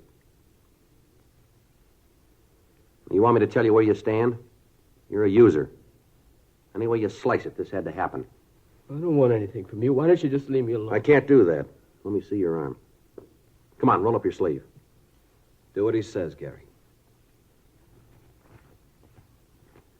Yeah. Both arms, huh? I'd take a joy pop once in a Now, while. don't con me, Gary. You got it bad, and it's going to get worse. You didn't get that arm from chipping with the stuff. The kit we found. You don't need a layout that big to joy pop. You've been mainlining it for quite a while. I know it, and so do you. You holding now? Come on, boy, answer me. You holding now? Yeah? Well, let's have it. I'm not going to give it to you. You got no choice, son. Either you give it to me or I'll take it. All right, here it is. How big a habit you got? Not big. How big? A couple of bucks. Now, come on, boy. Let's have a straight answer. 25 a day. $25 a day. That's a lot of narcotics, isn't it? It's what it takes. Where's it come from? Come on, who's your connection? You maybe got me, but I'm not going to be a fink. You got to let me go at that. I can't do that. Now, where'd you get this stuff? How about that doctor? You going to do something about that? We'll talk to him. Talking to him ain't going to do any good. I got to have a fix. I'm going to fall apart. Come on now, be a pal. Let me have a fix. I'll tell you all about it then. You got the kit. You got the stuff. Come on, be a sport. No huh? go. You can't do it. Come on, let's go downtown. You're going to take him to jail, Joe? I'll take him down to Georgia Street Receiving Hospital. The doctor can look at him there. We're going to have to hold him for a while in this field. Why'd you do it, Gary? Why? Can't you tell me? Is it something your father and I have done? There's got to be a reason. What is it? Oh, please, Gary, tell me. Come on, let's get out of here. Can we see him after he gets there, Joe? Yeah, I'll call you, Ed. Don't you want to say goodbye to your mother, son? Why? It wouldn't prove anything. Yeah, I guess that's the way you'd look at it. I broke the law. Now they're going to make a convict out of me. I didn't call him. You did. How are you going to explain that to her? You turn your own son in. How are you going to tell her about it? I hope you're real happy now. I'm not proud of it, son. There's one thing I'd like to ask. Yeah. What have you done to her? 8:30 p.m. I called Frank Smith and filled him in on what had happened. He said that he'd meet me at Georgia Street Receiving Hospital. I took young Gary Field down with me and had a doctor check him over. After that, the boy was taken to the Narcotics Division, and Frank and I talked to him. I don't know how to tell you any better. Isn't any other way to say it. I'm not going to give you any names. That's not going to help you any, son. So it won't help me. It won't get any of my friends in trouble. Well, you got great friends, haven't you? Now, where'd you get the money to take care of your habit, Gary? I earned it. Where? I worked. Where'd you work? Look, it's getting late. That stuff the doctor gave me didn't do any good. I still need a fix now. I'm getting sick. Do what you got to do. Let's get this over with. Now, look, this is going to be the same in the morning, son. We're going to keep asking questions till you come up with the right answers. Look, cop, I don't want any favors from you. Now, leave me alone. We're only trying to help you, boy. Oh, get off my side. Now, I need nothing from you. You saw your duty and you did it. That makes you a big man, huh? I know you'll both make lieutenant. Now, beat it, All huh? right, that's enough of that. Now, there's a couple of things we'd like to set you straight on. Maybe help you to figure where you stand in this. Oh, here it comes. What do? Give you a license to preach when they hand you the badge? That's enough of that, youngster. Come on, get off my back, cop. If my old man hadn't turned thick, you'd never have got me. Where you going? I'm getting out of now, here. sit down. Sit down. All right, young fella, you want to be a big man? That's the way it's going to be. I'm going to tell you that you get no special treatment here because I know your parents. You'll be treated just like any other user. You're getting a little of the edge because you're a youngster. There's not a pound of honesty or integrity in your distorted mind. The simple way would be to drop you in a cell and let you sweat out the cure, let you fall apart if you had to. Let me tell you this. We're going to get the connection that's been supplying you, and then we're going to get the man behind him. I don't much care about them, but I do care about the kids around you. You got a big habit. Takes a lot of money to keep up a habit like that. I've seen kids like you before, and there's only so many ways to get that money. You steal it or you start pushing narcotics yourself. I don't think you're stealing, so you got to be pushing it. That means that you probably got other kids hooked on it. Other youngsters that have got trouble because of you. Mules that are dragging your wagon for you. Your folks will maybe forgive you for what you've done to them, but they'll never be able to buy what you did to the other kids. You had a chance to help yourself and help the rest of them. You had a chance to do something good for somebody else, and you wouldn't take it. Well, you're playing it smart, big boy. Keep playing it that way when you end up in a jail cell, will you? You through, cop? Yeah, I'm through. Fine, let me get some sleep, huh? Let's go, Frank.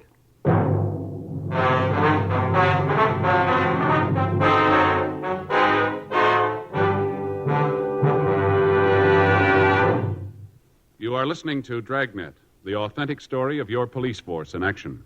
Friends, you'll remember some months ago we read you our first report, the 6 months report on the effects of smoking. Then more recently, we read you the 8 months report. Now, here is the latest one. The full 10 months report confirms again. The group examined showed no adverse effects on the nose, throat, and sinuses from smoking Chesterfields. This from a medical specialist who is making regular bi-monthly examinations of a group of people from various walks of life. 45% of them have smoked Chesterfield for an average of over 10 years. After 10 full months, the specialist reports he observed no adverse effects on the nose, throat, and sinuses of the group from smoking Chesterfield. That's the report. Buy much milder Chesterfield, regular or king size. The cigarette that's best for you.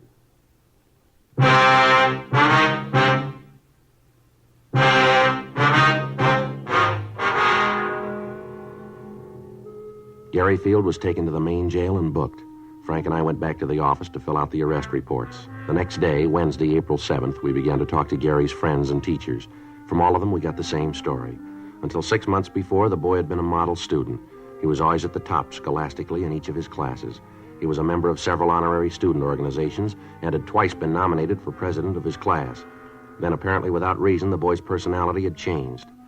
He stopped taking an interest in his schoolwork. Several of his teachers told us that he wouldn't have gotten passing grades at the end of the semester. He dropped out of the service organizations at school. From some of his teachers, we got the names of his close friends. Talks with them netted us little. They told us that Gary had dropped out of the crowd of youngsters that he'd been running with and had taken up with new friends. They told us that they didn't see much of him after school, that he'd gotten into fights with other students on several occasions, and that after a period of time, they'd stopped asking him to their functions. None of them were able to give us the names of his new friends. We checked with the neighborhood merchants. Most of them knew Gary. They said that he'd worked for them after school, but they hadn't seen him for several months. We asked them if they could help us locate his friends. They told us that they had seen him in the company of one particular man on several occasions, but they couldn't identify him for us. We got a description of the man, but it meant nothing to us or to the other members of the Narcotics Division. Photographs of known narcotic suspects were shown to the parents of Gary Field and to the storekeepers around the school. They couldn't identify any of them. 2 days passed. Friday, April 8th, we got a call from the field boy. Frank and I went over to see him. What'd you want to see us about, Gary? I wanted to tell you that I've had it. What's that mean? That I want to tell you about it. What's the matter? You been sick? A little. That's not why I called you, though. They treated me all right here, but I got to thinking. All right, go ahead. I used to read in the papers where the kids would turn themselves in or get caught and cop out. All about how they realized what they'd done. Always seemed like a lot of phony sob sister stuff. I know different now. I know what I've done. I know I got to stand for it. I'm not asking any favors because I know that I've done nothing to call for 'em. I'm not trying to be a hero or a martyr. I just want to help get this thing cleaned up. One thing I'd like to know, Gary. What's that? What made you get started on this stuff? You seem like a kid that has everything you want. You don't look like a kid who'd fall for it. Who knows? I'd give you 1,000 reasons. They still wouldn't add. I guess I just wanted to be top man all the way around. How'd you get on it? Started lushing it up, then the tea, then the heroin. That's the way it runs, isn't it? Most of the time. I didn't figure I'd ever be hooked. Thought it couldn't happen to me. How wrong you can be. How long you had the big habit? About 6 months. Chippied with it about the same time before then. Where'd you get the money? Guess we had to get to that, huh? That's right. Where'd you get it? I got some kids pushing this stuff for me. Worked for a while. It wasn't enough. By that time, the kids were hooked themselves. I was the only connection they had. They had to do business with me or do without it. Yeah? I told them that if they couldn't pay me in cash, I'd take merchandise. They'd bring it. I'd sell it. That way we both came out all right. They got their H, I got mine. You mean you got them to steal, that it? Yeah, I guess so. I never asked where they got the stuff. I just took it and sold it. With that and the stuff they sold for me, I made out. These kids pushing H for you? No. Well, they're shoving tea. I sell it to them for 4 bits a stick. They get up to $1.50 for it. You know where they peddle it? No, I never asked. All I was interested in was if I got mine. All right, give us their names, will you? Guess that's the only way, huh? That's the only way. Okay, I'll give them to you. How about your connection? Who's he? Guy named Jack? Jack who? I don't know, honest. I really don't. Where'd you meet him? Drive-in downtown. Where? Drive-in at the corner of Reno and Vernon. How do you set up the meet? I just go in there between 10 and midnight, park the car and order coffee. He comes over to the car. You mean that he's always there at that time, huh? Usually is. Is he your only source? Yeah. Anyone else pushing it around there?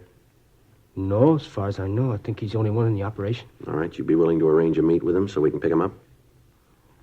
Yeah, I'll do it. All right, fine. Sure want to see the folks. I got so much to make up for. That's right, you have. Don't think I'll live long enough to do it all.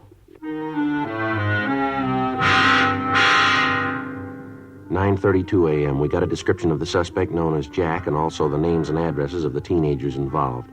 Frank and I contacted the juvenile authorities and gave them the information. We went back to our office and had Gary Field check our files of known narcotic suspects. He was unable to give us an identification on Jack. 11:56 a.m. We took the boy to his home and talked with his parents. 12:30 p.m. Frank, Gary Field, and I drove to the corner of Vernon and Reno to check over the drive-in restaurant. It was set up in the usual way with a parking area around the main building for car service. In the rear of the lot was a building housing a cocktail bar, and there were parking spaces in front of that for the bar customers. As we drove past the place, Gary told us that he usually parked around the side of the main building and that this Jack came from the direction of the bar. He was unable to tell us whether the suspect drove a car or not. The plan was for Gary to introduce me as a narcotics buyer who was trying to get a local connection. It was agreed that because of the size of the buy I was to make, it would be necessary for me to deal with the head of the organization. 11:05 p.m. Gary and I got into my car and we drove to the drive-in. Frank followed us in a police unit. We arrived at the meet at 11:14 p.m. Frank stayed in the background and we waited. The suspect failed to make an appearance. The next night, the plan was repeated. Again, nothing. Sunday, April 10th, 10:05 p.m. We arrived at the drive-in. We waited. 11:05 p.m., 11:15, 11:30. No sign of the suspect. Midnight, 12:04 p.m. Looks like he isn't going to be here. Thought you said he usually showed up, didn't you? I don't know what happened. He was always here before. You sure you got the right drive-in? Look, Mr. Friday, I know what you're thinking, but I'm telling the truth. Yeah, you know all this is kind of tough to buy, don't you? 3 nights and he isn't here? I don't understand it. He was always here before. Wait a minute. Yeah? Hold it. Yeah, that's him, coming over from the bar. All right, which one? There's a couple of people coming out there. The big one. See in the gray suit, hat? Yeah. You sure that's this Jack? Positive, Mr. Friday. All right, now you look. You know what you're going to do. Don't let on that anything's wrong here. Remember that nothing's going to happen to you. I'll remember. All right, now hold on. He's coming over. Hi, kid. Hi, Jack. Been looking for you. Where you been? All right. Who's a friend? Oh, yeah, I want to talk to you about him. Wants to do business with you. What are you talking about? What business? Look, Jack, he's all right. I know it. Think I'd have brought him here if I didn't know it? Oh, he's all right. He's a friend of yours. You know the bit, any friend of yours. I don't know what to talk about businesses. I don't know what you're doing here, but I'm here for a cup of coffee. Better let me talk to him alone.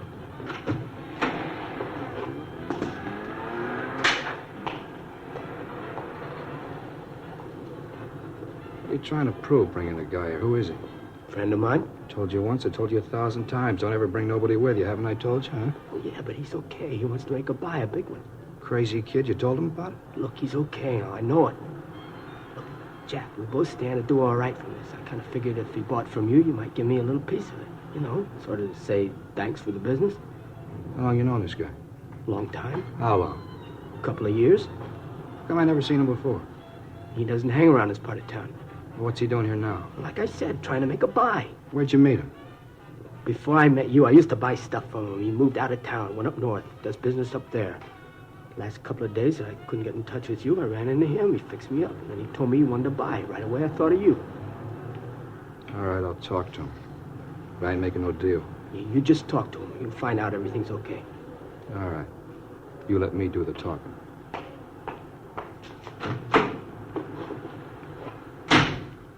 Joe, this is Jack, the fellow I was telling you about. Hi. Hi. Kidder tells me you're down on business, all right? Yeah, I'm looking around. Nice place, L.A. A lot of business to do here. What line you? Whatever pays me. Where you from? Up north. Mm-hmm. How long you known Gary here? Now, you listen to me. I haven't got all night to stand around here and guzzle his stale coffee with you. The kid told you what I want. Now it boils down to one simple question. You want to do business or don't you? Going kind of fast, aren't you? I haven't got a lot of time. I don't like to deal that way. All right, kid, let's get out of here. Should have known better than to figure on dealing with a small-time operator. I told you that before. What do you mean by that? You read it any way you want. Well, let's go, son. See you around, mister. Hey, hold on. No need to get sore about it. Just have to be careful. You know how it is. Now, you listen. I was shoving horse when you were playing with marbles. I've outgrown the kid games. I thought I could make a buy. I see I was wrong. Maybe not. What? I said maybe we could do business. I gotta have it tonight. How much you need? I need an ounce. It's gotta be good. Mm-hmm. I haven't got that much with me. How much have you got? I only got 12 bindles with me. How much? You gotta understand, this is good stuff. How much? Now, look, this is better than you can find anyplace else. All right, let's quit playing, huh? What's the tab on it? $10 a bindle. All right, I'll take the 12. How soon can you have the rest of it? When do you want? I told you I was in a hurry. Don't you hear good? Yeah, maybe tomorrow night. All right, that'll have to do. If it's good quality, I may want some more. How much can you supply? How much do you need? Oh, I'll go maybe another ounce. Mm-hmm. You got the cash for this? I don't do business any other way. Uh-huh. Wait here, I'll be back.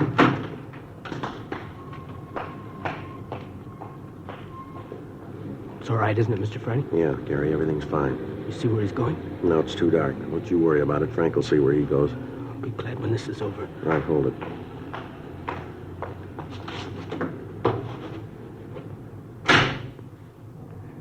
Okay, mister, let's see the money. I got it right here. Let's see the horse. You got it? All right, looks all right. Here. You don't mind if I count this? No, go right ahead. It's all there. $120, isn't that what you said? Just to make sure. Yeah. 50, 70, 90, 110, 120. Yeah, all right, it's all here. Mm-hmm.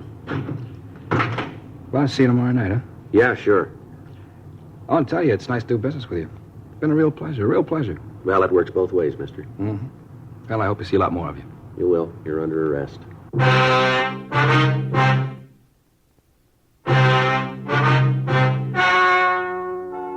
story you have just heard was true. The names were changed to protect the innocent. On July 29th, trial was held in Department 89, Superior Court of the State of California, in and for the County of Los Angeles. In a moment, the results of that trial. Now, here is our star, Jack Webb. Thank you, George Fenneman. In 1952, American smokers bought more Chesterfields than ever before in the history of the industry. Today, sales continue to mount for two big reasons. Chesterfield is the first and only cigarette to give you premium quality in both regular and king size. Only Chesterfield gives you this scientific evidence on the effects of smoking. As we told you earlier, after 10 months, the group examined showed no adverse effects on the nose, throat, and sinuses from smoking Chesterfields. Change to Chesterfield yourself, regular or king size. Chesterfield is much milder.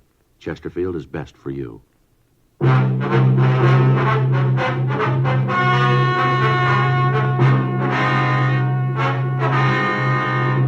Gary Richard Field, because of his cooperation, was placed in a hospital for rehabilitation and at the conclusion of his treatment was placed on 3 years probation.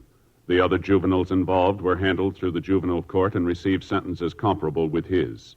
Jack Alexander Williams was tried and found guilty of violation of the State Narcotic Act, a felony, and was sentenced to the state penitentiary for the term as prescribed by law. Violation of the State Narcotic Act, a felony, is punishable by imprisonment for a period of not more than 6 years in a state prison.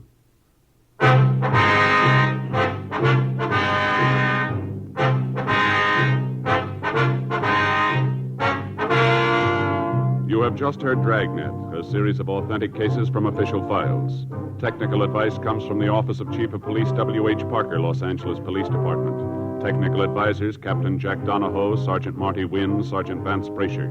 Heard tonight were Ben Alexander, Harry Bartell, Virginia Gregg, Eddie Firestone. Script by John Robinson. Music by Walter Schumann. Hal Gibney speaking. For a million laughs, tune in Chesterfield's Martin and Lewis show Tuesday night on this same NBC station. And sound off for Chesterfield, either regular or king size. You'll find premium quality Chesterfields much milder. Chesterfield is best for you. Chesterfield has brought you Dragnet, transcribed from Los Angeles.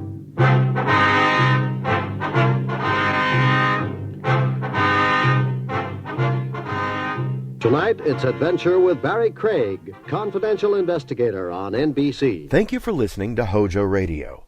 We'll be back again very soon.